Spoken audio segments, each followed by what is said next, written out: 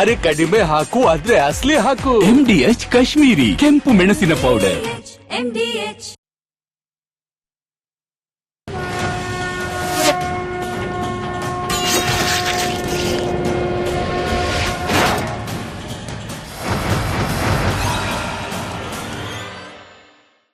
ಮಹಾಭಾರತದ ಈ ದಿನದ ಚರ್ಚೆಯಲ್ಲಿ ಇನ್ನೆಷ್ಟು ವರ್ಷಗಳ ಕಾಲ ಕಾಗದದ ಮೇಲೆ ನೆನೆಗುದಿಯಲ್ಲೇ ಇರಬೇಕು ರಾಜ್ಯದ ನೀರಾವರಿ ಯೋಜನೆಗಳು?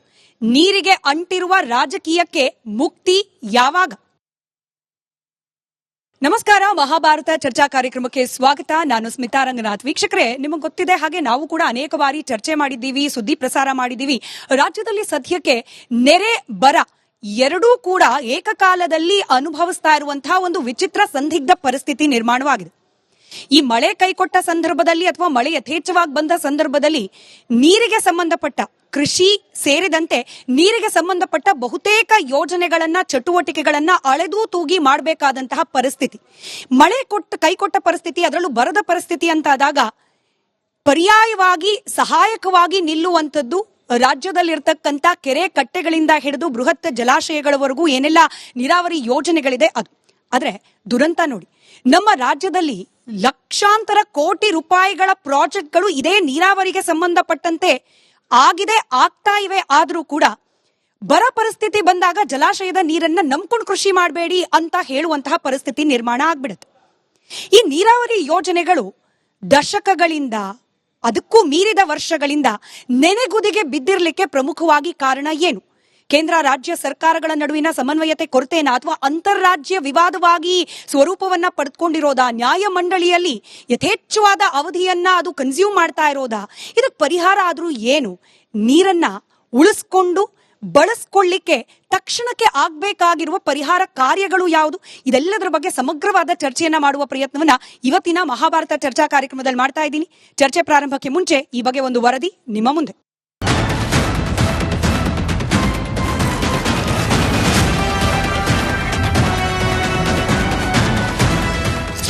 ನಮ್ಮ ರಾಜ್ಯದಲ್ಲಿ 14 ಬೃಹತ್ ಜಲಾಶಯಗಳು, 5ಕ್ಕೂ ಹೆಚ್ಚು ಭಾರೀ ನೀರಾವರಿ ಯೋಜನೆಗಳು, 230 ಜಲಾಶಯಗಳು, 75 ಭಾರೀ ಮತ್ತು ಮಧ್ಯಮ ನೀರಾವರಿ ಜಲಾಶಯ, 135ಕ್ಕೂ ಹೆಚ್ಚು ಸಣ್ಣ ಜಲಾಶಯಗಳಿವೆ. ಬರೋಬ್ಬರಿ 1.5 ಲಕ್ಷ ಕೋಟಿ ವೆಚ್ಚದ ಯೋಜನೆಗಳು ಕಾಗದದ ಮೇಲಿದೆ. ಈ ಲೆಕ್ಕ ಕೇಳಿದ್ರೆ ಎಂತ ಸುಭಿಕ್ಷವಾದ ನಾಡು ನಮ್ಮದು ಅನ್ಸೋದು ಸಹಜ. ಆದರೆ ದುರಂತ ನೋಡಿ, ಮಳೆ ಕೊರತೆ ಇದೆ. ಜಲಾಶಯದ ನೀರನ್ನು ನಂಬಿ ಕೃಷಿ ಮಾಡಬೇಡಿ ಅಂತ ಸರ್ಕಾರವೇ ಹೇಳೋ ಪರಿಸ್ಥಿತಿಗೆ ಬಂದಿದೆ. ರೈತರು ಬಹಳ ನೀವು ಪ್ರೆಷರ್ ಬಿಲ್ಡಪ್ ಮಾಡಕ್ ಹೋಗ್ಬೇಡಿ. ನಿಮ್ಮ ಬೆಳೆಗಳಲ್ಲಿ ಹಾಕೊಳ್ಬೇಕಾದ್ರೆ ಈ ನೀರನ್ನು ನಂಬ್ಕೊಂಡು ನೀವು ಬೆಳೆ ಹಾಕೊಳಕ್ ಹೋಗ್ಬೇಡಿ. ನೀರಿಲ್ಲದೆ ನೀರು ಬಿಡ್ಲಿಕ್ಕೆ ಸಾಧ್ಯ ಆಗುವುದಿಲ್ಲ. ಸೊ ಅದಕ್ಕೆ ನೀವು ಮುಂದಿನ ದಿನದ ಮಳೆನ ಗಮನದಲ್ಲಿ ಆಧಾರನ ಇಟ್ಕೊಂಡೇ ನೀವು ಯೋಚನೆ ಮಾಡಬೇಕು. ಸೊ ಎಲ್ಲರಿಗೂ ನಾನು ಹೇಳ್ತಾ ಇದ್ದೀನಿ, ಡ್ಯಾಮ್ಗಳು ಸೀದಾಗೆ ಫಿಲ್ ಆಗೋವರೆಗೂ ಕೂಡ ನೀವು ಬೆಳೆಗಳ ಬಗ್ಗೆ ನೀವು ಆಲೋಚನೆ ಮಾಡಕ್ ಹೋಗಬೇಡಿ. ಯಾಕೆಂದ್ರೆ ಇಡೀ ದೇಶದಲ್ಲಿ ಈ ದೊಡ್ಡ ಸಮಸ್ಯೆ ಈಗಾಗಲೇ ಕಾಣ್ತಾ ಇದೆ. ಇದಕ್ಕೆ ಕಾರಣವೂ ಸ್ಪಷ್ಟವಿದೆ. ಕಾವೇರಿಯಿಂದ ಕೃಷ್ಣೆವರೆಗೂ ಬಹುತೇಕ ನದಿಗಳ ಉದ್ದೇಶಿತ ಜಲಾಶಯ, ಅಣೆಕಟ್ಟುಗಳು ಅಂತಾರಾಜ್ಯ ವಿವಾದವಾಗಿ ನೀರಿದ್ದು ಬಳಸದ ನೀರನ್ನ ಸಂಗ್ರಹಿಸಿ ಇಡೋಕೆ ಆಗದ ಪರಿಸ್ಥಿತಿ ತಲುಪಿದೆ. ಇದಕ್ಕೆ ರಾಜಕೀಯವೂ ಬೆರೆತು ಪಕ್ಷದ ಹಿತಚಿಂತನೆಯಿಂದ ಜನಹಿತ ಹಿಂದಕ್ಕೆ ಸರಿದಿದೆ. 3 ಜನ ಮುಖ್ಯಮಂತ್ರಿಗಳು ಏನು ಅದರ ಜೊತೆ ಕೇಂದ್ರ ಸಚಿವರನ್ನು ಕೂರಿಸಿ ನಿಲ್ಲಿಸ್ಕೊಂಡು ಇದು ಗೇಟ್ ಓಪನ್, ಏನು ಯಾರು ಮಾಡದೇ ಕೆಲಸ ಮಾಡಿಬಿಟ್ಟಿದೀವಿ ಅಂತ ಬಟನ್ ಒತ್ತಕ್ಕೆ. ಕೇಂದ್ರ ರಾಜ್ಯ ಸರ್ಕಾರಗಳ ಸಮನ್ವಯ ಕೊರತೆಯೋ, ರಾಜ್ಯಗಳ ನಡುವೆ ಮಾತುಕತೆಯ ವೇದಿಕೆ ಸೃಷ್ಟಿಯಾಗಿದ್ದು, ನ್ಯಾಯಮಂಡಳಿಗಳಲ್ಲಿ ಹಿಡಿತಾ ಇರುವಂತಹ ದೀರ್ಘ ಸಮಯವೋ, ದಾಖಲೆ ಒದಗಿಸಿ ಪ್ರಬಲ ವಾದ ಮಂಡಿಸುವಲ್ಲಿ ಸರ್ಕಾರಗಳ ವೈಫಲ್ಯವೋ, ಅಥವಾ ಇದಲ್ಲವೋ ಕಾರಣವೋ ಕೈಯಲ್ಲಿರೋ ತುತ್ತು ಬಾಯಿಗೆ ಬರದಂತಾಗಿದೆ. ಇದಕ್ಕೆ ಪರಿಹಾರವೇನು? ನೀರಿನ ಸುತ್ತಲಿರೋ ರಾಜಕೀಯಕ್ಕೆ ಮದ್ದೇನು? ಮಳೆ ಆಶ್ರಿತ ನಾಡಾದವರು ನಮ್ಮ ರಾಜ್ಯ ಜಲಾಶಯಗಳ ನೀರನ್ನು ರೈತರ ಪಾಲಿಗೆ ಸರಾಗವಾಗಿ ಸಿಗುವಂತಾಗಲು ಏನ್ ಮಾಡಬೇಕು? ಬನ್ನಿ ಚರ್ಚೆ ಮಾಡೋಣ.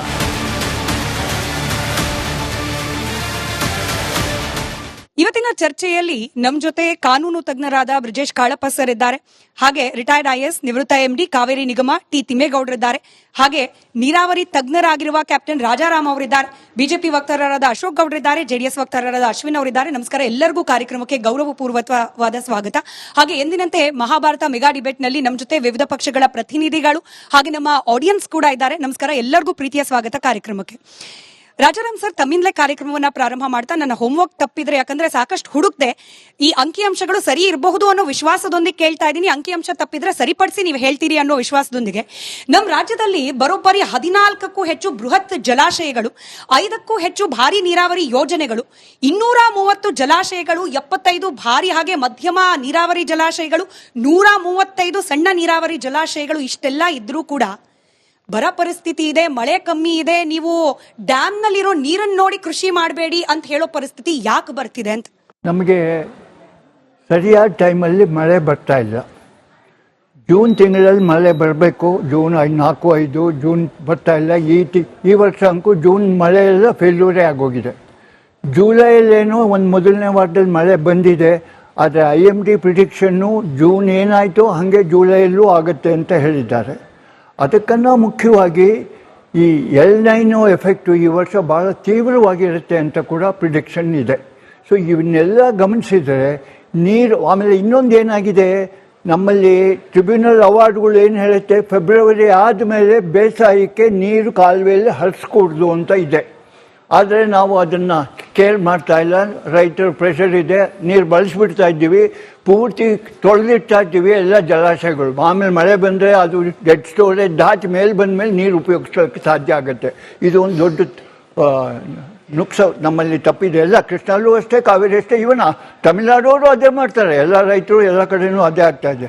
ಹೀಗಾಗಿ ಆಮೇಲೆ ಗ್ರೌಂಡ್ ವಾಟರು ಪೂರ್ತಿ ಕೆಳಗೆ ಹೋಗಿದೆ. ಇದಕ್ಕೆ ಬಗ್ಗೆ ಅಂಕು ಸರ್ಕಾರ ಅಂಕು ಏನೂ ಕೇರ್ ಮಾಡ್ತಾ ಇಲ್ಲ. ಅದಕ್ಕೊಂದು ಆ್ಯಕ್ಟ್ ಇದೆ, ಅದಕ್ಕೊಂದು ಅಥಾರಿಟಿ ಇದೆ, ಡಿಸ್ಟ್ರಿಕ್ಟ್ ಅಥಾರಿಟಿ, ಸ್ಟೇಟ್ ಅಥಾರಿಟಿ, ಎಲ್ಲರೂ ನಿದ್ದೆ ಹೋಗ್ತಾ ಇದ್ದಾರೆ. ಆಮೇಲೆ ರೈನ್ ವಾಟರ್ ಹಾರ್ವೆಸ್ಟಿಂಗು ಇದನ್ನು ಹೆಂಗೆ ನಾವು ಉಪಯೋಗಿಸ್ಬೇಕು ಅಂತ ಸಮರೋಪಾದಿಯಲ್ಲಿ ಪ್ರತಿಯೊಬ್ಬರು ಇದನ್ನು ಎಕ್ಸೆಪ್ಷನ್ನೇ ಕೊಡ್ಕೊಡ್ದು. ಪ್ರತಿಯೊಬ್ಬರು ರೈನ್ ವಾಟರ್ ಹಾರ್ವೆಸ್ಟಿಂಗ್ ಮಾಡಬೇಕು, ಅದನ್ನು ರೀಚಾರ್ಜ್ ಮಾಡಬೇಕು ಗ್ರೌಂಡ್ಗೆ. ಇಲ್ಲಿ ಒಂದು ಅಂಶ ಕಾವೇರಿ ಬೇಸಿನವ್ರಿಗೆ ನಾನು ಹೇಳಕ್ಕೆ ಇಷ್ಟಪಡ್ತೀನಿ. ನಮಗೆ ನೀರು ಕೊಟ್ಟಿರೋದು 13 TMC ಮಾತ್ರ ಕಬ್ಬಿಗೆ ಟ್ರಿಬ್ಯುನಲ್ ಕೊಟ್ಟಿರೋದು. ಅದು ಕೇವಲ ಒಂದೇ ಒಂದು ಶುಗರ್ ಫ್ಯಾಕ್ಟ್ರಿ ಆಗಿತ್ತು, ಮೈಸೂರು ಶುಗರ್ ಫ್ಯಾಕ್ಟ್ರಿ. ಈಗ 8 ಶುಗರ್ ಫ್ಯಾಕ್ಟ್ರಿ ಲೈವ್ ಇದೆ, ಇನ್ನೂ 4 ಶುಗರ್ ಫ್ಯಾಕ್ಟ್ರಿ ಸತ್ತಿದೆ. ಅದನ್ನು ಬದುಕಿಸ್ಬೋದು, ಯಾವಾಗ ಬೇಕಾದರೂ ಬದುಕಿಸ್ಬೋದು ದುಡ್ಡಿದ್ದವ್ರು ಮುಂದೆ ಬಂದರೆ. ಅದು ಏನು ಬಂದುಬಿಟ್ರೆ ನಮ್ಮ sugar cane production in Kaveri basin will be almost something like 3 to 3.5 lakh acres. ಅದ್ರ ಜೊತೆಗೆ ಬೆಂಗಳೂರಿಗೆ ಬರೋ ಬೆಲ್ಲ ಎಲ್ಲ ಮಂಡ್ಯದಿಂದಲೇ ಬರಬೇಕು. ಆಮೇಲೆ ಈ ಎಥನಾಲ್ ಪಾಲಿಸಿ ಏನು ಗೌರ್ಮೆಂಟ್ ಮಾಡಿದೆ, ರೈತರಿಗೆ ಭಾಳ ಅನುಕೂಲ ಆಗಿದೆ. ಅದರಿಂದ ಏನಾಗುತ್ತೆ, ಕಬ್ಬು ಬೆಳೆ ಜಾಸ್ತಿ ಆಗ್ತಾ ಇದೆ. ಸೊ ಈ ಕಬ್ಬು ಬೆಳೆ ಜಾಸ್ತಿ ಆದಷ್ಟು ನಮ್ಗೆ ನೀರಿನ ಹೊಡೆತ ಜಾಸ್ತಿ ಆಗ್ತಾ ಇದೆ ಕಾವೇರಿ ಬೇಸಿನಲ್ಲಿ. ಅದು ಮುಂದೆ ಬಂದಾಗ ನಾನು ವಿಶದವಾಗಿ ಹೇಳ್ತೇನೆ, ಹೆಚ್ಚಿನ ನೀರು ನಮ್ಮ ಕಾವೇರಿಯಲ್ಲಿ ಬೇಕು. ಅದು ಎಲ್ಲಿಂದ ತರಬೇಕು, ಇದೇ ಮೂಲಗಳು ಅಲ್ಲಿಂದ ತರಬೇಕು. ಬಟ್ ಈ ಎಲ್ಲ ಕಾರಣಗಳಿಂದ ಏನಾಗಿದೆ, ನಮ್ಮ ರೈತರಿಗೆ ಆಸೆ ಜಾಸ್ತಿ ಆಗಿದೆ. ನೀರಿನ ರುಚಿ ಎಲ್ಲರಿಗೂ ಕಂಡಿದ್ದಾರೆ, ಎಲ್ಲರಿಗೂ ನೀರು ಬೇಕು. Single lift, double lift, triple lift ಮಾಡ್ಕೊಂಡು ಹೋಗ್ತಾ ಇದ್ವಿ. ಬೆಲ್ಲು ಯಾರೂ ಕಟ್ತಾ ಇಲ್ಲ, ಎಲೆಕ್ಟ್ರಿಕ್ ಬೆಲ್ಲು ನಿಗಮಗಳ ಮೂಲಕ ಕಟ್ಟಕ್ಕೆ ಮಾಡ್ತಾ ಇದ್ದೀವಿ. ಇವೆಲ್ಲ ಕಾರಣಗಳಿಂದ ನೀರಿನ ಮೇಲೆ ಭಾಳ ಹಾಕ್ತಾ ಇದ್ದಾರೆ. ಇದನ್ನು ಹೇಗೆ ಮಾಡಬೇಕು ಎಂಬುದು, ಅದಕ್ಕೆ ಬಹುಶಃ ಸ್ಟೇಟ್ ಗೌರ್ಮೆಂಟು ಒಂದು ಸ್ಟೇಟ್ ಇರಿಗೇಷನ್ ಕಮಿಷನ್ನೇ ಮಾಡೋದು ಭಾಳ ಮುಖ್ಯ. ನಿಜ ಸರ್, ಪ್ರತ್ಯೇಕವಾದ ನೀರಾವರಿ ಯೋಜನೆಗಳ ಬಗ್ಗೆ ಕೂಡ ಪ್ರಶ್ನೆ ಇದೆ. ಅದಕ್ಕೆ ಹೋಗ್ಲಿಕ್ಕೆ ಮುಂಚೆ ನೀವು ರೈತರ ವಿಚಾರ ಮಾತನಾಡ್ತಿದ್ರಿ, ಹಾಗಾಗಿ ತಿಮ್ಮೇಗೌಡ ಸರ್ಗೆ ಪ್ರಶ್ನೆಯನ್ನು ವರ್ಗಾವಣೆ ಮಾಡಬಹುದಾ ಅಂತ ಹೇಳಿ. ಸರ್, ಇದು ಎಲ್ರಿಗೂ ಗೊತ್ತಿರೋ ಹಾಗೆ ತಿಮ್ಮೇಗೌಡ ಸರ್, ನಮ್ಮ ರಾಜ್ಯದಲ್ಲಿ ಸರಿಸುಮಾರು 60% 65% ಮಳೆ ಆಶ್ರಿತವಾಗಿ ಕೃಷಿ ಪದ್ಧತಿ ಇರೋದು. ಇನ್ನು 30% 35 ನೀರಾವರಿ ಯೋಜನೆಗಳನ್ನ. ಬಟ್ ಈ ಅಟ್ಲೀಸ್ಟ್ 30% 35% ನೀರಾವರಿ ಆಶ್ರಿತ ಕೃಷಿಕರು ಏನಿದ್ದಾರೆ ಅವರಾದ್ರೂ ನೆಮ್ಮದಿಯಾಗಿದ್ದಾರಾ ಅಂತಂದ್ರೆ, ಇರುವ ಸಾಲು ಪ್ರಾಜೆಕ್ಟ್ಗಳಲ್ಲಿ ಬಹುತೇಕ ಡಿಲೇಡು ಅಥವಾ ಆನ್ ಹಾಲ್ಟು. ಹಿಂಗಿರುವಾಗ ನೀರಾವರಿ ಯೋಜನೆಗಳನ್ನ ತ್ವರಿತವಾಗಿ ಮುಗಿಸುವ, ಅದನ್ನ ಜನರಿಗೆ, ರೈತರಿಗೆ ವಿಶೇಷವಾಗಿ ಅನುಕೂಲ ಮಾಡಿಕೊಡುವ ಗುರುತರ ಜವಾಬ್ದಾರಿ ಸರ್ಕಾರಗಳ ಆಗಿರುತ್ತೆ. ನಾನು ಒಂದು ಪಕ್ಷದ್ದು ಈಗಿರುವ ಸರ್ಕಾರ ಅಂತ ಹೇಳ್ತಿಲ್ಲ, ಇನ್ ಜನರಲಿ ರಾಜ್ಯ ಸರ್ಕಾರದಾಗಿರುವಾಗ ಯಾಕೆ ಇದನ್ನು ಗಂಭೀರವಾಗಿ ಪರಿಗಣಿಸ್ತಿಲ್ಲ? Why is that much delay? ನೀರಾವರಿ ಪ್ರಾಜೆಕ್ಟ್ಗಳು ಅಂದ್ರೇನೆ ಡಿಲೇ ಅನ್ನೋ ರೀತಿಯಲ್ಲಿ ಯಾಕೆ ಪರಿಸ್ಥಿತಿ ಅಂತ? ಮುಖ್ಯವಾಗಿ ಕರ್ನಾಟಕದಲ್ಲಿ ಕೃಷ್ಣರಾಜ ಸಾಗರ ಅಣೆಕಟ್ಟು ಆದಮೇಲೆ ಅದು 1924 ತಮಿಳುನಾಡು ಮತ್ತು ಕರ್ನಾಟಕದ ಮಧ್ಯೆ ಅಂದ್ರೆ ಬ್ರಿಟಿಷ್ ಸರ್ಕಾರ ಇದ್ದಾಗ ಒಂದು ಅಗ್ರಿಮೆಂಟ್ ಮೇಲೆ ನಮಗೆ ಪರ್ಮಿಷನ್ ಕೊಟ್ಟರು. ಅದೇ ಟೈಮ್ನಲ್ಲಿ ಮೆಟ್ಟೂರ್ ಡ್ಯಾಮ್ಗೂ ಕನ್ಸ್ಟ್ರಕ್ಷನ್ ಮಾಡಲಿಕ್ಕೆ ತಮಿಳ್ನಾಡಿಗೆ ಅನುಮತಿ ಕೊಟ್ಟರು, ನಮಗೆ ಕೃಷ್ಣರಾಜ ಸಾಗರಕ್ಕೆ ಅನುಮತಿ ಕೊಟ್ಟರು. ನಮ್ಗೆ ಎಷ್ಟು ಅನುಮತಿ ಕೊಟ್ಟರು ಅಂದ್ರೆ 1.1 lakh ಎಕರ್ಸ್ ಮಾತ್ರ ನೀರಾವರಿ ಮಾಡಲಿಕ್ಕೆ, ವೆರಾಸ್ ತಮಿಳ್ನಾಡಿಗೆ 3.7 lakhs ನೀರಾವರಿ ಮಾಡಲಿಕ್ಕೆ ಅನುಮತಿ ಕೊಟ್ಟರು. ಅದೇನಾಗಿದೆ, ಹಿಸ್ಟಾರಿಕಲಿ ತಮಿಳ್ನಾಡು ಮೊದಲಿನಿಂದ ನೀರಾವರಿ ಪ್ರದೇಶನ ಹೆಚ್ಚು ಮಾಡಿಕೊಂಡು ಅವರು ನಮಗೆ ಆ ಒಂದು ಪ್ರಿಸ್ಕ್ರಿಪ್ಟಿವ್ ರೈಟ್ ಅಂತ, ಅದು ನಮ್ಗೆ ಹಕ್ಕಿದೆ, ನಮ್ಗೆ ಕೊಡಬೇಕು ಅಂತ ಅನ್ನೋ ಒಂದು ಹಕ್ಕು ಇದ್ರ ಮೇಲೆ ಇದು ಮಾಡಿದ್ರು. ನಾವು KRS ಆದಮೇಲೆ ಕಾವೇರಿ ಬೇಸಿನ್ನಲ್ಲಿ ಕಬಿನಿ, ಹಾರಂಗಿ, ಆಮೇಲೆ ಹೇಮಾವತಿ ಇವೆಲ್ಲವನ್ನು ನಾವು ಅಣೆಕಟ್ಟು ಪೂರ್ಣಗೊಳಿಸಿ ನೀರಾವರಿ ಪ್ರದೇಶ ಮಾಡ್ಕೊಂಡಿದ್ದೀವಿ. ಆದರೆ ಆವಾಗ ಸೆಂಟ್ರಲ್ ಗವರ್ಮೆಂಟ್ ಪರ್ಮಿಷನ್ ಕೊಟ್ಟಿರಲಿಲ್ಲ ಈ ಪ್ರಾಜೆಕ್ಟ್ಗಳಿಗೆ. ಯಾಕೆಂದ್ರೆ ನಾವು ಏನು ಮಾಡಿದ್ವು, ನಿಜಲಿಂಗಪ್ಪನವ್ರ ಕಾಲದಲ್ಲಿ ಮತ್ತು ಇದರಲ್ಲಿ ಅರಸು ಅವ್ರ ಕಾಲದಲ್ಲಿ ಅವನ್ನ ಸೆಮಿ ಡ್ರೈ ಕ್ರಾಪ್ಸ್ನ ಉಪಯೋಗಿಸ್ತೀವಿ ಈ ಪ್ರಾಜೆಕ್ಟ್ಗಳನ್ನ ಅಂತ. ಆದರೂ ಭಾಳಷ್ಟು ಜನ ಈ ಈ ರಿಸರ್ವಾಯರ್ಸ್ಗಳನ್ನ, ಈ ಅಣೆಕಟ್ಟುಗಳಲ್ಲಿ ಈಗಲೂ ಕಬ್ಬು ಭತ್ತ ಬೆಳೀತಾ ಇದ್ದಾರೆ ನೀರಾವರಿ ಇದನ್ನ. ನಾನು 2003ರಲ್ಲಿ ಕಾವೇರಿ ನಿಗಮ ಸ್ಥಾಪನೆ ಮಾಡೋದಕ್ಕೆ ಸರ್ಕಾರ ನನ್ನನ್ನು ನೇಮಕ ಮಾಡ್ತು, special officer for creation of Kaveri ನಿಗಮ ಅಂತ. ಅವಾಗ ಕೃಷ್ಣಾ ಭಾಗ್ಯ ಜಲ ನಿಗಮ ಇತ್ತು, ಕರ್ನಾಟಕ ನೀರಾವರಿ ನಿಗಮ ಇತ್ತು, ಆದರೆ ಕಾವೇರಿ ನೀರಾವರಿ ನಿಗಮ ಇರಲಿಲ್ಲ. ಅದು ನೀರಾವರಿ ಇಲಾಖೆಯ ವ್ಯಾಪ್ತಿನಲ್ಲೇನೆ ಮಿತವಾದ ಹಣಕಾಸಿನ ಪೂರೈಕೆಯಲ್ಲಿ ಅಲ್ಲಿಯ ಪ್ರಾಜೆಕ್ಟ್ಗಳು 8 ಜಿಲ್ಲೆ ಬರ್ತದೆ ಕಾವೇರಿ ನಿಗಮ ವ್ಯಾಪ್ತಿಗೆ. ಅಂದ್ರೆ ಕಾವೇರಿ ಮತ್ತು ಅದರ ಉಪನದಿಗಳು ಕಬಿನಿ, ಹೇಮಾವತಿ, ಹಾರಂಗಿ ಇವೆಲ್ಲ ಸೇರಿ. ಆದರೂ ನಾನು ಸ್ಥಾಪನೆ ಮಾಡಿದ್ಮೇಲೆ ನಾನೇ ಫಸ್ಟ್ MD ಆದೆ. ಅಲ್ಲಿ MD ಆಗಿ ಆ ಪೀರಿಯಡಲ್ಲಿ ನಾನು ಗಮನಿಸ್ದಂಗೆ ನೀರಾವರಿ ಬೆಳೆಗೆ ಸಾಕಷ್ಟು ಉಪಯುಕ್ತವಾದಂಥ ಇದನ್ನ ಪ್ರೋತ್ಸಾಹವನ್ನು ಸರ್ಕಾರ ಕೊಡ್ತಾ ಇತ್ತು. ಆದರೆ ಕಾನೂನುಬದ್ಧವಾಗಿ ಉಪಯೋಗ ಮಾಡೋಕೆ ಆಗ್ತಿರ್ಲಿಲ್ಲ. ನಮಗೆ 1990ರಲ್ಲಿ ಈ ತಮಿಳುನಾಡು ಮತ್ತು ಕರ್ನಾಟಕದ ವ್ಯಾಜ್ಯದ ಬಗ್ಗೆ ಟ್ರಿಬ್ಯುನಲ್ ಕಾನ್ಸ್ಟಿಟ್ಯೂಟ್ ಆಯಿತು. ಟ್ರಿಬ್ಯುನಲ್ ಆದಮೇಲೆ ನಮ್ಮಲ್ಲಿ ಟ್ರಿಬ್ಯುನಲ್ ತೀರ್ಮಾನ ಮಾಡೋದಕ್ಕೆ ಭಾಳ ಸಮಯ ತೆಗೆದುಕೊಂಡ್ರು. ಕೊನೆಗೆ ಟ್ರಿಬ್ಯುನಲ್ ತೀರ್ಮಾನದಲ್ಲಿ ಕರ್ನಾಟಕಕ್ಕೆ, ತಮಿಳುನಾಡಿಗೆ ಮತ್ತು ಕೇರಳ, ಪಾಂಡಿಚೇರಿಗೆ 4 ರಾಜ್ಯಗಳಿಗೆ ನೀರನ್ನ ಹಂಚಿಕೆ ಮಾಡಿದ್ರು. ಹಂಚಿಕೆ ಮಾಡಿದ್ಮೇಲೆ ಆದರೆ ಏನಾಯ್ತು, ಅವರು 2 ಮುಖ್ಯವಾದ ವಿಷಯಗಳನ್ನ ನಾನು ಹೇಳಬೇಕಾಗತ್ತೆ. ಒಂದು, ರಾಜರಾಯರ ಹೇಳ್ದಂಗೆ ಅಂಡರ್ಗ್ರೌಂಡ್ ವಾಟರ್ ಪೊಟೆನ್ಷಿಯಲ್ ಟ್ರಿಬ್ಯುನಲ್ ಪರಿಗಣಿಸಿಲ್ಲ. ಎರಡನೇದು, ನಮ್ಮಲ್ಲಿ ನಾನು ಕಾವೇರಿ ನಿಗಮ MD ಆಗಿರುವಾಗ ಸುಮಾರು 100ಕ್ಕೆ ಹೆಚ್ಚು ಲಿಫ್ಟ್ ಇರಿಗೇಷನ್ ಸ್ಕೀಮ್ಸ್ಗಳಿದ್ವು. ಅವನ್ನ ಟ್ರಿಬ್ಯುನಲ್ ಮುಂದೆ ನಾವು ಪ್ರತಿಪಾದನೆ ಮಾಡಿದ್ರು ಟ್ರಿಬ್ಯುನಲ್ ಅದನ್ನ ಅವಕ್ಕೆ ನೀರು ಪೂರೈಕೆ ಬಗ್ಗೆ ಪರಿಗಣನೆಗೆ ತೆಗೆದುಕೊಳ್ಳಲಿಲ್ಲ. ಹೀಗಾಗಿ ಇರುವ ನೀರನ್ನ ಸರಿಯಾಗಿ ಬಳಕೆ ಮಾಡಿಕೊಳ್ಳುವಂತ ಒಂದು ಅವೇರ್ನೆಸ್, ಜಾಗೃತಿ ನಮ್ಮ ರೈತರಲ್ಲೂ ಬರಬೇಕಾಗಿದೆ. ಈಗ ಈ ಪರಿಸ್ಥಿತಿನಲ್ಲಿ KRS ನಲ್ಲಿ 89 ಪಾಯಿಂಟ್ ಸಮಥಿಂಗ್ ಅಂದ್ರೆ 90ವರೆಗೆ ರೀಚ್ ಆಗಿದೆ ಇವತ್ತಿಗೆ. 90 feet ವರೆಗೆ KRS ಅಲ್ಲಿ. ಅದು ನಮ್ಮ ರೈತರು ಏನ್ ಕೇಳ್ತಾ ಇದ್ದಾರೆ, 2 ಬೆಳೆಗೆ 2 ಸಾರಿ ನೀವು ನೀರ್ ಬಿಡಿ, ನಮ್ಮ ಬೇಸಿಗೆ ಬೆಳೆ ಬೆಳ್ಕೊಳ್ತೀನಿ ಅಂತ. ನಾನು MD ಆಗಿದ್ದಾಗ ಬೇಸಿಗೆ ಬೆಳೆದಕ್ಕೆ ನೀರ್ ಕೊಟ್ಟೆ. ಅದೃಷ್ಟವಶಾತ್ ನೀರ್ ಸಾಕಾಗಿರ್ಲಿಲ್ಲ ಅವಾಗ. ಆದ್ರೆ ಅದೃಷ್ಟವಶಾತ್ ಮಳೆ ಬಂದು ನಮಗೆ ನೀರು ಸಾಕಾಯ್ತು. ಹೀಗೆ ರೈತರು ಸಹ ನೀರಿನ ಉಪಯೋಗನ ಸರಿಯಾದ ರೀತಿಯಲ್ಲಿ. ಇದು ಕ್ಷಮೆ ಇರಲಿ ಸರ್, ಇಂಟರಪ್ಟ್ ಮಾಡ್ತಿದ್ದೀನಿ. ರೈತರಿಗೆ ಏನು ನಾವು 10 ರೂಪಾಯಿ ದುಡಿಮೆ ಮಾಡೋದು 11 ರೂಪಾಯಿ ಸಿಕ್ಕಿದ್ರೆ ಬದುಕು ಗಟ್ಟಿ ಆಗತ್ತೆ ಅನ್ನೋ ಒಂದು ಚಿಕ್ಕ ಆಸೆ. ಈಗ ರೈತರಿಗೆ ಸರಿಯಾಗಿ ನೀರಿನ ಬಳಕೆಯ ಬಗ್ಗೆ ಅರಿವು ಕಮ್ಮಿ ಅಂತಾದಾಗ ಅರಿವನ್ನ ಮೂಡಿಸುವ ಪ್ರಯತ್ನಗಳು ಆಗೋದು ಕೂಡ ಫೇಲ್ಯೂರ್ ಆಗ್ತಿದೆ ಅಂತ ಆಯ್ತು. ಇಲ್ಲ, ನಾನು ಕಾವೇರಿ ನಿಗಮ MD ಆಗಿದ್ದಾಗ ಇದೊಂದು ಅಭಿಯಾನ ತರ ಪ್ರಾರಂಭ ಮಾಡಿದ್ದೆ. ರೈತರಿಗೆ ಜಾಗೃತಿ ಮೂಡಿಸೋದಕ್ಕೆ, ನೀರಿನ ಬಳಕೆ ಬಗ್ಗೆ, ಮಿತವಾದ ಬಳಕೆ ಬಗ್ಗೆ ಮತ್ತು ಸರಿಯಾದ ರೀತಿಯಲ್ಲಿ ಅದು ಉಪಯೋಗ ಮಾಡ್ಕೊಳ್ಳೋದ್ರ ಬಗ್ಗೆ ಒಂದು ಅಭಿಯಾನನೇ ಸ್ಟಾರ್ಟ್. ನನ್ನ ಹತ್ರ ಅದ್ರ ಲಿಟರೇಚರ್ ಇದೆಲ್ಲ ಇದೆ, ಪ್ರಾರಂಭ ಆಯ್ತು. ಆದ್ರೆ ಮುಖ್ಯವಾಗಿ ಏನಮ್ಮ, ನಮ್ಮಲ್ಲಿ ಪ್ರವಾಹದ ಸಂದರ್ಭದಲ್ಲಿ ನಮ್ಮ ಕಾಲುವೆಗಳ ಮುಖಾಂತರ ಕೆರೆಗಳಿಗೆ ನೀರು ತುಂಬಿಸ್ಬೇಕು. ಆ ಕೆಲಸನ ನಾನು ಮಾಡಿದ್ದೆ.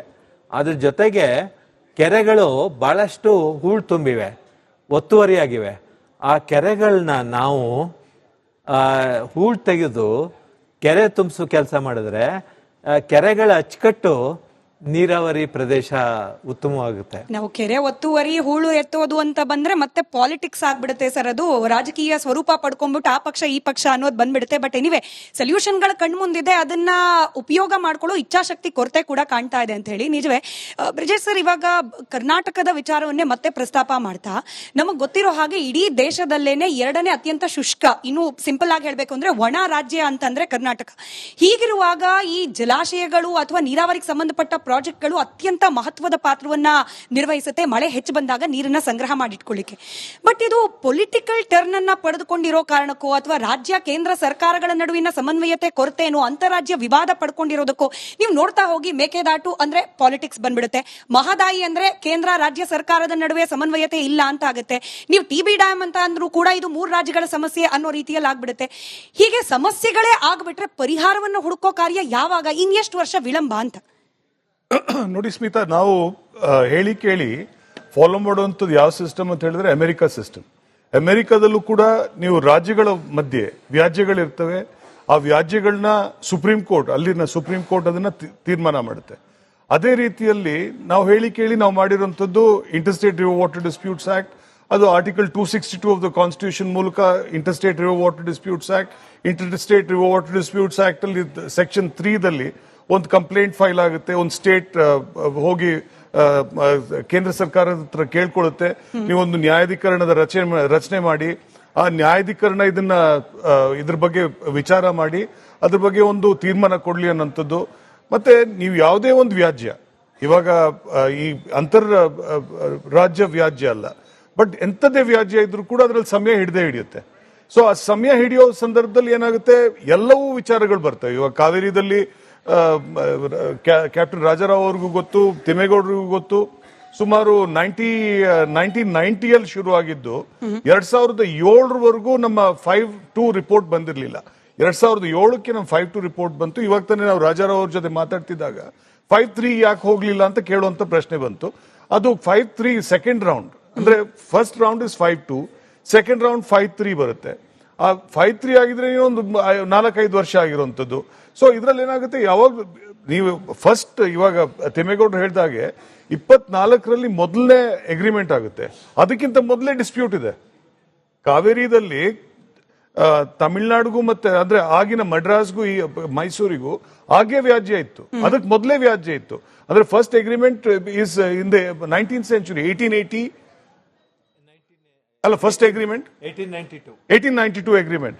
ಸೊ ಹಾಗಿದ್ದಾಗ ನಿಮ್ಗೇನಾಗುತ್ತೆ, ಈ ವ್ಯಾಜ್ಯಗಳು ಜ್ವಲಂತವಾಗಿದೆ, ಬಟ್ ಇದಕ್ಕೆ ಒಂದು ಬ್ಯಾಕ್ ಗ್ರೌಂಡ್ ಇರುತ್ತೆ. ಆ ಬ್ಯಾಕ್ ಗ್ರೌಂಡ್ ಕೂಡ ನಾವು ತಿಳ್ಕೋಬೇಕಾಗುತ್ತೆ. ಇವಾಗ ಹೊಸದಾಗಿ ಶುರುವಾಗಿರುವಂತಹ ವ್ಯಾಜ್ಯ ಅಲ್ಲ ಇದು. ಇದು ಯಾವಾಗ್ಲೂ ಕೂಡ ನೀವು ದೇಶ ವಿದೇಶಗಳಲ್ಲಿ ನೋಡಿದಾಗ್ಲೂ ಕೂಡ ನಿಮ್ಗೇನಾಗುತ್ತೆ, ಅಪ್ಪರ್ ರೈಪೇರಿಯನ್ ಮತ್ತೆ ಲೋವರ್ ರೈಪೇರಿಯನ್.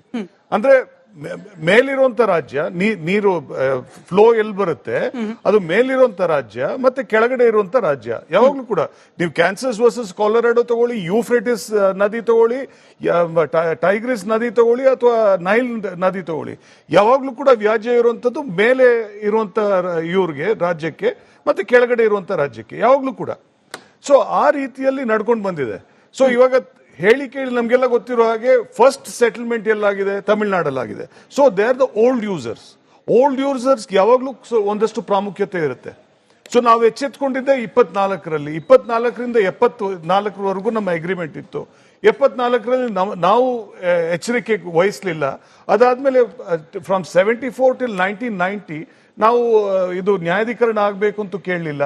ಸೊ ಈ ರೀತಿಯಲ್ಲಿ ಒಂದು ನಡ್ಕೊಂಡು ಬಂದಿದೆ. ಬಟ್ ಒಂದು ವಿಚಾರ ನಾವೆಲ್ಲ ತಿಳ್ಕೊಬೇಕಾಗುತ್ತೆ, 1990ಲಿ ನ್ಯಾಯಾಧೀಕರಣ ಶುರು ಆಗುತ್ತೆ, ಮತ್ತೆ ಆಲ್ಮೋಸ್ಟ್ ಇನ್ಸ್ಟೆಂಟ್ಲಿ 91ನಲ್ಲಿ ನಮ್ಮ ಫಸ್ಟ್ ಇದು ಬರುತ್ತೆ, ಇಂಟ್ರಿಮ್ ಆರ್ಡರ್. ಅದ್ರ ಮೂಲಕ ನಾವು 205 TMC ಹರಿಸಬೇಕಾಗಿತ್ತು ತಮಿಳ್ನಾಡಿಗೆ, 205 TMC. ಅದು ಅದೇ ಸೇಮ್ ನೀವು ಇದಕ್ಕೆ ಬರೋವರೆಗೂ 2007 ಬರೋವರೆಗೂ ಅದು 192 ಆಗಿತ್ತು. ಅಂದ್ರೆ 205ರಿಂದ ಒಂದಷ್ಟು ಇಳಿಕೆ ಆಗಿದೆ. ಅಂದ್ರೆ ನಾವು ತಮಿಳುನಾಡಿಗೆ ವಾರ್ಷಿಕವಾಗಿ ಎಷ್ಟು ನೀರು ಹರಿಸಬೇಕಾಗಿದೆ ಅದು ಸ್ವಲ್ಪ ಇಳಿಕೆ ಆಗಿದೆ. ಸರಿ, 205ರಿಂದ 192. ಅದೇ ಸುಪ್ರೀಂ ಕೋರ್ಟ್ ಬಂದಾಗ 178 ಆಯ್ತು. ಅಂದ್ರೆ ಕ್ರಮೇಣ ನಮ್ ಕೇಸ್ ಇಂಪ್ರೂವ್ ಆಗ್ತಾ ಇದೆ ಅಂತ ನಾನು ಹೇಳೋದಕ್ಕೆ ಇಷ್ಟಪಡ್ತೀನಿ. ಕುಮಾರಸ್ವಾಮಿ ಅವರು 2-3 ದಿನದ ಹಿಂದೆ ಪ್ರೆಸ್ ಮೀಟ್ ಮಾಡಿ ಸರಿಸುಮಾರು 20 ನಿಮಿಷಗಳ ಕಾಲ ನೀರಾವರಿ ಯೋಜನೆ, ಅದರಲ್ಲೂ ಬಹಳ ಮುಖ್ಯವಾಗಿ ಕಾವೇರಿ, ಗೋದಾವರಿ ಹಾಗೆ ಕೃಷ್ಣ ಕನೆಕ್ಟಿಂಗ್ ವಿಚಾರಕ್ಕೆ ಸಂಬಂಧಪಟ್ಟಂತೆ ಮಾತನಾಡ್ತಿದ್ರು. ಮುಖ್ಯಮಂತ್ರಿ ಆಗಿರುವ ಡಿ.ಕೆ. ಶಿವಕುಮಾರ್ ಅವರು ಟೆಕ್ನಿಕಲ್ ಅಡ್ವೈಸ್ ತಗೊಳ್ದೆ, ವಿರೋಧ ಪಕ್ಷಗಳ ಜೊತೆಯಲ್ಲಿ ಚರ್ಚೆ ಮಾಡ್ದಲೆ ನಾವು ಕೇಂದ್ರ ಸರ್ಕಾರಕ್ಕೆ ಸಂಪೂರ್ಣ ಬೆಂಬಲ ಕೊಟ್ಬಿಡ್ತಿದೀವಿ ಅಂತ ಹೇಳ್ತಿದ್ದಾರೆ. This is just because photo opportunity. ನಾನು ಕೇಂದ್ರದ ಜೊತೆಯಲ್ಲಿ ಸಿದ್ದರಾಮಯ್ಯ ರೀತಿಯಲ್ಲಿ ಸಂಘರ್ಷ ಮಾಡ್ತಿಲ್ಲ, ಸೌಹಾರ್ದತೆಯಿಂದ ಇದ್ದೀನಿ ಅಂತ ತೋರಿಸ್ಕೊಳ್ಳೋ ಪ್ರಯತ್ನ ಅಂತಾರೆ. TB dam crest gate inauguration, ನೆರೆಹೊರೆಯ ರಾಜ್ಯಗಳ ಮುಖ್ಯಮಂತ್ರಿಗಳನ್ನು ಕರೆಸಿದ್ದು ಕೂಡ ಫೋಟೋ ಆಪರ್ಚುನಿಟಿ. ಅಂದ್ರೆ ಕುಮಾರಸ್ವಾಮಿ ಅವರು ನೀರಿನ ವಿಚಾರದಲ್ಲಿ ರಾಜಕೀಯ ಮಾಡ್ತಿದ್ದಾರಾ ಅಥವಾ ಡಿ.ಕೆ. ಶಿವಕುಮಾರ್ ಅಥವಾ ಕಾಂಗ್ರೆಸ್ ಪಕ್ಷದ ರಾಜಕೀಯಕ್ಕೆ ಕೌಂಟರ್ ಕೊಡ್ತಿದ್ದಾರಾ ಅಂತ? ಸನ್ಮಾನ್ಯ ಕುಮಾರಣ್ಣವರು ಅವ್ರು ಯಾವ ರೀತಿ ಹೇಳಿದಾರೆ ಅದು ನಿಜವಾಗ್ಲೂ ಅದು ಕರೆಕ್ಟ್ ಆಗಿದೆ. ಯಾಕೆಂದ್ರೆ 2 ಬಾರಿ ಮುಖ್ಯಮಂತ್ರಿಗಳಾಗಿ ರಾಜ್ಯವನ್ನು ನಡೆಸಿದ್ದಾರೆ. ಮತ್ತೆ ಅವರ ಪೂಜ್ಯ ದೇವೇಗೌಡರ ಒಂದು ಗಡಿನಲ್ಲೂ ಬೆಳೆದಿದ್ದಾರೆ. ಆ ಸಂದರ್ಭದಲ್ಲಿ ನೀರಾವರಿ ವಿಚಾರದಲ್ಲಿ ಹೇಗೆ ಅವ್ರ ಜೊತೆ ಕೈ ಜೋಡಿಸಿ ಕೆಲಸ ಮಾಡ್ತಿದ್ರು ಅನ್ನೋದು ಗೊತ್ತಿದೆ. ಇವಾಗ ನಾವು ಅವ್ರು ಹೇಳ್ತಿದ್ದಾರೆ ರಾಜಕೀಯ ಮಾಡ್ತಿದ್ದಾರೆ ಮಾನ್ಯ ಕುಮಾರಣ್ಣವ್ರು ಪ್ರತಿಯೊಂದು ವಿಚಾರದಲ್ಲಿ ಅಲ್ಲ. ಈಗ ಮುಖ್ಯಮಂತ್ರಿಗಳಾಗಿದ್ದಾಗ ಏನೋ ಒಂದು ದೊಡ್ಡಗೌಡರ ಒಂದು ಆದೇಶ, ಹಿರಿಯರ ತಜ್ಞರ ಒಂದು ಆದೇಶ, ಅವರ ಒಂದು ಎಕ್ಸ್ಪೀರಿಯನ್ಸ್ನ ಗೇನ್ ಮಾಡಿ ಆ ಎಕ್ಸ್ಪೀರಿಯನ್ಸ್ ಇಂದ 17.5 TMC ನೀರನ್ನ ಬೆಂಗಳೂರಿಗರಿಗೆ ಕುಡಿಲಿಕ್ಕೆ ಅವಕಾಶ ಮಾಡಿಕೊಟ್ರು. ಸಂದರ್ಭ ಏನು ಅವಾಗ್ಲಿತ್ತು, ಸಮ್ಮಿಶ್ರ ಸರ್ಕಾರ ಇತ್ತು. ನಾವು ಸಮ್ಮಿಶ್ರ ಸರ್ಕಾರದಲ್ಲಿ ಬರೀ ಹಾಗೇನೆ ಟೈಮ್ ಪಾಸ್ ಮಾಡ್ತಾ ಹೋಗ್ಬಾರ್ದು ಅಂತ 17.5 TMC ನೀರು ಕಳ್ಕೊಂತಿದ್ವಿ, ತಮಿಳ್ನಾಡಿಗೆ ಹೋಗ್ಬಿಡ್ತಿತ್ತು. ಅದು ನೀವು ಇತಿಹಾಸ ತೆಗಿರಿ, 20 ವರ್ಷಗಳ ಹಿಂದೆ 17.5 TMC ಇವತ್ತು ಬೆಂಗಳೂರಿಗರು ಏನ್ ನೀರು ಕುಡಿತಿದ್ದಾರೆ ಆ ವಿಚಾರವಾಗಿ ಕುಮಾರಣ್ಣವ್ರು ಎಚ್ಚರಿಸ್ತಿದ್ದಾರೆ. ಏನಕ್ಕೆ? ಇವಾಗ ಮಾನ್ಯ ನಮ್ಮ ಕ್ಯಾಪ್ಟನ್ ರಾಜಾರಾಯರು ಹೇಳಿರ್ಬೋದು, ತಿಮ್ಮೇಗೌಡರು ಸಾಹೇಬ್ರು ಹೇಳಿರ್ಬೋದು, ನಮ್ಮ ಬ್ರಿಜೇಶ್ ಸರ್ ಅವರು ಹೇಳಿರ್ಬೋದು. ಇವ್ರು 3 ಜನದ್ದು ತಗೊಳ್ಳಿ. ನೀವು ಇಷ್ಟಿದ್ದಾಗ ಕಾಂಗ್ರೆಸ್ ಅವ್ರು ಯಾಕೆ ಸುಳ್ಳು ಹೇಳ್ಕೊಂಡು ಬರ್ತಿದ್ದೀರಾ ಜನರ ಹತ್ರ? ಮೇಕೆದಾಟು ಅಣೆಕಟ್ಟು ನಾವು ಕಟ್ಟೇ ಬಿಡ್ತೀವಿ ಅಂತ ನೀವು ಏನಕ್ಕೆ, ಮತಕ್ಕೋಸ್ಕರ ಏನಕ್ಕೆ ನೀವು ಹೇಳೋಂಥ ಅವಶ್ಯಕತೆ ಇದೆ? ಕಳಸಾ ಬಂಡೂರಿ ನಾವು ಸಾಲ್ವ್ ಮಾಡ್ತೀವಿ ಅಂತ ಯಾಕೆ ಅವಶ್ಯಕತೆ ಇದೆ? ಟಿ.ಬಿ ಡ್ಯಾಮ್ ವಿಚಾರದಲ್ಲಿ ಇಡೀ ಒಂದು ಬೆಳೆನೇ ಜನರು ಬೆಳಿಲಿಕ್ಕೆ ಆಗ್ಲಿಲ್ಲ. ಅರ್ಧ ಪುನಃ ಇನ್ನೊಂದು ನೀರು ಕೊಡಲ್ಲ ಅಂತ ಇನ್ನೊಂದು ಬೆಳೆ ರೈತರು ಕಳ್ಕೊಂಡ್ರು. ಇವತ್ತು ರಾಯಚೂರು ಜಿಲ್ಲೆ ದೇವದುರ್ಗ ಗಾಣದಾಳಲ್ಲಿ ಒಬ್ರು ದೇವೇಗೌಡರು ಪ್ರತಿಮೆ ಮಾಡ್ತಾರೆ ಅಂದ್ರೆ ಅದು ಯಾವ ಪ್ರಭು ಅನ್ನೋ ಒಬ್ಬ ವ್ಯಕ್ತಿ, ಯಾವ ಪಕ್ಷದ ವ್ಯಕ್ತಿ ಅಲ್ಲ. ಇವತ್ತು ಪ್ರಧಾನ ಮಂತ್ರಿ ಆಗಿದ್ದಾಗ ಆ ಭಾಗದಲ್ಲಿ 3.5 ಲಕ್ಷ ಹೆಕ್ಟೇರ್ ಅಲ್ಲಿ ನದಿ ಪಾತ್ರದಲ್ಲಿರುವಂತ ರೈತರಿಗೆ ನೀರಾವರಿ ಸಿಗ್ಲಿ ಅಂತ ಮಾಡಿದ್ರು. ಆ ಒಂದು ಪ್ರೀತಿ ಮಾಡಿದ್ರು. ಈ ಬದ್ಧತೆ ಎಲ್ಲಾ ರಾಜಕಾರಣಿಗಳಲ್ಲೂ ಇರಬೇಕು. ತಿಮ್ಮೇಗೌಡರು ಸರ್ ಹೇಳ್ತಿದ್ರು, ಇವತ್ತು ಆಪರೇಟರ್ಗಳು ಇದ್ದಾರೆ, ಏತ ನೀರಾವರಿ ನೀರೇ ಅರಿಯಲ್ಲ, ಅವರೆಲ್ಲ ಸಂಬಳ ತಗೊಳ್ತಿದ್ದಾರೆ. ಅಂದ್ರೆ ಲಿಫ್ಟ್ ಇರಿಗೇಷನ್ ಸಿಸ್ಟಮ್ ಇವತ್ತು ಕರ್ನಾಟಕದಲ್ಲಿ ಎಷ್ಟೋ ಲಿಫ್ಟ್ ಇರಿಗೇಷನ್ ಸಿಸ್ಟಮ್ ಅಲ್ಲಿ ಕರಪ್ಷನ್ ತಾಂಡುಬಡ್ತಿದೆ. ಇದು ಕೇಳೋರು ಯಾರಿದ್ದಾರೆ? ಟಿ.ಬಿ ಡ್ಯಾಮ್ದೆ ಮತ್ತೆ ಕೇಳ್ತೀನಿ. ಈಗ ನವಲೆ ಎಷ್ಟೋ ವರ್ಷಗಳಿಂದ ಸಮಾನಾಂತರ ಜಲಾಶಯ ಅನ್ನೋದು ಒಂದು ಇತ್ತು ಅನ್ನೋದು ಮರ್ತು ಬಿಟ್ಟಿದ್ದಾರೆ ಜನ. ಆ ಮಟ್ಟಿಗೆ ನೆನೆಗೊದಿಗ್ ಬಿದ್ದಿದೆ. ಈಗ 3 ರಾಜ್ಯದ ಮುಖ್ಯಮಂತ್ರಿಗಳನ್ನ ಕರೆಸ್ಕೊಂಡು ಆ ಮಾತುಕತೆಗೆ ಒಂದು ವೇದಿಕೆ ನಿರ್ಮಾಣ ಮಾಡೋ ಪ್ರಯತ್ನನಾದ್ರೂ ನಡೀತಿದೆ. ಸಮಾಧಾನ ಅಲ್ವಾ ಇದು? 2 ಬೆಳೆ ರೈತರ ಹತ್ರ ಬೆಳೆದಂಗೆ ಮಾಡಿ ರೈತರ ಬೆಳೆಗೆ ಕಿತ್ಕೊಂಡು ನೀವು ಟಿ.ಬಿ ಡ್ಯಾಮ್ ನ ರೆಡಿ ಮಾಡೋ ಅಂತ ಒಂದು ಅವೈಜ್ಞಾನಿಕ ರೀತಿ ಎಲ್ರಿಗೂ ಗೊತ್ತಿದೆ. ಕಳೆದ 1 ವರ್ಷದಿಂದ ಏನಾಯ್ತು ಟಿ.ಬಿ ಡ್ಯಾಮ್ ವಿಚಾರದಲ್ಲಿ ಅಂತ. ಇವಾಗ ನಿಮ್ಗೆ ಗೊತ್ತಿದೆ 3 ರಾಜ್ಯಗಳಿದ್ದಾರೆ. ಈಗ ಎಕ್ಸಾಂಪಲ್ 3 ರಾಜ್ಯದಲ್ಲಿ ತಗೊಳ್ಳಿ, ತೆಲಂಗಾಣ ಫಾಸ್ಟ್ ಇದೆ, ಆಂಧ್ರ ಪ್ರದೇಶ್ ಫಾಸ್ಟ್ ಇದೆ, ನಮ್ಮವ್ರು ಸ್ಲೋ ಇದ್ದಾರೆ. ಮಹದಾಯಿ ಕಳಸಾ ಬಂಡೂರಿ ತಗೊಳ್ಳಿ, ಗೋವಾ ಫಾಸ್ಟ್ ಇದೆ, ಕರ್ನಾಟಕ ಸ್ಲೋ ಇದೆ. ಮೇಕೆದಾಟು ವಿಚಾರದಲ್ಲಿ ವಿಜಯ್ ಅವ್ರು ಬಿಟ್ಟೆ ಕೊಡಲ್ಲ ಅಂತ ಹೇಳ್ತಿದ್ದಾರೆ, ನಾವು ಪುನಃ ಸ್ಲೋ ಇದ್ದೀವಿ. ಈ ವಾಟರ್ ಡಿಸ್ಪ್ಯೂಟ್ ಅಲ್ಲಿ ಯಾರು, who is the sufferer? The farmers in the basin. ಅವ್ರಿಗಾಗಿ ಈ ಟ್ರಿಬ್ಯುನಲ್ಗಳು ಸೆಟಪ್ ಹೆಂಗಾಗತ್ತೆ? After consulting the supreme court. ಏನು ಅದು ಸೆಟಪ್ ಆದ್ಮೇಲೆ ಅವ್ರು ಕಣ್ಮುಚ್ಕೊಂಬಿಡೋದ? ಇವ್ರು ಕೆಲಸ ಮಾಡಿದ್ರ ಇಲ್ವಾ, ಎಷ್ಟು ಬೇಗ ಮಾಡಿದ್ರು, ಅವ್ರಿಗೇನು ಟೈಮ್ ಕೊಟ್ಟಿತ್ತು, ಏನು ಮಾಡಬೇಕು ಅಂತ ಯಾರಾದರೂ ಚರ್ಚೆ ಮಾಡಿದ್ದಾರ? ಸುಪ್ರೀಂ ಕೋರ್ಟ್ ಅದ್ರ ಕಡೆ ನೋಡಿದ್ಯಾ? ಕಾವೇರಿ 28 ವರ್ಷ, ಕೃಷ್ಣ 2 ಈಗಾಗಲೇ 22 ವರ್ಷ ಆಯ್ತು, ಮಹದಾಯಿ 18 ವರ್ಷ ಆಗಿ ಇನ್ನೂ ಮುಂದಕ್ಕೆ ಹೋಗ್ತಾ ಇದೆ. ಅವ್ರಿಗೆ ಅಧಿಕಾರ ಇಲ್ಲ ಟ್ರಿಬ್ಯುನಲ್ ಮುಂದೆ ಹೋಗೋದಕ್ಕೆ, ಸುಪ್ರೀಂ ಕೋರ್ಟ್ ಮುಂದೆ ಹೋಗೋದಕ್ಕೂ ಅವ್ರಿಗೆ ಅಧಿಕಾರ ಇಲ್ಲ. State has to represent. ಇಲ್ಲಿ ಏನಾಗ್ತಾ ಇದೆ, ಅವ್ರ ಗತಿ ಏನು? ಯಾರನ್ನ ಕೇಳಬೇಕು? ಕೃಷ್ಣ ಕಪ್ಪೆನ್ ತುಳಿತಾ ಇದ್ದಾನೆ, ಸ್ವಾಮಿ ರಕ್ಷಣೆ ಕೊಡು ಅಂತ ಅವ್ನು ಕೇಳಬೇಕಾದ್ರೆ ಸುಪ್ರೀಂ ಕೋರ್ಟ್ ನಿತ್ಯ ಹೋಗ್ತಾ ಇದೆ. ಸೆಟಪ್ ಮಾಡಿಬಿಟ್ಟು ಬಿಟ್ಬಿಟ್ರು. ನಾನು ಹೇಳೋದು, ಹಿಂದೆ ನಿಮ್ಮ ಪೇರೆಂಟ್ TV ಚಾನೆಲ್ ಅರ್ನಬ್ ಏನು ಮಾಡಿದ್ನೋ ಅರಾವಳಿ ಮೈನ್ಸ್ಗೆ ದಯವಿಟ್ಟು ಇದನ್ನು ತಕೊಳ್ಳಿ. ಈ ಸ್ವಾಮಿ ಅವ್ರನ್ನ ನಿದ್ದೆಯಿಂದ ಎಬ್ಬಿಸಿ ಸುಪ್ರೀಂ ಕೋರ್ಟ್ನ. ಯಾಕೆ ಇಷ್ಟು ವರ್ಷ ಮಾಡ್ತಾ ಇದ್ದಾರೆ? ನಿಮ್ಗೆ ಜವಾಬ್ದಾರಿ ಇಲ್ವಾ? ಆ ಟ್ರಿಬ್ಯುನಲ್ ಕೆಲಸ ಮಾಡ್ತಾ ಇಲ್ವಾ? ಯಾಕೆ ಡಿಲೇ ಆಗ್ತಾ ಇದೆ? ಡೈಲಿಗೆ ಯಾಕೆ ಆಗಲ್ಲ? After all procedures are completed. Daily hearing ಮಾಡೋದಕ್ಕೆ ಏನು ದಾರಿ ನಿಮಗೆ? ಯಾಕೆ ಆಗ್ತಾ ಇಲ್ಲ? ಇದಕ್ಕೆ ತಕ್ಷಣ ಯಾಕೆ ಜಡ್ಜ್ಮೆಂಟ್ ಕೊಡ್ತಾ ಇಲ್ಲ ಅಂತ ಕೇಳಬೇಕು. ಈಗ ಫಾರ್ ಎಕ್ಸಾಂಪಲ್ ಕಾವೇರಿಯಲ್ಲಿ ಅವ್ರು ಡಿಸಿಷನ್ ಕೊಟ್ಟಾಗ ಅಲ್ಲಿ ಯಾರೋ ಒಬ್ಬ ಕನ್ಸಲ್ಟೆಂಟು ಒಬ್ಬ ಎಕ್ಸ್ಪರ್ಟೇ ಇಲ್ಲ, ಕೊಟ್ಬಿಟ್ರು. ಒರಿಜಿನಲ್ ಆ್ಯಕ್ಟಲ್ಲೇ ಇಬ್ಬರು ಅಸೆಸರ್ಗಿದ್ದಾರೆ, ಅವ್ರನ್ನ ಸಹಾಯ ತಗೊಂಡು ಟ್ರಿಬ್ಯುನಲ್ ಡಿಸಿಷನ್ ಕೊಟ್ಟರೆ ಆ ಡಿಸಿಷನ್ ಜಡ್ಜುಗಳು ತೀರ್ಮಾನ ಮಾಡಿದರು. ಅಲ್ಲೇ ಎಡವಿದ್ದು ಅವರು, ಬಹಳಷ್ಟು ಎಡವಿದ್ದಾರೆ. ಟ್ರಿಬ್ಯುನಲ್ ಕಾವೇರಿ ಟ್ರಿಬ್ಯುನಲ್ ಆರ್ಡ್ರಲ್ಲಿ ಇಶ್ಯೂ ಫ್ರೇಮ್ ಮಾಡಿದರು, ಡಿಫಿಸಿಟ್ ಹೇಗೆ ಮಾಡಬೇಕು, ಸರ್ಪ್ಲಸ್ ಹೇಗೆ ಮಾಡಬೇಕು ಅಂತ. ಡಿಫಿಸಿಟಿಗೆ ಸೊಲ್ಯೂಷನ್ ಕೊಟ್ಟರು, ಸರ್ಪ್ಲಸ್ ಕೊಡಲಿಲ್ಲ. ಕೊಟ್ಟಿದ್ದೆ ನಮ್ಮ ಮೇಕೆದಾಟು ಇವತ್ತು ಈ ಪ್ರಾಬ್ಲಮ್ ಆಗ್ತಿರ್ಲಿಲ್ಲ. ಅದೇನಿತ್ತು ಆ ನೀರಿಗೆ ನಾವು ಕಟ್ಕೊಳ್ತಿದ್ವಿ, ಇಲ್ಲ ನಾವು ಕ್ವಶನ್ ಮಾಡ್ತಾ ಇದ್ವಿ. ಈಗ ನೋಡಿ ಇದು ಹೇಗೆ ಸುಪ್ರೀಂ ಕೋರ್ಟ್ ನಿದ್ದೆ ಹೋಗಿರೋದ್ರಿಂದ ಟ್ರಿಬ್ಯುನಲ್ನವ್ರು ಆಟ ಆಡ್ತಿದ್ದಾರೆ. ಅವ್ರಿಗೆ ಇಷ್ಟಕ್ಕೆ ಬಂದಾಗ ಮಾಡ್ತಾ ಇದ್ದಾರೆ. ಇದಕ್ಕೆ ಹೋಗೋದು ಯಾರ್ದು? ನಾನು ಕಟ್ಟೋ ಟ್ಯಾಕ್ಸು, ನೀವು ಕಟ್ಟೋ ಟ್ಯಾಕ್ಸು. ಆ ದುಡ್ಡೆಲ್ಲ ಅವ್ರಿಗೆ ಸಂಬಳ ಕೊಡೋದಾಗ್ತಾ ಇದೆ. ಇದನ್ನ ತಳ್ಳಬೇಕು. ಒಂದು ಇದು ಒಂದು ನಿಜವಾಗಿ ಇದೊಂದು ಡಿಬೇಟ್ ಆಗ್ಬೇಕು ಮೇಡಮ್. ಡಿಬೇಟ್ ಆಗಿ ಸುಪ್ರೀಂ ಕೋರ್ಟ್ನ ಎಚ್ಚರಿಸಬೇಕು.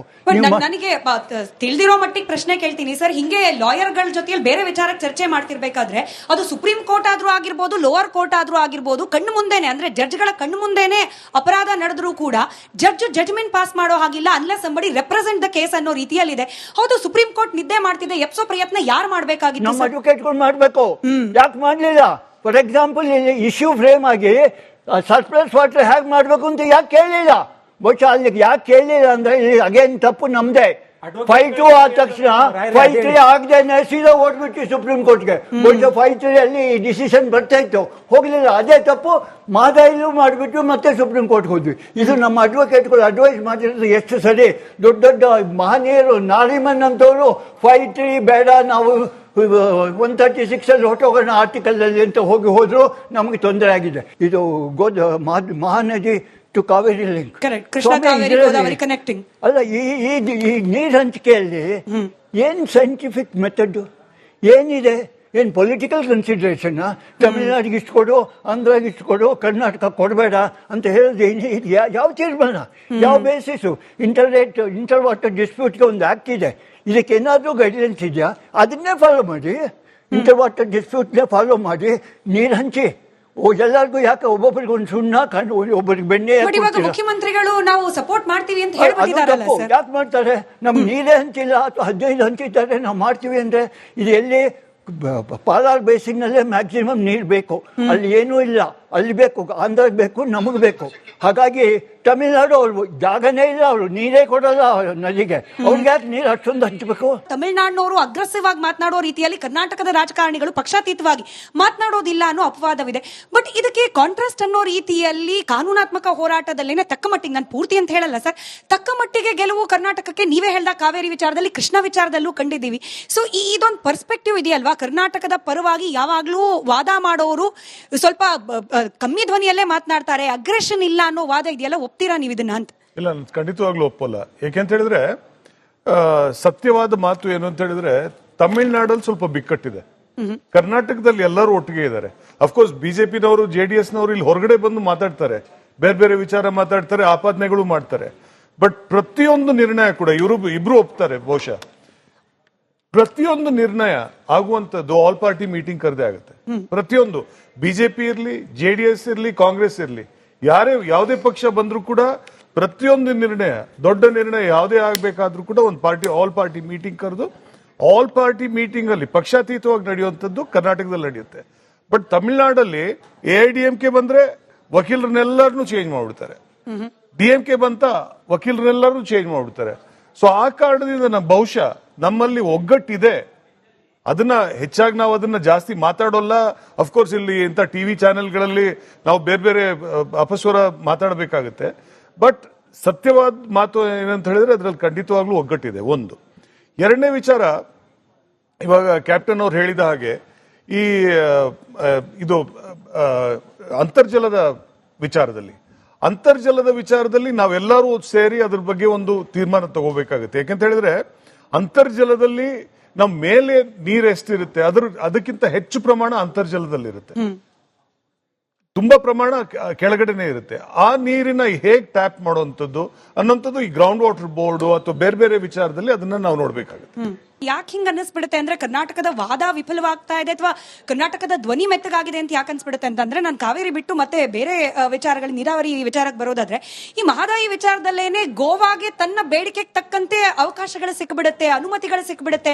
ಈ ತಾಮ್ರ ಮಾಡ್ಲಿಕ್ಕೆ ಅವಕಾಶ ಸಿಕ್ಬಿಡ್ತು, ಅದೇ ನಾವು ಕಳಸಾ ಬಂಡೂರಿ ದಶಕಗಳಿಂದ ಹೋರಾಟ ಮಾಡ್ತಿದೀವಿ, ನಮಗೆ ಸಿಕ್ತಿಲ್ಲ, ಎಲ್ಲೋ ಒಂದ್ ಕಡೆ ನಮ್ ವಾದ ಫೇಲ್ಯೂರ್ ಆಗ್ತಿದೆ. ಹಿಂಗೆ ಕಣ್ಣಿಗೆ ಕಾಣೋ ರೀತಿಯಲ್ಲಿ ವಾಸ್ತವ ಚಿತ್ರಣ ಇರಬೇಕಾದ್ರೆ ನಾವು ಹೆಂಗ್ ನಂಬೋದು ಇಲ್ಲ ಕರ್ನಾಟಕದ ವಾದ ಪ್ರಬಲವಾಗಿದೆ, ಕರ್ನಾಟಕ ರಾಜಕೀಯ ಪಕ್ಷಗಳಲ್ಲಿ ಒಗ್ಗಟ್ಟಿದೆ, ಹೆಂಗ್ ನಂಬೋದು ಅಂತ? ನೋಡಿ, ಮಹದಾಯಿ ವಿಚಾರದಲ್ಲಿ ಇನ್ನೊಂದು ವಿಚಾರ ಬರುತ್ತೆ, ಇನ್ನೊಂದು ಅಂಶ. ನಾವು ನ್ಯಾಯಾಧೀಕರಣದ ಮುಂದೆ ನಾವು ನದಿ ನೀರಿನ ವಿಚಾರದಲ್ಲಿ ಇವಾಗ ಅಂತಿಮ ತೀರ್ಪು ಬಂದಿದೆ. ಅಫ್ಕೋರ್ಸ್ ಸುಪ್ರೀಂ ಕೋರ್ಟ್ ನಾವೆಲ್ಲ ಹೋಗಿದೀವಿ, ಆಯ್ತಾ. ಬಟ್ ತೀರ್ಪು ಪ್ರಕಾರ ನಮ್ಗೆ ಬರ್ಬೇಕಾಗಿರೋದು 29 TMC ಬರ್ಬೇಕಾಗಿದೆ. ಬಟ್ ಅದನ್ನ ನಾವು ಅಳವಡಿಸ್ಬೇಕು ಅಂತ ಹೇಳಿದ್ರೆ ಅದರಲ್ಲಿ ಇಕಲಾಜಿಕಲ್ ಇಶ್ಯೂಸ್ ಇವೆ. ಈಕಲಾಜಿಕಲ್ ಇಶ್ಯೂಸ್ಗೆ ನಾವು ಯಾವತ್ತೂ ಕೂಡ ಕೇಂದ್ರ ಸರ್ಕಾರದ ಹತ್ರ ಹೋಗ್ಬೇಕಾಗುತ್ತೆ. ಈಕಲಾಜಿಕಲ್ ಇಶ್ಯೂಸ್ ಅದು ಸೆಟ್ಲ್ ಆಗಬೇಕು ಅಂತ ಹೇಳಿದ್ರೆ ಕೇಂದ್ರ ಸರ್ಕಾರ ನಮ್ಗೆ ಒಪ್ಪಿಗೆ ಕೊಡಬೇಕಾಗುತ್ತೆ. ಸೇಮ್ ವಿಚಾರ ಬಂದಿರುವಂತದ್ದು ಮೇಕೆದಾಟುವಲ್ಲಿ ಕೂಡ. ಮೇಕೆದಾಟುವಲ್ಲಿ ನೀವು ಪ್ರಾಜೆಕ್ಟ್ ಮಾಡೋದಕ್ಕೆ ಯಾವ ಇದು ತೊಂದರೆ ಇಲ್ಲ. ಬಟ್ ಇಕಲಾಜಿಕಲ್ ಇಶ್ಯೂಸ್ ಬಂದಾಗ ನೀವು ಕೇಂದ್ರ ಸರ್ಕಾರದ ಹತ್ರ ಹೋಗ್ಬೇಕಾಗುತ್ತೆ. ಕೇಂದ್ರ ಸರ್ಕಾರದ ಹತ್ರ ಹೋಗೋದು ಅದು ಮತ್ತೆ ಒಂದು ಹೊಸ ಇದು ನ್ಯಾಯಾಧೀಕರಣದ ಮುಂದೆ ಹೋದ ಹಾಗೆ ಅವ್ರಿಗೂ ಕೂಡ ನೀವು ಪ್ರೂವ್ ಮಾಡಬೇಕಾಗುತ್ತೆ. ನಿಮ್ಗೆ ನೀರು ನೀವು ಹೇಗೆ ಯೂಸ್ ಮಾಡ್ತೀರಿ, ಅದು ಅದರಿಂದ ಯಾವ ಹಾನಿ ಆಗುತ್ತೆ, ಯಾವ ಇದಕ್ಕೆ ಸ್ಪೀಶೀಸ್ ಹಾನಿ ಆಗುತ್ತೆ ಅನ್ನೋಂಥದ್ದು ಅದನ್ನ ಸೂಕ್ಷ್ಮವಾಗಿ ನೋಡ್ತಾರೆ. ಸೊ ಆ ಕಾರಣದಿಂದ ಇದೆಲ್ಲ ವಿಳಂಬ ಆಗ್ತಿದೆ ಹೊರತು ಇದರಲ್ಲಿ ನ್ಯಾಯಾಧೀಕರಣ ಅಥವಾ ವಕೀಲರದ ತಪ್ಪು ಅಥವಾ ರಾಜ್ಯದ ತಪ್ಪು ಅಂತ ನೀವು ನೋಡೋಕ್ಕಾಗಲ್ಲ. ಇವಾಗ ಮೇಕೆದಾಟುವಲ್ಲಿ ಕೂಡ ಇವಾಗ ಸುಪ್ರೀಂ ಕೋರ್ಟ್ ಅಲ್ಲಿ 2009 SCC 572 ಒಂದು ಕಾನ್ಸ್ಟಿಟ್ಯೂಷನ್ ಬೆಂಚ್ ಜಡ್ಜ್ಮೆಂಟ್ ಹೇಳಿದೆ. ಇವಾಗ ಯಾವುದೇ ಒಂದು ರಾಜ್ಯ ಅಪರ್ ರೈಪೇರಿಯನ್ ಲೋವರ್ ರೈಪೇರಿಯನ್ ನೀವು ನಿಮ್ಮ ಪ್ರಾಜೆಕ್ಟ್ ಪ್ಲಾನ್ ಮಾಡೋ ಸಂದರ್ಭದಲ್ಲಿ ಇನ್ನೊಂದು ರೈಪೇರಿಯನ್ ಬಂದು ಅದನ್ನ ತಡೆ ಹಾಕಕ್ಕಾಗಲ್ಲ. ಸೊ ಅದೇ ರೀತಿಯಲ್ಲಿ ಇವಾಗ ಮೇಕೆದಾಟುವಲ್ಲಿ ಕೂಡ ನಾವು ಪ್ರಾಜೆಕ್ಟ್ ಮಾಡ್ಕೋಬಹುದು. ಪ್ರಾಜೆಕ್ಟ್ ರಿಪೋರ್ಟ್ ಆಗಿದೆ, ಯಾಕೆ ವಿಳಂಬ ಆಗಿರೋಂಥದ್ದು ಇಕಲಾಜಿಕಲ್ ಇಶ್ಯೂಸ್. ಇಲ್ಲಿ ಇಷ್ಟಿಷ್ಟು ತೊಂದರೆ ಆಗುತ್ತೆ ಅಂತ ಅದನ್ನ ಕ್ಲಿಯರ್ ಮಾಡುವಂತವ್ರು ಯಾರು? ಕರೆಕ್ಟ್. ಅಶೋಕ್ ಗೌಡ್ರೆ, ನಾನು ಆಕ್ಚುಲಿ ತಿಮ್ಮೇಗೌಡರಿಗೆ ಪ್ರಶ್ನೆ ಕೇಳಬೇಕಾಗಿತ್ತು. ಬಟ್ ಇವಾಗ ಕೇಂದ್ರದಲ್ಲಿರ್ತಕ್ಕಂಥ ಮಂಡಳಿಗಳು ಅಥವಾ ನಿಗಮಗಳಿಂದ ಕ್ಲಿಯರೆನ್ಸ್ ಅನ್ನೋ ವಿಚಾರ ಬಂದಿದ್ದಕ್ಕೆ ಈಗ ಮಹದಾಯಿದು ಅದೇ ಅಲ್ವಾ, NWB ಮುಂದೆ ಕೂತಿದೆ, ಅದನ್ನ ಕ್ಲಿಯರ್ ಮಾಡಿಕೊಟ್ರೆ ನಾವು ಮುಂದುವರಿಸ್ತೀವಿ ಅಂತ ಹೇಳಿ ರಾಜ್ಯ ಸರ್ಕಾರಗಳು ಹೇಳ್ತಿದೆ. ಅಲ್ಲಿ ಕೇಂದ್ರ ಸರ್ಕಾರ ಅಥವಾ ನಮ್ಮಲ್ಲಿರ್ತಕ್ಕಂಥ MP ಗಳು ಇದನ್ನ ಮುಂದಾಳತ್ವ ತಗೊಂಡು ಸಾಲ್ವ್ ಮಾಡ್ಲಿಕ್ಕೆ ಮುಂದಾಗಬೇಕು. ಮೇಕೆದಾಟಿಗೆ ಬರ್ತೀನಿ ಸರ್. ಮಹದಾಯಿಗಿಂತ ಹೋಗಕ್ಕಿಂತ ಮುಂಚೆ ಮೇಕೆದಾಟೆ ಬರೋಣ. ನಾನು ಮೊನ್ನೆ ಸುಪ್ರೀಂ ಕೋರ್ಟ್ ಅಲ್ಲೂ ಸಹ ಕ್ಲಿಯರೆನ್ಸ್ ಕೊಟ್ಟಿದ್ದಾರೆ, ನೀವು ಗೋ ಅಹೆಡ್ ಅಂತ ಹೇಳಿದ್ದಾರೆ. ಇಲ್ಲಿ ಆಗ್ಬೇಕಾಗಿರ್ತಕ್ಕಂಥದ್ದು ಏನಂದ್ರೆ ರಾಜ್ಯ ಸರ್ಕಾರದ ಮುಂದಾಳತ್ವ, ಅದನ್ನೇನು ಕೇಂದ್ರದ ಯೋಜನೆ ಅಲ್ಲ, ಅದು ರಾಜ್ಯ ಸರ್ಕಾರದ ಮುಂದಾಳತ್ವ. ರಾಜ್ಯ ಸರ್ಕಾರ ಹೋಗಿ ಅವರು ತಮ್ಮ ಕೋಯಲಿಷನ್ ಪಾರ್ಟ್ನರ್ ಇರತಕ್ಕಂತಹ TVK ಜೊತೆ ಮಾತಾಡಿ ಮತ್ತು ನಾವಿಬ್ರು ಒಪ್ಕೊಂಡಿದ್ದೀವಿ, ನಮ್ದು ಯಾವುದೇ ರೀತಿ ತಕರಾರಿಲ್ಲ ಅಂತ ಹೇಳ್ಬಿಟ್ಟು ಹೋಗ್ಬಿಟ್ಟು ಎಲ್ಲಿ ಅರ್ಜಿ ಹಾಕ್ಬೇಕು ಅಲ್ಲಿ ಅರ್ಜಿ ಹಾಕಿದ್ರೆ ಖಂಡಿತವಲ್ಲೂ ಅವ್ರು ಕೊಡ್ತಾರೆ. ಒಂದು. ಎರಡನೇದು same thing with Mahadayi also. ಮಹದಾಯಿನಲ್ಲೂ ಸಹ ರಾಜ್ಯ ಸರ್ಕಾರ ಒಂದು ಇಲ್ಲಿ ಲೋಯರ್ ಪೆರೇರಿಯನ್, ಅಲ್ಲಿ ಗೋವಾ ಮೇಲ್ಗಡೆ ಇರ್ತಕ್ಕಂತಹ ರಾಜ್ಯ. ಇಲ್ಲಿ ಮಾಡ್ಬೇಕಾಗಿರ್ತಕ್ಕಂಥದ್ದು ಯಾರು, ಯಾವ ರೀತಿಯ ಕಾಳಜಿನ ತಮಿಳುನಾಡು ವಹಿಸುತ್ತೆ ಕಾವೇರಿ ಅಥವಾ ಮೇಕೆದಾಟು ಬಂದಾಗ ಅಥವಾ ಬೇರೆ ವಿಚಾರಗಳು ಬಂದಾಗ, ಆ ರೀತಿ ಪ್ರೊಆಕ್ಟಿವ್ನೆಸ್ ನ ಇಲ್ಲಿ ಕರ್ನಾಟಕ ಮಹದಾಯಿನಲ್ಲಿ ವಹಿಸ್ತಾ ಇಲ್ಲ. ಇದೇ ಸೋನಿಯಾ ಗಾಂಧಿ ಅವರು ಕ್ಲಿಯರ್ ಕಟ್ ಆಗಿ ಹೇಳ್ತಾರೆ ನಾವು ಯಾವುದೇ ರೀತಿ ಪರ್ಮಿಷನ್ ಕೊಡೋದಿಲ್ಲ ಅಂತ ಹೇಳಿ. ಆದ್ರೆ ಇವತ್ತಿನ ಬಿಜೆಪಿ ಸರ್ಕಾರ ಯಾವುದೇ ರೀತಿ ಆ ರೀತಿ ಹೇಳಿಲ್ಲ. ನೀವು ಮಾಡ್ಬೇಕಾಗಿರ್ತಕ್ಕಂಥದ್ದು ಏನಂದ್ರೆ ಹೌದಪ್ಪ ನಾವು ಕೆಲಸ ಮಾಡ್ತೀವಿ ಅಂತಕ್ಕಂತಹ, ನೋಡಿ ಇಲ್ಲಿ ಒಂದೇ ಒಂದು ಇಚ್ಛಾಶಕ್ತಿ ಇರಬೇಕು. ಇಚ್ಛಾಶಕ್ತಿ ಇದ್ರೆ ಖಂಡಿತವಾಗ್ಲೂ ಕೆಲಸ ಆಗುತ್ತೆ. ಅದು ಇವತ್ತು ನಾವು ಔಟ್ ಆಫ್ 100 ತೆಗಿತೀವ ಅಥವಾ 100/50 ಬರುತ್ತೋ, ಅದ್ರ ಇಚ್ಛಾಶಕ್ತಿ ಇರಬೇಕು. ಎಕ್ಸಾಮಿನೇಷನ್ ಕುತ್ಕೊಂಡು ವಿದ್ಯಾರ್ಥಿ ಬರೆದ್ರೆ 50 ಬರ್ತದೋ 100 ಬರ್ತದೋ ಗೊತ್ತಿಲ್ಲ, ಆದ್ರೆ ಎಕ್ಸಾಮ್ಗೆ ಹೋಗಲ್ಲ, ನಾನು ಓದಕ್ಕೆ ಇಂಟ್ರೆಸ್ಟ್ ಇಲ್ಲ ಅಂತಕ್ಕಂಥ ಇಂಟ್ರೆಸ್ಟ್ ಕಾಂಗ್ರೆಸ್ ಪಕ್ಷದ ನೋಡಿ. ಇವಾಗ ಒಂದು ಪಕ್ಷ ಇಲ್ಲೂ ಇರುತ್ತೆ, ಒಂದು ಪಕ್ಷ ಇನ್ನೊಂದು ಕಡೆನೂ ಇರುತ್ತೆ, ಇನ್ನೊಂದು ರಾಜ್ಯದಲ್ಲೂ ಇರುತ್ತೆ. ಇಲ್ಲ ನೀವು ಇಲ್ಲಿ ಪಕ್ಷ ನೀವು ಅಲ್ಲಿ ಆ ರಾಜ್ಯದಲ್ಲಿ ನೀವು ಹೊಂದಾಣಿಕೆ ಮಾಡ್ಕೊಂಡಿದ್ದೀರಿ, ಆ ಕಾರಣದಿಂದ ಆ ಪಕ್ಷದ ಮೂಲಕ ನೀವು ಅದನ್ನ ನೀವು ರಿಲೀಫ್ ಕೊಡಿಸಿ ಅಂತ ಹೇಳಿದ್ರೆ, ಹಾಗಾದ್ರೆ ಭಾರತೀಯ ಜನತಾ ಪಕ್ಷದವರು ಅಲ್ಲೂ ಇದ್ರಲ್ಲ. ಇಲ್ಲಿ ಸರ್ಕಾರ ಇದ್ದಿದ್ದ ಸಂದರ್ಭದಲ್ಲಿ ನಾವು ಜ್ವಲಂತವಾಗ ಮಹದಾಯಿ ವಿಚಾರ ಇದ್ದಾಗ ಅವಾಗ ಸಾರ್ಟ್ ಔಟ್ ಮಾಡ್ಬೋದಿತ್ತಲ್ಲ. ಗೋವಾದಲ್ಲಿ. ಸೊ ಅದೆಲ್ಲ ಆಕ್ಚುಲಿ ಇದೆಲ್ಲ ನಿಜವಾಗ್ಲೂ ಕ್ಷುಲ್ಲಕ ವಿಚಾರ ಇದು. ಇದನ್ನ ಪೊಲಿಟಿಕಲ್ ಪೊಲಿಟಿಕಲ್ ಸರಿ ತಿಮ್ಮೇಗೌಡರು ಸರ್ಗೆ ಮೇಕೆದಾಟು ವಿಚಾರಕ್ಕೆ ಬಂದಾಗ ಆದ್ಯತೆ ಅಂತ ಬಂದಾಗ ಮೊದಲು ಕುಡಿಯೋ ನೀರು, ಅದಾದ್ಮೇಲೆ ಕೃಷಿ ಅನ್ನೋದು ನಮಗ್ ಗೊತ್ತಿರೋ ವಿಚಾರ. ಈ ನ್ಯಾಯಮಂಡಳಿಗಳು ಕೂಡ ಅದೇ ಆಧಾರದ ಮೇಲೆ ತೀರ್ಮಾನವನ್ನು ಕೈಗೊಳ್ಳೋದು. ಈಗ ನಮ್ ಬೇಡಿಕೆ ಅದೇ ಅಲ್ವಾ, ಮೇಕೆದಾಟು ಮಾಡ್ತಿರೋದು ಯಾಕೆ? ಕುಡಿಯೋ ನೀರಿಗೆ. ತಮಿಳುನಾಡು ಆಕ್ಷೇಪ ಏನು, ನಮ್ ಕೃಷಿಕರಿಗೆ ತೊಂದರೆ ಆಗತ್ತೆ ಅಂತ ಹೇಳಿ. ಹಿಂಗಾಗಿ ಮೇಕೆದಾಟು ಹಂಗ್ ಟೆಕ್ನಿಕಲಿ ನೋಡಿದ್ರೆ ಸುಲಭ ಆಗ್ಬೇಕು ಕರ್ನಾಟಕಕ್ಕೆ, ಬಟ್ ಯಾಕೆ ಇನ್ನೂ ಕಾಂಪ್ಲಿಕೇಟೆಡ್ ಅಂತ? ಬೇಸಿಕ್ ಆಗಿ ನೋಡಮ್ಮ, ಮೇಕೆದಾಟು ವಿಚಾರದಲ್ಲಿ ತಮಿಳುನಾಡಿಗೆ ತೊಂದರೆ ಆಗಲ್ಲ. ಯಾಕೆಂದ್ರೆ ನಾವು ಇರಿಗೇಷನ್ ಪರ್ಪಸ್ಗೆ ಅದನ್ನ ಮಾಡ್ತಿಲ್ಲ. ಕುಡಿಯೋ ನೀರು, ಅದರಲ್ಲೂ ಟ್ರಿಬ್ಯುನಲ್ ಆಗಲಿ ಸುಪ್ರೀಂ ಕೋರ್ಟ್ ಆಗಲಿ ಬೆಂಗಳೂರು ಇಷ್ಟು ವಿಶಾಲವಾಗಿ ಬೆಳೆದಿದೆ, ಅದರಲ್ಲಿ ಪೂರ್ಣವಾಗಿ ಬೆಂಗಳೂರಿನ ಕುಡಿಯೋ ನೀರಿನ ಅವಶ್ಯಕತೆನ ಪರಿಗಣಿಸಿಲ್ಲ ಪೂರ್ಣವಾಗಿ. ಅದು ಒಂದು. ಅದಕ್ಕೆ ಮೇಕೆದಾಟ ಆದ್ರೆ ಬೆಂಗಳೂರಿಗೆ ಕುಡಿಯೋ ನೀರಿನ ಸರಬರಾಜು ಆಗ್ತದೆ, ಅಂದ್ರೆ ಅಟ್ಲೀಸ್ಟ್ ಪೂರ್ಣವಾಗಾದ್ರೂ ಆಗ್ತದೆ. ಈಗ ಕಾವೇರಿ ನೀರು ಬೆಂಗಳೂರಿನ ಎಲ್ಲಾ ಪ್ರದೇಶಗಳಿಗೂ ಹೋಗ್ತಾ ಇಲ್ಲ. ಹಾಗಾಗಿ ಮೇಕೆದಾಟು ಅವಶ್ಯಕತೆ ಇದೆ. ಎರಡನೇದೇನು ಅಂದ್ರೆ ಅಲ್ಲಿ ವಿದ್ಯುತ್ ಉತ್ಪಾದನೆಗೂ ಅವಕಾಶ ಇದೆ ಮೇಕೆದಾಟಲ್ಲಿ. ಇದು ಹಿಂದೆನೆ ಆಗ್ಬೇಕಾಗಿತ್ತು. ನೋಡಿ, ನಮ್ಗೆ ತಮಿಳ್ನಾಡಿಗೆ ಬಿಡಬೇಕಾದ ನೀರು ಟ್ರಿಬ್ಯುನಲ್ ಆದೇಶ ಆಗಲಿ, ನಾನು ಟ್ರಿಬ್ಯುನಲ್ ಆದೇಶದ ಅನುಸಾರ ಅಂದ್ರೆ ಟ್ರಿಬ್ಯುನಲ್ ಫಾರ್ಮ್ ಆದಾಗ 1919 ನಾನು ಕೋಲಾರ ಡೆಪ್ಟಿ ಕಮಿಷನರ್ ಆಗಿದ್ದೆ. ಆಮೇಲೆ ನಾನು ಕಾವೇರಿ ನಿಗಮಕ್ಕೆ ಬಂದಾಗ ಟ್ರಿಬ್ಯುನಲ್ ನಲ್ಲಿ ಏನೇನು ಡಿಸ್ಕಷನ್ ಆಯ್ತು ಅದೆಲ್ಲ ಅದೇ ವಕೀಲರ ಜೊತೆ ಚರ್ಚೆ ಮಾಡಿ, ಇವ್ರು ಹೇಳಿದ್ರಲ್ಲ ಮೋಹನ್ ಕಾತರ್ಕಿ, ಅವರ ಸಂಪರ್ಕದಲ್ಲಿದ್ದು ನಾನು ವಿಚಾರ ಮಾಡ್ತಾ ಇದ್ದೆ. ಬೇಸಿಕ್ ಆಗಿ ಏನಾಗಿದೆ, ಮೇಕೆದಾಟಿಂದ ತಮಿಳ್ನಾಡಿಗೆ ತೊಂದರೆ ಇಲ್ಲ. ಮೊನ್ನೆ ಅವ್ರು ಏನ್ ಡಿಸಿಷನ್ ಮಾಡಿದ್ದಾರೆ ತಮಿಳ್ನಾಡು ಅಸೆಂಬ್ಲಿನಲ್ಲಿ, ಅದು ಕರ್ನಾಟಕ ಸರ್ಕಾರಕ್ಕೆ ಬೈಂಡಿಂಗ್ ಅಲ್ಲ.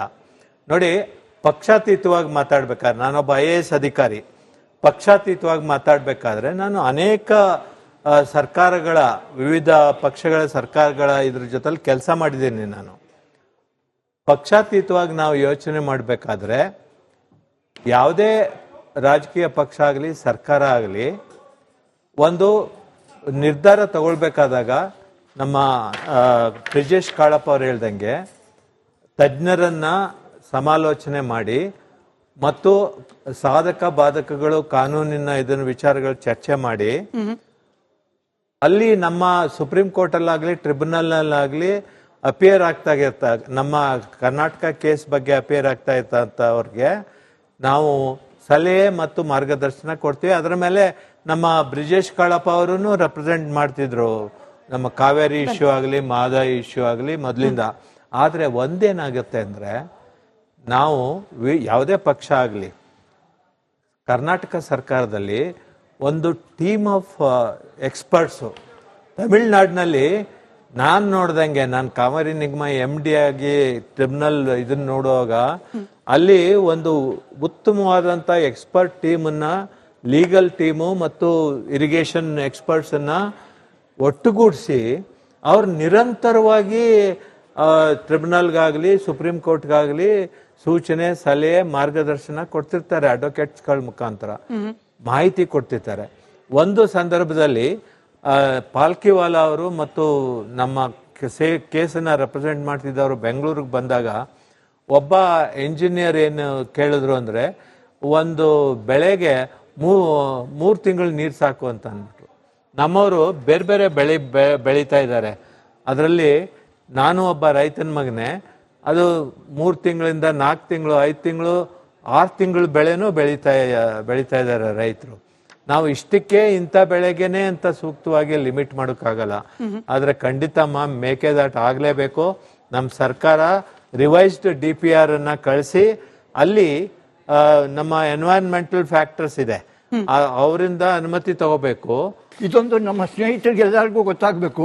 ಇದು 1924 ಅಗ್ರಿಮೆಂಟ್ ಆದಮೇಲೆ ಬ್ರಿಟಿಷ್ ಸರ್ಕಾರ ಒಂದು ಪ್ರೆಸ್ ರಿಲೀಸ್ ಮಾಡ್ತು. ಯಾವತ್ತು ಡೇಟು, ಇದು ಡಾಕ್ಯುಮೆಂಟು ಕಾವೇರಿ ಟ್ರಿಬ್ಯುನಲ್ ಮುಂದೆ ನಾವು ಹಾಕಿದ್ದೀವಿ.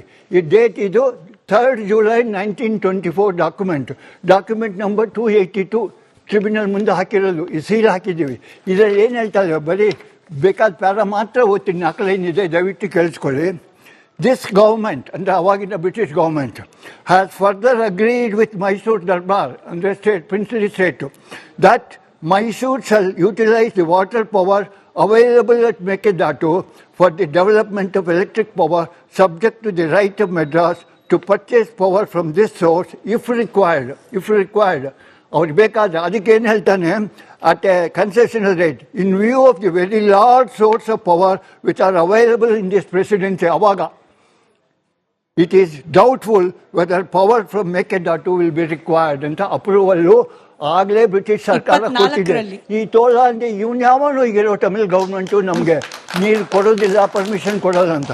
ಈ ಡಾಕ್ಯುಮೆಂಟ್ ನಮ್ಮ ಅಡ್ವೊಕೇಟ್ಗಳು ಸುಪ್ರೀಂ ಕೋರ್ಟ್ ಮುಂದೆ ತೋರಿಸ್ಬೇಕು. ಸ್ವಾಮಿ ಇಲ್ಲಿ ನೋಡಿ, ಇಲ್ಲೇ ಇದೆ 1924 ಅಗ್ರಿಮೆಂಟ್, ನೀವು ಹುಟ್ಟಿರಲಿಲ್ಲ, ನಾನು ಹುಟ್ಟಿರಲಿಲ್ಲ, ಅವಾಗೇ ಅಗ್ರಿಮೆಂಟ್ ಆಗಿದೆ, ದಯವಿಟ್ಟು ಇದನ್ನ ಅವ್ರದ್ದು ಅಪ್ಲಿಕೇಶನ್ ಏನಿದೆ ಅದನ್ನ ಡಿಸ್ಮಿಸ್ ಮಾಡಿ ನಮ್ಗೆ ಪರ್ಮಿಷನ್ ಕೊಡಿ ಅಂತ ಕೇಳ್ಕೊಂಡ್ರೆ ನಮಗೆ ಮೇಕೆದಾಟು ಪ್ರಾಜೆಕ್ಟ್ ಈಸಿಯಾಗಿ ಆಗುತ್ತೆ. ಅದನ್ನ ಮಾಡ್ಬೇಕು. ಸರಿ, ಮೇಕೆದಾಟು ಅಂತ ಬಂದ ತಕ್ಷಣ ಜೆಡಿಎಸ್ ನವರಿಗೆ ಪ್ರಶ್ನೆ ಕೇಳೋದೇನು ಅಂತಂದ್ರೆ, ನಿಮಗೂ ಕೂಡ ಇದೊಂದು ರಾಜಕೀಯ ಲಾಭದ ವಿಚಾರನೇ ಆಗ್ಬಿಟ್ಟಿದ್ಯಾ? ಯಾಕೆಂದ್ರೆ ಮೇಕೆದಾಟು ಹೇಳಿ ಕೇಳಿ ನಿಮ್ಮ ಒಕ್ಕಲಿಗ ಹಾಟ್ಲ್ಯಾಂಡ್, ನಿಮ್ಮ ವೋಟ್ ಬ್ಯಾಂಕ್ ಇರತಕ್ಕಂತ ಜಾಗಕ್ಕೆ ಅನುಕೂಲ ಆಗೋದು. ಇನ್ ಕೇಸ್ ಇದು ಯಶಸ್ವಿ ಆಗ್ಬಿಟ್ರೆ ಡಿ.ಕೆ. ಶಿವಕುಮಾರ್ ಅವ್ರಿಗೆ ಲಾಭ ಆಗ್ಬಿಡುತ್ತೆ. ಹಿಂಗಾಗೇನೆ ರಾಜಕೀಯ ಸ್ವರೂಪದಲ್ಲೇನೆ ಜೆಡಿಎಸ್ ಬಳಕೆ ಮಾಡ್ಕೊಳ್ಳಿಕ್ಕೆ ಸಾಧ್ಯ ಇಲ್ಲ ಅಂತ ಹೇಳಿಕ್ ಸಾಧ್ಯನಾ ಅಂತ ಎಲ್ಲರೂ ನಿಮ್ಗೆ ಅನ್ಸುತ್ತಾ ಮೇಡಮ್? ದೊಡ್ಡಗೌಡ್ರು ಕುಮಾರಣ್ಣ ಅವರು ರಾಜ್ಯಕ್ಕೆ ಕೊಟ್ಟಂತ ನೀರಾವರಿ ಯೋಜನೆಗಳ ಮುಂದೆ ಮೇಕೆದಾಟನ್ನ ಬರೀ ಒಕ್ಕಲಿಗರೇ ನೀರು ಕುಡಿತಾರೆ. ಹಳೆ ಮೈಸೂರು ಭಾಗದಲ್ಲಿ ಜೆಡಿಎಸ್ಗೂ ಓಟ್ ಹಾಕವ್ರೆ ನೀರು ಕುಡಿತಾರೆ. ಬೆಂಗಳೂರಲ್ಲಿರೋ 28 ವಿಧಾನಸಭಾ ಕ್ಷೇತ್ರದಲ್ಲಿ ಅದರಲ್ಲೂ ಒಕ್ಕಲಿಗರೇ, ಅದರಲ್ಲೂ ಜೆಡಿಎಸ್ ಅವರು ಕುಡಿತಾರೆ. ಹಳೆ ಮೈಸೂರು ಭಾಗದಲ್ಲಿ ಯೋಜನೆಯನ್ನ ಯಶಸ್ವಿ ಮಾಡಿದ ಕೀರ್ತಿ ಡಿ.ಕೆ. ಶಿವಕುಮಾರ್ ಸಿಕ್ಬಿಟ್ರೆ ಅದು ನಿಮ್ಮ ವೋಟ್ ಪ್ಯಾಟರ್ನ್ ಅಲ್ಲಿ ಎಷ್ಟು ಬದಲಾವಣೆ ಮಾಡಬಹುದು ಅನ್ನೋ ಲೆಕ್ಕಾಚಾರ ನಿಮ್ಗಿಲ್ವಾ? ಅಂತ ಒಂದು ಏನ್ ಹೇಳ್ತೀವಿ ಫೇಮಸ್ ಸನ್ಮಾನ್ಯ ಡಿ.ಕೆ. ಶಿವಕುಮಾರ್ ಅವ್ರಿಗೆ ಸಿಕ್ಕರೆ ತಗೊಳ್ಳಿ ಬಿಡಿ. ಈ ಗಾಂಧಾಳು ರಾಯಚೂರಲ್ಲಿ ಪ್ರತಿಮೆ ಮಾಡಿದಾಗ ದೊಡ್ಡಗೌಡ್ರನ್ನ ಇಡೀ ರಾಜ್ಯದವ್ರು ನೋಡಿದ್ರು. ಒಂದ್ ಪ್ರತಿಮೆನೆ ಮಾಡ್ಬಿಡ್ಲಿ, ತಪ್ಪೇನಿದೆ? ಈ ಮೇಕೆದಾಟು ಮಾಡಿ ಡಿ.ಕೆ. ಶಿವಕುಮಾರ್ ಅವ್ರ ಪ್ರತಿಮೆ ಮಾಡಿದ್ರೆ ಎಲ್ರು ಖುಷಿ ಪಡೋದೆ. ನೀವು ಸುಳ್ಳು ಹೇಳ್ಕೊಂಡ್ ಬರ್ಬೇಡಿ. ಈಗ ನಮ್ ಕ್ಯಾಪ್ಟನ್ ಅವ್ರು ಹೇಳಿದ್ರು, ತಿಮ್ಮೇಗೌಡರು ಹೇಳಿದ್ರು, ಅಧಿಕಾರ ಅವ್ರು ವರ್ಕ್ ಮಾಡ್ತಿದ್ದಾಗ ಇದ್ದಂತ ಸೂಕ್ಷ್ಮತೆ ಬೇರೆ ಇರುತ್ತೆ. ಇವಾಗ ಅವರು ಒಂದು ಮಿಡಲ್ ಅಲ್ಲಿ ಇದ್ದು ನಿಂತ್ಕೊಂಡು ಹೇಳಂತ ಸೂಕ್ಷ್ಮತೆ ಇರುತ್ತೆ. ರಾಜಾರಾಮ್ ಹೇಳಿದ್ರೆ ಕೇಳ್ತಾರ ಡಿ.ಕೆ. ಶಿವಕುಮಾರ್ ಅವರು? ಕುಮಾರಣ್ಣ ಅವ್ರು ಬಂದು ಪ್ರೆಸ್ ಮೀಟ್ ಮಾಡಿದ್ರೆ ಅವ್ರು ಎಚ್ಚರಿಸೋದು. ತಜ್ಞರನ್ನ ನೇಮಕ ಮಾಡಿದಾರ. ನಮ್ ರಾಜಾರಾಮ್ ಅವ್ರು ಹೇಳಿದ್ರು, ತಜ್ಞರನ್ನ ನೇಮಕ ಮಾಡಿದಾರ. ವಾಟರ್ ರೆಗ್ಯುಲೇಟರ್ ಬಾಡಿ ಮಾಡಿದಾರ. ಅಂಡರ್ ಗ್ರೌಂಡ್ ಹಾರ್ವೆಸ್ಟಿಂಗ್ ಮಾಡಿದಾರ. ರೈನ್ ವಾಟರ್ ಹಾರ್ವೆಸ್ಟಿಂಗ್ ಏನು ಅಂತ ಹೇಳಿದಾರ. ಸುಪ್ರೀಂ ಕೋರ್ಟ್ ಅಲ್ಲಿ ಉತ್ತಮವಾದಂತ ಉತ್ತಮವಾದ ಪೆದ್ರು ದಡ್ರು ಅಂತ ಯಾರು ಇರಲ್ಲ, ವಕೀಲರು ನೇಮಕ ಮಾಡಿದಂತ ಒಂದು ಟೀಮ್ ನ ರಾಜ್ಯ ಸರ್ಕಾರದಲ್ಲಿ ಜನರಿಗೆ ಮನವರಿಕೆ ಮಾಡ್ಕೊಡ್ತಿದಾರ? ಇಲ್ಲ. ಸರಿ, ರಾಜ್ಯ ಸರ್ಕಾರದ್ದಾಯ್ತು, ಕೇಂದ್ರ ಸರ್ಕಾರದ ಮೇಲೆ ಮತ್ತಗೆ ಅಶೋಕ್ ಗೌಡ್ರೆ ಆರೋಪ ಏನಿದೆ ಅಂತಂದ್ರೆ, ಬಿಜೆಪಿ ಕೇಂದ್ರದಲ್ಲಿರ್ತಕ್ಕಂಥ ಬಿಜೆಪಿ ತನಗೆ ಅನುಕೂಲವಾಗುವ ರಾಜ್ಯಗಳಿಗೆ ಸಂಬಂಧಪಟ್ಟ ಅಹವಾಲುಗಳನ್ನ ಮಾತ್ರ ಯಥೇಚ್ಛವಾಗಿ ಕೇಳಿಸ್ಕೊಳ್ಳುತ್ತೆ. ಕರ್ನಾಟಕದಿಂದ ನಿಯೋಗ ಹೋದ್ರೂ ಕೂಡ ಸರಿಯಾದ ಸ್ಥಾನಮಾನನೂ ಇರಲ್ಲ, ಕೇಳಿಸ್ಕೊಂಡ್ರು ಅದಕ್ಕೆ ತಕ್ಕ ಪ್ರತಿಕ್ರಿಯೆ ಕೂಡ ಇರೋದಿಲ್ಲ. ಇಂಥ ಆರೋಪ ಇದ್ದೇ ಇದೆ. ಅದ್ರ ಜೊತೆಗೆ ನಮ್ಮ ಎಂಪಿಗಳು, ನಮ್ಮಿಂದ ಆಯ್ಕೆಯಾಗಿರುವ ಎಂಪಿಗಳ ಮೌನದ ಬಗ್ಗೆ ಕೂಡ ಆಕ್ಷೇಪ, ಅದರಲ್ಲೂ ನೀರಾವರಿ ವಿಚಾರಕ್ಕೆ ಸಂಬಂಧಪಟ್ಟಂತೆ. ನೋಡಿ, ಒಂದೇನು ಅಂತ ಹೇಳಿದ್ರೆ, ಬಿಜೆಪಿ ಸರ್ಕಾರ ಕೇಂದ್ರದಲ್ಲಿ ಬಂದಂತಹ ಸಂದರ್ಭದಲ್ಲಿ ವಾಜಪೇಯಿ ಅವರ ನೇತೃತ್ವ ಇರ್ಬೋದು, ನರೇಂದ್ರ ಮೋದಿ ಅವರ ನೇತೃತ್ವ ಇರ್ಬೋದು, ಎರಡೂ ಸಂದರ್ಭದಲ್ಲಿ ನೀವು ಯಾವ ರೀತಿ ನೀರಾವರಿ ಯೋಜನೆ ಒಂದೇ ಅಲ್ಲ, ಫೈನಾನ್ಸಸ್ ಬಗ್ಗೆನೂ ಇರಬಹುದು ಅಥವಾ ಯಾವುದೇ ವಿಚಾರಗಳ ಬಗ್ಗೆ ಇರ್ಬೋದು, ಪ್ರತಿ ಬಾರಿನೂ ಸಹ ಕಿವಿ ಕೊಟ್ಟು ಕೇಳಿಸ್ಕೊಂಡು ಅದಕ್ಕೆ ಬೇಕಾದಂತಹ ಸೊಲ್ಯೂಷನ್ ಕೊಟ್ಟಿದೆ. ಅದು ಕರ್ನಾಟಕಕ್ಕೆ ಅಂತಲ್ಲ, ಇಡೀ ದೇಶದಲ್ಲಿ ಇರ್ತಕ್ಕಂತಹ ಪ್ರತಿಯೊಂದು ರಾಜ್ಯಗಳಿಗೂ ಸಹ ಅದು ಸಮಾನವಾಗಿ ನೋಡ್ಕೊಂಡ್ ಬರ್ತಿದೆ. ಅಕಸ್ಮಾತ್ ಯಾರಿಗಾದ್ರು ಕಾಮಾಲೆ ಕಣ್ಣಿದ್ರೆ ನಮಗೆ ಅದರ ಬಗ್ಗೆ ಪ್ರತಿ ಸತಿನೂ ಸಹ ಸಿದ್ದರಾಮಯ್ಯ ಸರ್ಕಾರ ಇದ್ದಾಗ ಕಾಮಾಲೆ ಕಣ್ಣಿತ್ತು, ಅದು ಎಲ್ಲರಿಗೂ ಗೊತ್ತಿದೆ. ಈಗ ಡಿ.ಕೆ. ಶಿವಕುಮಾರ್ ಏನೋ ಕಾಮಾಲೆ ಕಣ್ಣು ನನ್ನ ಹತ್ರ ಇಲ್ಲ, ನಾನು ಸರಿಯಾದಂತಹ ವಿಚಾರಗಳನ್ನ ಮಂಡನೆ ಮಾಡ್ತೀನಿ, ನಮಗೆ ಬೇಕಾಗಿರ್ತಕ್ಕಂಥ ಅನುದಾನಗಳನ್ನ ಕೇಂದ್ರದಿಂದ ತರ್ತೀನಿ ಅಂತ ಅಂದ್ಬಿಟ್ಟು ಹೋಗ್ತಾ ಇದ್ದಾರೆ. ಆದರೆ ವಿಚಾರ ಇಷ್ಟೇ, ನೀರಾವರಿ ಬಗ್ಗೆ ನಾನು ಡಿ.ಕೆ. ಶಿವಕುಮಾರ್ ಅವರಿಗೆ ಇವತ್ತು ಒಂದು ನೇರವಾಗಿ ಒಂದು ಸಜೆಷನ್ ಕೊಡ್ತಾ ಇದ್ದೇನೆ. ಕರ್ನಾಟಕ ರಾಜ್ಯದಲ್ಲಿ ನಾವು ಕಂಡಂಗೆ, ಅಂದ್ರೆ ನಾನೇ ಕಂಡಂಗೆ, ಒಂದು 10-15 ಜನ ನೀರಾವರಿ ಎಕ್ಸ್ಪರ್ಟ್ಸ್ ಇದ್ದಾರೆ. ಅದು KRSಗೆ ಸಪರೇಟ್ ಎಕ್ಸ್ಪರ್ಟ್ಸ್ ಇದ್ದಾರೆ, ಅಲ್ಮಾಟಿಗೆ ಸಪರೇಟ್ ಎಕ್ಸ್ಪರ್ಟ್ಸ್ ಇದ್ದಾರೆ, TB ಡ್ಯಾಮ್ಗೆ ಸಪರೇಟ್ ಎಕ್ಸ್ಪರ್ಟ್ಸ್ ಇದ್ದಾರೆ, ಲಿಂಗನ್ಮುಖಿಗೆ ಸಪರೇಟ್ ಎಕ್ಸ್ಪರ್ಟ್ಸ್ ಇದ್ದಾರೆ. ಇಂಥವ್ರನ್ನ ತಾವು ಒಂದ್ಸತಿ ಕರೆದು, ನೀವು ಯಾರ್ಯಾರಿಗೂ 92 ಕ್ಯಾಬಿನೆಟ್ ರ್ಯಾಂಕ್ ಕೊಟ್ಟಿದ್ದೀರಾ, 120 136 ಏನೋ ನೀವು ಸ್ಟೇಟ್ ರ್ಯಾಂಕ್ಗಳನ್ನ ಕೊಟ್ಟಿದ್ದೀರಾ. ಇವರಿಗೆ ಸ್ಟೇಟ್ ರ್ಯಾಂಕು ಬೇಡ, ಕ್ಯಾಬಿನೆಟ್ ರ್ಯಾಂಕು ಬೇಡ, ಅವ್ರಿಗೆ ಕಾಫಿ ಟೀ ಕುಡಿಸಿ ಒಂದು ಮರ್ಯಾದೆಯಿಂದ ಕಂಡು ಅವರಿಂದ ನೀವು ಒಂದು ಕನ್ಸಲ್ಟೇಷನ್ ತೆಗೆದುಕೊಂಡ್ರೆ ಖಂಡಿತವಾಗ್ಲೂ ಹೇಳ್ತಿದ್ದೀನಿ, ರಾಜ್ಯ ಸರ್ಕಾರಕ್ಕೆ ಒಳ್ಳೇದಾಗ್ತದೆ, ಕನ್ನಡಿಗರಿಗೆ ಒಳ್ಳೇದಾಗ್ತದೆ ಅಂತ ಕಿವಿ ಮಾತು ಹೇಳ್ತಾ ಇದ್ದಾರೆ. ಎಲ್ಲ ಭಾಗಗಳಿಂದ ಏನಕ್ಕೆ ಬರ್ತಿದ್ದಾರೆ ಅಂದ್ರೆ, ಬೆಂಗಳೂರಿಗೆ ಟ್ಯಾಕ್ಸಿ ಡ್ರೈವರ್ ಆಗ್ತೀನಿ, ನನ್ನ ಹತ್ರ ತೋಟ ಮಾಡಿಸಲ್ಲ, ಬೇಡಪ್ಪ ನಂಗೆ ತೋಟ, ಯಾಕೆಂದ್ರೆ ವರ್ಕೌಟ್ ಆಗಲ್ಲ. ಇವರಿಗೆ ವರ್ಕೌಟ್ ಆಗಲ್ಲ ಅಂತಂದ್ರೆ ಮಳೆನೂ ಬರಲ್ಲ, ಇತ್ಲ ಕಡೆ ಬೋರ್ ಹಾಕ್ಸಿದ್ರೆ ನೀರು ಬರಲ್ಲ, ಅಥವಾ ಬೇರೆ ಯಾವುದೇ ರೀತಿ ಕೆನಾಲ್ ಅಲ್ಲಿ ನೀರು ಹರಿಯೋದಿಲ್ಲ. ಇವ್ರು ಏನೋ ಒಂದು ಸ್ಕೀಮ್ ಮಾಡ್ಕೊಂತಾರೆ, ವೋಟ್ ಬ್ಯಾಂಕ್ ಮಾಡ್ಕೊಂಡಿದ್ದಾರೆ ರೈತರನ್ನ ಇವರು, ಕೇವಲ ವೋಟ್ ಬ್ಯಾಂಕ್. ಅದರಿಂದಾಗಿ ವೋಟ್ ಬ್ಯಾಂಕ್ ರಾಜಕಾರಣ ಬಿಡಿ, ಬದ್ಧತೆಯಿಂದ ಕೆಲಸ ಮಾಡಿ. ನೀವು ಹೆಸರು ಉಳಿಸ್ಬೇಕು ತಾನೆ. ಡಿ ಕೆ ಶಿವಕುಮಾರ್ ಸಾಹೇಬ್ರೆ, ತಮ್ಮ ಇಚ್ಛೆ ಏನು? ನಾನು ಕರ್ನಾಟಕ ರಾಜ್ಯದಲ್ಲಿ ಮುಖ್ಯಮಂತ್ರಿಯಾಗಿ 2 ವರ್ಷ ಇದ್ದೆ, ನಾನು ಹೆಸರು ಉಳಿಸ್ತಾ ಇದ್ದೀನಿ ಅಂತ ಅನ್ಬಿಟ್ಟು ನಿಮ್ಗೆ ಏನಾದ್ರು ಇದ್ರೆ, ನೀವು ಕರ್ನಾಟಕದ ರೈತರ ಬಗ್ಗೆ ಕಣ್ಣು ನೀರು ಬರ್ತಿಲ್ಲ, ರಕ್ತ ಬರ್ತಿದೆ. ಬಂಗಾರದ ಮನುಷ್ಯ ಚಿತ್ರ ಒಂದ್ಸತಿ ಬಂದಿತ್ತು, ಒಂದ್ಸತಿ ನೋಡ್ಕೊಂಡ್ ಬನ್ನಿ. ಅನೇಕ ಜನ ನನಗೆ ಗೊತ್ತಿದ್ದಂಗೆ ತಿಮ್ಮೇಗೌಡರು ಸಾಹೇಬ್ರು ಒಪ್ಕೊಳ್ತಾರೆ, ನಾವೆಲ್ಲಾನು ತುಂಬಾ ಜನ, ಅಂದ್ರೆ ನಾನು ಇನ್ನು ಹುಟ್ಟಿರ್ಲಿಲ್ಲ ಆಗ, ಆದ್ರೆ ನಾನು ಅನೇಕ ಜನ ಹಿರಿಯರು ಬೆಂಗಳೂರನ್ನ ತೊರೆದು ಹಳ್ಳಿಗಳಿಗೆ ಹೋಗಿ ತೋಟ ಮಾಡ್ಲಿಕ್ಕೆ, ಗದ್ದೆ ಮಾಡ್ಲಿಕ್ಕೆ ಸ್ಟಾರ್ಟ್ ಮಾಡಿದ್ರು. ಆ ರೀತಿಯ ಇನ್ಸ್ಪಿರೇಷನ್ ನೀವು ಮಾಡಿಸ್ಬೇಕು ಅಂತ ಬದ್ಧತೆ ಇದ್ರೆ ಡಿ ಕೆ ಶಿವಕುಮಾರ್ ಸಾಹೇಬ್ರೆ ತಾವು ಮಾಡಿ ಅಂತ ಹೇಳಿ ನಾನು ರಿಕ್ವೆಸ್ಟ್ ಮಾಡ್ತೀನಿ. ಆದ್ರೆ ಎಕ್ಸ್ಪರ್ಟ್ಸ್ ನ ಕರೀರಿ ಫಸ್ಟ್. ನೀವು ಒಂದು ಸತಿ ಇವತ್ತು ಅಗ್ರಿಕಲ್ಚರ್ ಪೋರ್ಟ್ಫೋಲಿಯೋ ತುಂಬಾ ಇಂಪಾರ್ಟೆಂಟ್. 19,000 ಚಿಲ್ಲರೆ ಪೋಸ್ಟ್ಗಳು ಇವತ್ತು ಅಗ್ರಿಕಲ್ಚರ್ ಡಿಪಾರ್ಟ್ಮೆಂಟ್ ಇದೆ, 7,000 ಪೋಸ್ಟ್ ಹಾರ್ಟಿಕಲ್ಚರ್ ಡಿಪಾರ್ಟ್ಮೆಂಟ್ ಇದೆ, ಸಿರಿಕಲ್ಚರ್ ಅಲ್ಲಿ 3,000 ಇದೆ. ಇದನ್ನ ಫಿಲ್ ಮಾಡಿ, ಬೇಡ ಅರ್ಧ ಆದ್ರೂ ಫಿಲ್ ಮಾಡಿ, ಕರೆದುಬಿಟ್ಟು ಎಕ್ಸ್ಪರ್ಟ್ಸ್ ನ ಕರೆದು ಮಾತಾಡಿಸಿ, ಬದ್ಧತೆಯಿಂದ ಕೆಲಸ ಮಾಡಿ. ರೈತ ಬಂಧುಗಳನ್ನ ನೀವು ಕಾಪಾಡಿದ್ರೆ ರೈತ ಬಂಧುಗಳು ನಿಮ್ಮನ್ನು ಕಾಪಾಡ್ತಾರೆ ಅನ್ನೋ ಈ ಪ್ರಶ್ನೆಗೆ ರಾಜಾರಾಮ್ ಸರ್ ಉತ್ತರ ಕೊಡ್ಲಿ, ತಿಮ್ಮೇಗೌಡರು ಸರ್ ಕೂಡ ಉತ್ತರ ಕೊಡ್ಲಿ. ಸರ್, ಎಕ್ಸ್ಪರ್ಟ್ ಗಳ ಬಳಕೆ ಬಗ್ಗೆ ಪ್ರಶ್ನೆ ಮಾಡ್ತಾ ಇದ್ರು. ಆಕ್ಷೇಪ ಅಲ್ಲ ಸರ್, ಗ್ಯಾರಂಟಿಗಳು ಬೇಕು, ಜನರ ಕಲ್ಯಾಣ ಯೋಜನೆ ಅಂತ ಹೇಳಿರೋದ್ರಿಂದ ಈ ಗ್ಯಾರಂಟಿಗಳ ಅನುಷ್ಠಾನಕ್ಕೆ ಅಂತ ಹೇಳಿ ಪ್ರಧಾನಮಂತ್ರಿಗಳಿಗಿಂತ ಪ್ರೆಸಿಡೆಂಟ್ ಗಳಿಗಿಂತ ಹೆಚ್ಚಿಗೆ ಸಂಬಳ ಕೊಟ್ಟು ಜನರನ್ನ ಅಪಾಯಿಂಟ್ ಮಾಡ್ಕೊಳ್ಳಿಕ್ಕೆ ಸರ್ಕಾರಕ್ಕಾಗತ್ತೆ ಅನ್ನೋಂಗಿದ್ರೆ ಇದು ಕೂಡ ಕಲ್ಯಾಣ ಯೋಜನೆನೇ ಅಲ್ವಾ? ರೈತರಿಗೆ ಸಂಬಂಧಪಟ್ಟಿದ್ದು, ಕುಡಿಯೋ ನೀರಿಗೆ ಸಂಬಂಧಪಟ್ಟಿದ್ದು. ಇದಕ್ಕೆ ಎಕ್ಸ್ಪರ್ಟ್ ಗಳಿಗೆ ಸಂಬಳ ಕೊಟ್ಟಿಟ್ಕೊಂಡು ಅವರ ಅಡ್ವೈಸ್ ತಗೊಂಡು ಎಷ್ಟೋ ವರ್ಷದಿಂದ ಬಾಕಿ ಉಳಿದಿರೋದು ಅಪ್ಪರ್ ಕೃಷ್ಣ, ಅಪ್ಪರ್ ಭದ್ರಾ, ಅದರ ಜೊತೆಗೆ ನವಲೆ ಪ್ರಾಜೆಕ್ಟ್, ಇಂಥ ಪ್ರಾಜೆಕ್ಟ್ ಗಳನ್ನ ತ್ವರಿತಗತಿಯಲ್ಲಿ ಮಾಡ್ಲಿಕ್ಕೆ ಯಾಕೆ ಸಾಧ್ಯ ಆಗಲ್ಲ ಅಂತ ಹೇಳಿ. ಅದಕ್ಕನ್ನ ಮುಖ್ಯವಾದ್ದು ನಮ್ಮ ರಾಜ್ಯಕ್ಕೆ ದೊಡ್ಡ project upper Bhadra, upper Krishna stage 3 notification ಆಗೋದಕ್ಕೆ 13 ವರ್ಷ ಆದರೂ ಆಗಿಲ್ಲ. ಇತ್ಯರ್ಥ ಜಲ ವಿವಾದ ಇತ್ಯರ್ಥ ಮಾಡೋದಕ್ಕೆ 7 ವರ್ಷ.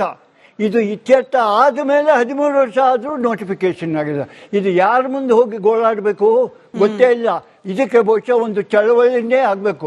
ರೈತರು ಹೋಗಿ ಸುಪ್ರೀಂ ಕೋರ್ಟ್ ಮುಂದೆ ಕೂತ್ಕೋಬೇಕು, ಸ್ವಾಮಿ ನೀವು ಇದಕ್ಕೆ ನೀವು ಏನೋ ಸ್ಟೇ ಕೊಟ್ಟಿದ್ದೆ, ಸ್ಟೇ ತೆಕ್ಕೊಳ್ಳಿ, ಇಲ್ಲ ಪರ್ಮಿಷನ್ ಕೊಡಿ, ಇಲ್ಲ ಗೌರ್ಮೆಂಟ್ ಆಫ್ ಇಂಡಿಯಾಗೆ ಹೇಳಿ ಇದನ್ನು ನೋಟಿಫೈ ಮಾಡಿ ಅಂತ. ಆ ಥರ ನಾವು ಹೋಗಿ ಜಂತರ್ ಮಂತರಲ್ಲಿ ಕೂತ್ಕೋಬೇಕು ಅಥವಾ ಸುಪ್ರೀಂ ಕೋರ್ಟಲ್ಲಿ ಕೂತ್ಕೋಬೇಕು. ಇದು ಕೂತ್ಕೊಂಡ್ರೇ ಇದಕ್ಕೇನಾದರೂ ಪರಿಹಾರ ಸಿಗೋದು. ಈ ಪೊಲಿಟಿಕಲಿ ಈವನ್ BJP ಸರ್ಕಾರದಲ್ಲಿ ಇದ್ದಾಗಲೂ ಆಗಲಿಲ್ಲ, ಈಗ ಕಾಂಗ್ರೆಸ್ ಸರ್ಕಾರ ಇದೆ, ಅಲ್ಲೂ ಆಗ್ತಾ ಇಲ್ಲ. ಇದು ಮಾಡಬೇಕು. ಆಮೇಲೆ ಮಹದಾಯಿಲೂ ಅದೇ ಥರ ಹೋಗ್ತಾ ಇದೆ, ಸುಪ್ರೀಂ ಕೋರ್ಟಲ್ಲಿ ಪೆಂಡಿಂಗ್ ನಿಂತ್ಕೊಂಡ್ಬಿಟ್ಟಿದೆ, ಅದು 10-12 ವರ್ಷ ಆಯಿತು. ರೈತರ ಸಮಸ್ಯೆ, ಅದಕ್ಕೆ ನಾನು ಆಗಲೇ ಹೇಳಿದಾಗ ನಿಮ್ಮ ಮೂಲಕ ರೈತರ ಸಮಸ್ಯೆನ ಭಾಳ ದೊಡ್ಡದಾಗಿ ಪ್ರೊಜೆಕ್ಟ್ ಮಾಡಿ, ನ್ಯಾಷನಲಿ ಪ್ರೊಜೆಕ್ಟ್ ಮಾಡಿ, ಇದು ನ್ಯಾಯಾಂಗ ಭಾಳ ಡಿಲೇ ಮಾಡ್ತಾ ಇದೆ, ಅವರಿಂದಲೇ ರೈತರಿಗೆ ಭಾಳ ತೊಂದರೆ ಆಗ್ತಿದೆ ಎಂಬುದನ್ನು ಪ್ರೊಜೆಕ್ಟ್ ಮಾಡಿದರೆ ಅವರೇನ ಎಚ್ಚೆತ್ಕೋಬೋದು. ಇದು 3 ಭಾಳ serious issues. This has to be addressed. ಸರಿ, ತಿಮ್ಮೇಗೌಡ ಸರ್, ಅದನ್ನೇ ಎಕ್ಸ್ಪರ್ಟ್ ಗಳ ಅಡ್ವೈಸ್ ತಗೊಂಡು ಮಾಡಿದ್ರೆ ಬಹುಶಃ ಟೆಕ್ನಿಕಲಿ ಕಾನೂನಾತ್ಮಕವಾಗಿ ಅನುಭವಿಸ್ತಾ ಇರುವ ಸಮಸ್ಯೆಗಳಿಗೆ ಸ್ವಲ್ಪನಾದ್ರೂ ಪರಿಹಾರ ಸಿಗ್ಬೋದಾ ಅಂತ. ನಿಜವಾಗ್ಲೂ ತಜ್ಞರ ಬಳಕೆ ಆಗ್ತಾ ಇದೆಯಾ ಅಂತ? ಹಾಗೆ ಎಕ್ಸ್ಪರ್ಟ್ಸ್ಗಳು ಇದ್ದಾರಮ್ಮ, ಸರ್ಕಾರದ ಅವರೇ ಒಂದು ಸೆಲ್ ಮಾಡ್ಕೊಂಡಿದ್ದಾರೆ. ಅದರಲ್ಲಿ ಅಡ್ವೊಕೇಟ್ಸ್, ಲೀಗಲ್ ಎಕ್ಸ್ಪರ್ಟ್ಸ್ ಮತ್ತು ಇರಿಗೇಷನ್ ಎಕ್ಸ್ಪರ್ಟ್ಸ್, ಟೆಕ್ನಿಕಲ್ ಎಕ್ಸ್ಪರ್ಟ್ಸ್ ಎಲ್ಲ ಇದ್ದಾರೆ. ಆದ್ರೆ ಸರಿಯಾದ ರೀತಿನಲ್ಲಿ, ಈಗ ಉದಾಹರಣೆಗೆ ಒಂದು ಹೇಳ್ಬೇಕು ಅಂದ್ರೆ, ಸುಪ್ರೀಂ ಕೋರ್ಟ್ ಡಿಸಿಷನ್ ಆಗಿದ್ದು 2018ರಲ್ಲಿ, ಎಮ್ ಐ ರೈಟ್ ಬ್ರಿಜೇಶ್? 2018ರಲ್ಲಿ.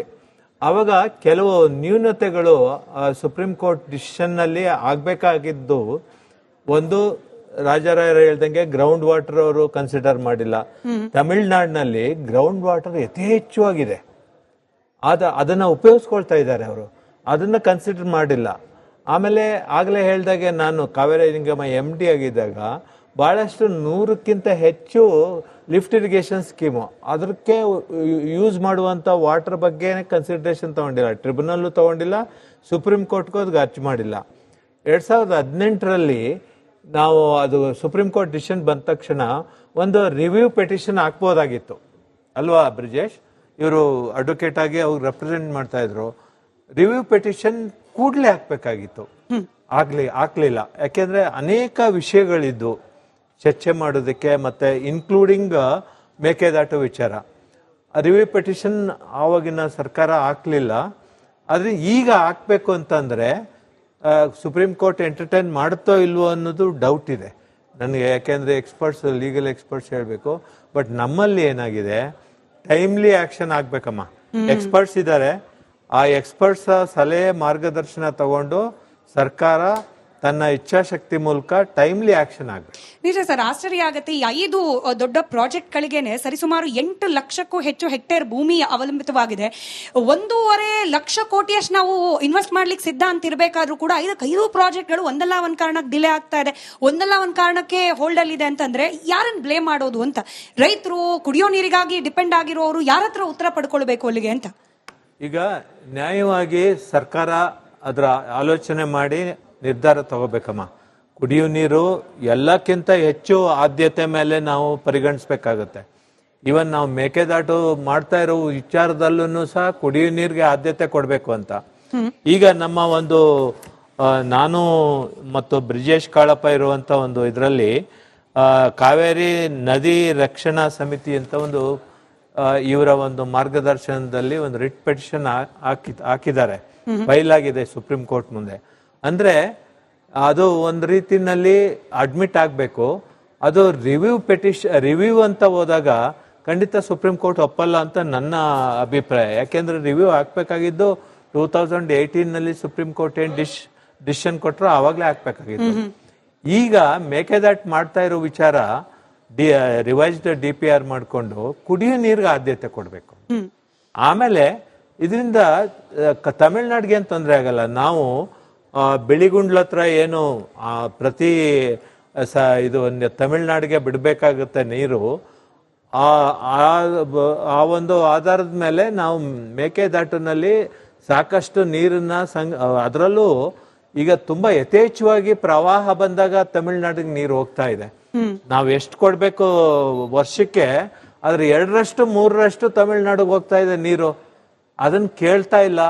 ಆದ್ರೆ ಅದನ್ನ ತಡೆದು ನಾವು ನೀರನ್ನ ಸ್ಟೋರ್ ಮಾಡಿಕೊಂಡು ನಾವು ಅದನ್ನ ಉಪಯೋಗ ಮಾಡ್ಕೋಬೇಕಾದ್ರೆ, ಆದ್ರೂ ತಮಿಳ್ನಾಡಿಗೆ ತೊಂದರೆ ಆಗದಂಗೆ ಅವ್ರು ಎಷ್ಟು ನೀರು ಬಿಡ್ಬೇಕು ಅವ್ರಿಗೆ, ಅವ್ರು ಬಿಡುವಂತದ್ದನ್ನ ಮಾಡ್ಬೇಕಾದ್ರೆ ಮೇಕೆದಾಟು ಅವಶ್ಯಕತೆ ಇದೆ. ಅದಕ್ಕೆ ನಮ್ಮ ತಜ್ಞರು ಸರ್ಕಾರ ಕೂಡಲೇ ರಿವೈಸ್ DPR ಮಾಡಿ ಕೆಲವು ಅಥಾರಿಟೀಸ್ಗಳಿಂದ, ಸೆಂಟ್ರಲ್ ಗವರ್ಮೆಂಟ್ ಅಥಾರಿಟೀಸ್ ಇಂದ ಪರ್ಮಿಷನ್ ಕ್ಲಿಯರೆನ್ಸ್ ತಗೊಂಡು ಬೇಗ ಶುರು ಮಾಡಬೇಕು. ಅದರಲ್ಲಿ ತಮಿಳುನಾಡು ಇತ್ತೀಚೆಗೆ ಅಸೆಂಬ್ಲಿನಲ್ಲಿ ಮೇಕೆದಾಟು ಮಾಡೋದಕ್ಕಾಗೋದಿಲ್ಲ ಅಂತ ಒಂದು ಒಮ್ಮತದ ನಿರ್ಣಯ ಕೈಗೊಂಡಿದ್ದಾರೆ. ಅದೇನು ಬೈಂಡಿಂಗ್ ಆಗಲ್ಲ. ನಮ್ಮ ರಾಜ್ಯ ಸರ್ಕಾರದ ಮೇಲೆ ಆಗ್ಲಿ ಅಥವಾ ವಾಟರ್ ರಿಸೋರ್ಸ್ ಅಥಾರಿಟೀಸ್ ಮೇಲೆ ಆಗ್ಲಿ, ಇಟ್ ಈಸ್ ನಾಟ್ ಬೈಂಡಿಂಗ್. ಅದು ಒಬ್ಬರ ತೀರ್ವ. ಇದು ನಂದಿ ಮುಂದಿನ ಪ್ರಶ್ನೆ ಬ್ರಿಜೇಶ್ ಸರ್ ಕೂಡ ಉತ್ತರ ಕೊಡ್ಲಿ, ಅಶೋಕ್ ಗೌಡ್ರು ಕೂಡ ಉತ್ತರ ಕೊಡಬಹುದು. ಈಗ ಚರ್ಚೆ ಮಾಡಿದ ವಿಚಾರ ಕಂಪೇರ್ ಮಾಡಿದ್ರೆ ಮೈನ್ಯೂಟ್ ಅನ್ಸ್ಬೋದು ಸರ್, ಬಟ್ ಬಹಳ ಗಂಭೀರವಾದ ವಿಚಾರ. ಈ ಭೂಸ್ವಾಧೀನ ಅನ್ನೋದು ಹಾಟ್ ಟಾಪಿಕ್. ಈಗ ಬೇರೆ ಬೇರೆ ಪ್ರಾಜೆಕ್ಟ್ ಗಳಿಗೆ ಭೂಸ್ವಾಧೀನ ಅನ್ನೋದು ವಿವಾದ ಆಗಿದೆ. ಆದ್ರೆ ಈ ಆಲ್ಮಟ್ಟಿ ಜಲಾಶಯದ ಎತ್ತರವನ್ನ ಹೆಚ್ಚು ಮಾಡೋದಾಗಿರ್ಬಹುದು ಅಥವಾ ನವಲೆ ಪ್ರಾಜೆಕ್ಟ್ ಅನ್ನು ಕೈಗೆತ್ಕೊಳ್ಳೋದಿರ್ಬೋದು, ಇದರಲ್ಲಿ ಆ ಭಾಗದ ಜನರಿಂದ ಬರ್ತಿರುವ ತೀವ್ರ ತರದ ಆಕ್ಷೇಪ ಅಂತಂದ್ರೆ, ನಾವು TB ಡ್ಯಾಮ್ಗೆ ಭೂಮಿ ಕೊಟ್ವಿ, 75 ವರ್ಷ ಆಯ್ತು ಭೂಮಿ ಕೊಟ್ಬಿಟ್ಟು, ಈಗಲೂ ಕೂಡ ನಮ್ಗೆ ಸರಿಯಾದ ಒಂದು ಹಕ್ಕುಪತ್ರ ಕೊಟ್ಟಿಲ್ಲ, ನಾವ್ ಇರೋ ನೆಲೆಗೆ ಗಟ್ಟಿ ಇಲ್ಲದೆ ಇರೋ ರೀತಿ ಪರಿಸ್ಥಿತಿ. ಅಂದ್ರೆ ಸರ್ಕಾರ ಏನೇನೋ ತಾಪತ್ರಯಗಳನ್ನ ಬಗೆಹರಿಸಿಕೊಂಡು ಪ್ರಾಜೆಕ್ಟ್ ಗಳನ್ನ ಮಾಡಬೇಕು ಅಂತ ಬಂದ್ರೂ ಕೂಡ ಜನರಲ್ ವಿಶ್ವಾಸ ಉಳಿಸ್ಕೊಳ್ಳುವಲ್ಲಿ ವಿಫಲ ಆಗ್ಬಿಟ್ಟಿದೆ ಅಂತ ಹೇಳಿ. ಮತ್ತೆ ನಾನು ಪಕ್ಷಾತೀತವಾಗಿ ಕೇಳ್ತಿದ್ದೀನಿ, ಎಲ್ಲಾ ಸರ್ಕಾರಗಳು ಕೂಡ ಇಂಥ ಚಿಕ್ಕ ಪುಟ್ಟ ವಿಚಾರದಲ್ಲೂ ಕೂಡ ಜನರ ವಿಶ್ವಾಸ ಗಳಿಸಲಿಲ್ಲ ಅಂತಂದ್ರೆ ದೊಡ್ಡ ದೊಡ್ಡ ಪ್ರಾಜೆಕ್ಟ್ ಗಳು ಆಗೋದು ಹೇಗೆ ಅಂತ ನೋಡಿ ಸ್ಮಿತಾ. ಇದಕ್ಕೆ ನಾವು ಕೂಲಂಕುಷವಾಗಿ ನಾವು ಒಂದು ಉತ್ತರ ಕೊಡಬೇಕು ಅಂತ ಹೇಳಿದ್ರೆ, ಇವಾಗ ನಮ್ಮಲ್ಲಿ ನೀರಾವರಿಗೆ ಒಂದು ಮಂತ್ರಿ ಇರ್ತಾರೆ. ಇವ್ರ ಬಜೆಟ್ ಎಷ್ಟಿದೆ? ಸಿಕ್ಕಾಪಟ್ಟೆ ದೊಡ್ಡ ಬಜೆಟ್ ಇದೆ. ಬಟ್ ತಮಿಳ್ನಾಡಲ್ಲಿ ಎಷ್ಟು ದೊಡ್ಡ ಬಜೆಟ್ ಇದೆ? ತುಂಬಾ ಚಿಕ್ಕ ಬಜೆಟ್. ಯಾಕೆಂತ ಹೇಳಿದ್ರೆ ಇಲ್ಲಿ ನೀರಾವರಿ ಕಾರ್ಯ ಎಲ್ಲ ಮುಗಿದೋಗಿದೆ ತಮಿಳ್ನಾಡಿನಲ್ಲಿ. ಯಾಕೆಂತ ಹೇಳಿದ್ರೆ ಅಲ್ಲಿ ಬ್ರಿಟಿಷರು ಇದ್ರು. ಆಗಿನ ಕಾಲದಿಂದಲೇ ನೀರಾವರಿ ವಿಚಾರದಲ್ಲಿ ಅವರು ತುಂಬಾ ದೊಡ್ಡ ಕೆಲಸ ಮಾಡ್ಬಿಟ್ಟಿದ್ದಾರೆ. ಬಟ್ ಕರ್ನಾಟಕದಲ್ಲಿ ಇವಾಗ ನಾವು ಎಚ್ಚೆತ್ಕೊಂಡು ಇವಾಗ ಕೆಲಸ ಪ್ರಾರಂಭ ಮಾಡಿದೀವಿ. ಸೊ ಆ ಕಾರಣದಿಂದ ನಮಗೆ ಯಾವತ್ತೂ ಕೂಡ ನೀರಾವರಿ ಮತ್ತು ಕೃಷಿ ಇವೆರಡಕ್ಕೂ ದೊಡ್ಡ ಬಡ್ಜೆಟ್ ಬೇಕಾಗುತ್ತೆ. ಅದು ನಮ್ಮಲ್ಲಿ ಇರುವಂತ ಒಂದು ಕೊರತೆ. ಆಯ್ತಾ? ಇವಾಗ ಇದೇ ವಿಚಾರದಲ್ಲಿ ಇವಾಗ ಕ್ಯಾಪ್ಟನ್ ರಾಜಾರಾವ್ ಒಂದು ಮಾತು ಹೇಳಿದ್ರು. ಏನ್ ಹೇಳಿದ್ರು? ಕೃಷ್ಣಾ ನದಿ ನೀರಿನ ವಿಚಾರದಲ್ಲ, ಅಲ್ಲಿ ನಾನು ಅಡ್ವೊಕೇಟ್ ಆನ್ ರೆಕಾರ್ಡ್ ಇದ್ದೆ, ಇದರಲ್ಲಿ ನ್ಯಾಯಾಧೀಕರಣ ಮುಂದೆನೂ ಇದ್ದೆ, ಸುಪ್ರೀಂ ಕೋರ್ಟ್ಲೂ ಇದ್ದೆ. ಸೊ ಅಲ್ಲೇನಾಗಿದೆ, 2013 ನಮಗೆ ಫುಲ್ ಡ್ಯಾಮ್ ಹೈಟ್ FRL 524.256 ಇವಾಗೆಲ್ಲ ಆಗಿರುವಂತದ್ದು 2013. ಆಯ್ತಾ? 2013 ಪಾಸ್ ಆಗಿರುವಂತದ್ದು 5-2 ಆರ್ಡರ್ ಅಲ್ಲ, 5-3 ಆರ್ಡರ್. ಅಂದ್ರೆ ಫೈನಲ್ ಆಗೋಗ್ಬಿಟ್ಟಿದೆ ನ್ಯಾಯಾಧೀಕರಣದ ಮುಂದೆ. ಸಂದರ್ಭದಲ್ಲಿ ಸುಪ್ರೀಂ ಕೋರ್ಟ್ಗೆ ಹೋಗುವಂತ ಅವಶ್ಯಕತೆ ಇರಲಿಲ್ಲ. ಈಗಲೂ ಕೂಡ ಕೇಂದ್ರ ಸರ್ಕಾರ ಮನ್ಸು ಮಾಡ್ತು ಅಂತ ಹೇಳಿದ್ರೆ ಈಗಲೂ ಕೂಡ ಅವರು ನಾವು ಅದನ್ನ ನೋಟಿಫೈ ಮಾಡ್ತೀವಿ. ನೋಟಿಫೈ ಮಾಡಿದ್ರೆ ಏನಾಗುತ್ತೆ, ಈ ಸುಪ್ರೀಂ ಯಾವ ನ್ಯಾಯಾಧೀಕರಣ ಆದೇಶ ಇದೆ ಅದಕ್ಕೆ ಸುಪ್ರೀಂ ಕೋರ್ಟಿನ ಆದೇಶದ ಒಂದು ಇದು ಸಿಕ್ಕುತ್ತೆ, ಮಾನ್ಯತೆ ಸಿಕ್ಕುತ್ತೆ. ಸೊ ಅದು ಆದ್ರೆ ಮತ್ತೆ ಅದನ್ನ ಯಾರು ತಡೆಯಕ್ಕಾಗಲ್ಲ. ಪಬ್ಲಿಕೇಶನ್ ಮಾತ್ರ ಆಗ್ಬೇಕಾಗಿರೋದು. ಅದು 13 ವರ್ಷದಿಂದ ಆಗಿಲ್ಲ, ಇವಾಗ 13 ವರ್ಷಗಳಿಂದ ಆಗಿಲ್ಲ. ಅದಕ್ಕೆ ಇವಾಗ ಯಾರನ್ನ ನೀವು ಹೊಣೆಗಾರಿಕೆ ಯಾರಿಗೂ ವಹಿಸ್ತೀರಿ? ಸೊ ಇದೇ ರೀತಿಯಲ್ಲಿ ಒಂದಲ್ಲ ಒಂದು ರೀತಿಯಲ್ಲಿ ಇವಾಗ ಯಾರು ಹೇಳ್ದಂಗೆ ಬಹುಶಃ ತಿಮ್ಮೇಗೌಡರು ಹೇಳಿರ್ಬೇಕು, 2013ರಲ್ಲಿ ಲ್ಯಾಂಡ್ ಅಕ್ವಿಸಿಷನ್ ಆಕ್ಟ್ ಚೇಂಜ್ ಆಗಿದೆ. ಇವಾಗ ಪ್ರಮಾಣ ಜಾಸ್ತಿ ಕೊಡಬೇಕಾಗುತ್ತೆ, ಅದಕ್ಕೂ ದುಡ್ಡು ಬೇಕು.